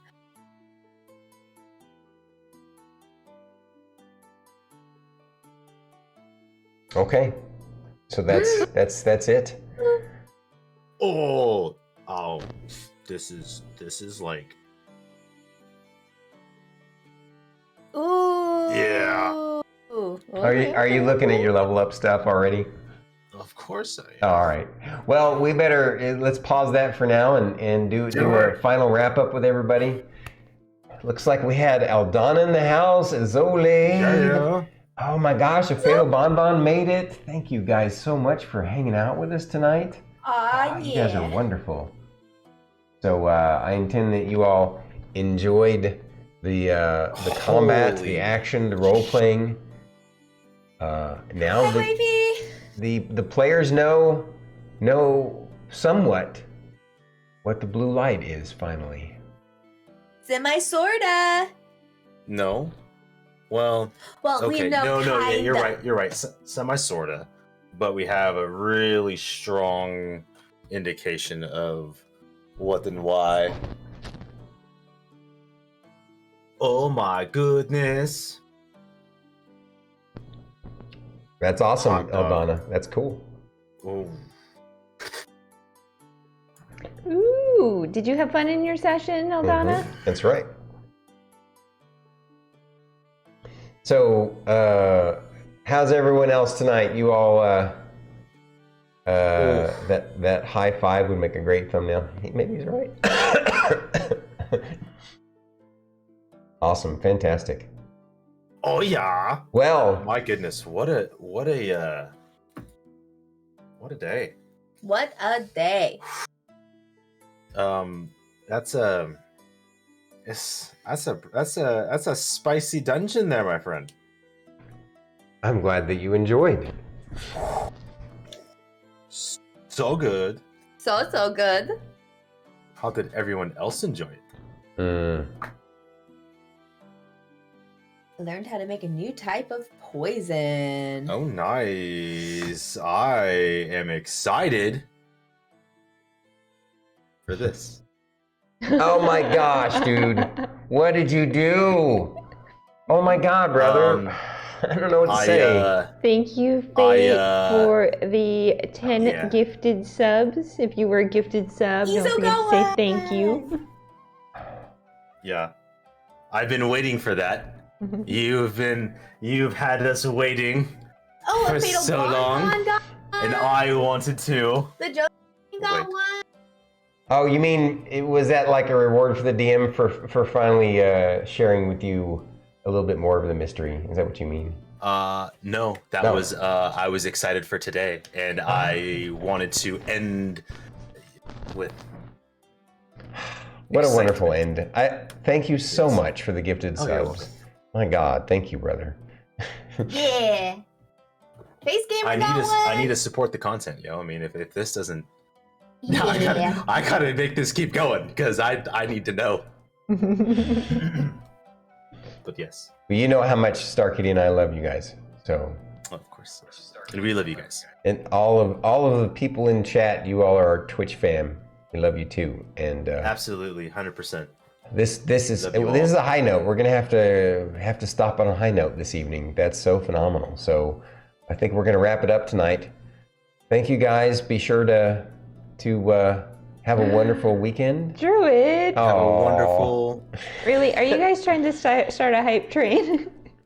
It's a little late in the night. Not at all. Never. Not a hype train at the end of an amazing episode. Why would we ever want Druid, to thank do you a for the hype 5 train? gifted subs. Thank you, Druid. Sweetie, oh my gosh. Hype. Why would we All ever? the loves. Yes. So, but I guess a lot of the time we like to chat a little bit outside of when we wrap up for the night. I mean, this is a high note. It would be nice to quit here, but I think before we do, though, I want you guys share with folks. What do you think? What does your characters think so far? Not necessarily theories or hypotheses, but man. just what is got your the hype train going. Oh my God! Who did that? Thank you, Aldana. I mean, come on. You're awesome. Hit level 10. We hit level 10. Like, this is on our 25th episode aired. Thank you, Eldana, for the 1 bit. Thank you, Daddy Dagoth, for the 100 Druid, bits. Yes, for the bits. Thank you. Dagoth gave us some bits too. Yes. Oh, thank you. I missed it, Dagoth. You're the best. Oh, 100 bits. Holy crap! I can't. Wow. It's 100. To all of you. But We almost hit a level 5 hype train already. are you serious? How does that work? Oh, everybody's going in. Oh yeah, everybody, let's hit that level 5 hype train. This has been such an amazing episode. Not to mention, what a way to come back from unfortunately having to end early last week, but for the greater good, allowed us to have this entire encounter all in one go, uninterrupted.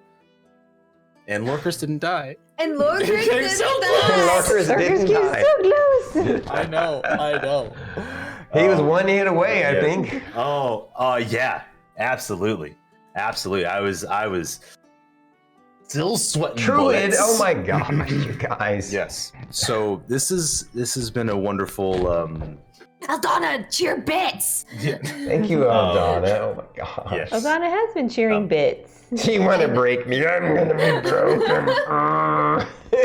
Cheer more bits. But yes. Aldana's the only person I'll bully in chat to cheer more bits. Oh, Do it. But yeah, I mean, it's I look forward to this like every week. So do we. And it's one of those things where like it's for me, it's not really about like $1. It's about spreading love to the community in as best a way that I know that we can. So, Yeah. 25. We're a quarter of a century old in this campaign, and we're halfway to level 20. That's right. Like, great. Okay, I just really We've got a Oh my raid. gosh, in a raid? Wow, I don't even know what to say. Wow. Hey. Thank you guys. And- Whoa! Oh my god. Somebody Is anonymously Can we cheers. get a guys. shout out to Mia? Wow, Big Shout thank out you to so Mia. much for the shout outs. Holy crap, you guys are And Train. another person cheered 5 bits. Mia raid. Oh my god. And then I cheered or gifted 5 subs. Whoever And it wasn't Thank one of you. you two? No. Genuinely not. Yeah. Because not I this time. gifted 4 subs. Moose Gaming, hello. It's good to see you again. Oh my gosh. Mia, I can't believe you. What is that Hello, other Nella. name? Hello. Nella. Oh my gosh. Moose Hello, Gaming. Mia. Mia, you're so sweet. Thank you again so much. Nella Oh my Doodles. gosh. I don't even know what to say. Look at all those. We those completed a things. level Came 5 out, hype yeah. train. Her buddy. I will be sure to reinvest Almost. all of that into the stream, guys. 100% of it. You know that. Absolutely. We almost hit a 200% on that level 5 hype train there, guys. Holy crap. All right, I at least want to get my hype train emotes. Do I have bits that I can Do it. Oh, you're joining in? Get it. Hype train. You have And- 1 minute. And somebody, Here, I'll do a little dance. yeah. Put a hype train. But to answer your question was, do we have any thoughts and theories? Is that what's we're Well, celebrating? no, I was going to say, what do you guys, Yeah. not what your thoughts and There theories we are. go. I Oh, did. thank you, There it Starkitty. is, You there it finished is. it out. Look at that. Look at Just that. to get the emote. Then what I wanted to know was what your characters, what you guys thought about it. But you know what? Let's actually do that next week, I think, because you'll have time to let it percolate instead. Yeah, So. yeah. I mean, I 100% tell you. You know this is the- gonna get their theory mill going all throughout the week, right? Mm-hmm. Yeah. Oh, yeah. Yo, that's what? Usurper? False prophet? What is this? Like, this is 100% supposed to be Fern's understanding of the blue light, and now you throw this at us. Oh, snap. Oh, I gotta share all these. Gotta share them. Oh my god. Look at that. Look at that. Look at that. You guys got it. My god. You guys. Yeah. Wow. I got a hype train. That's a lot of conductor bits. badge. Hype train conductor badge. Oh my god.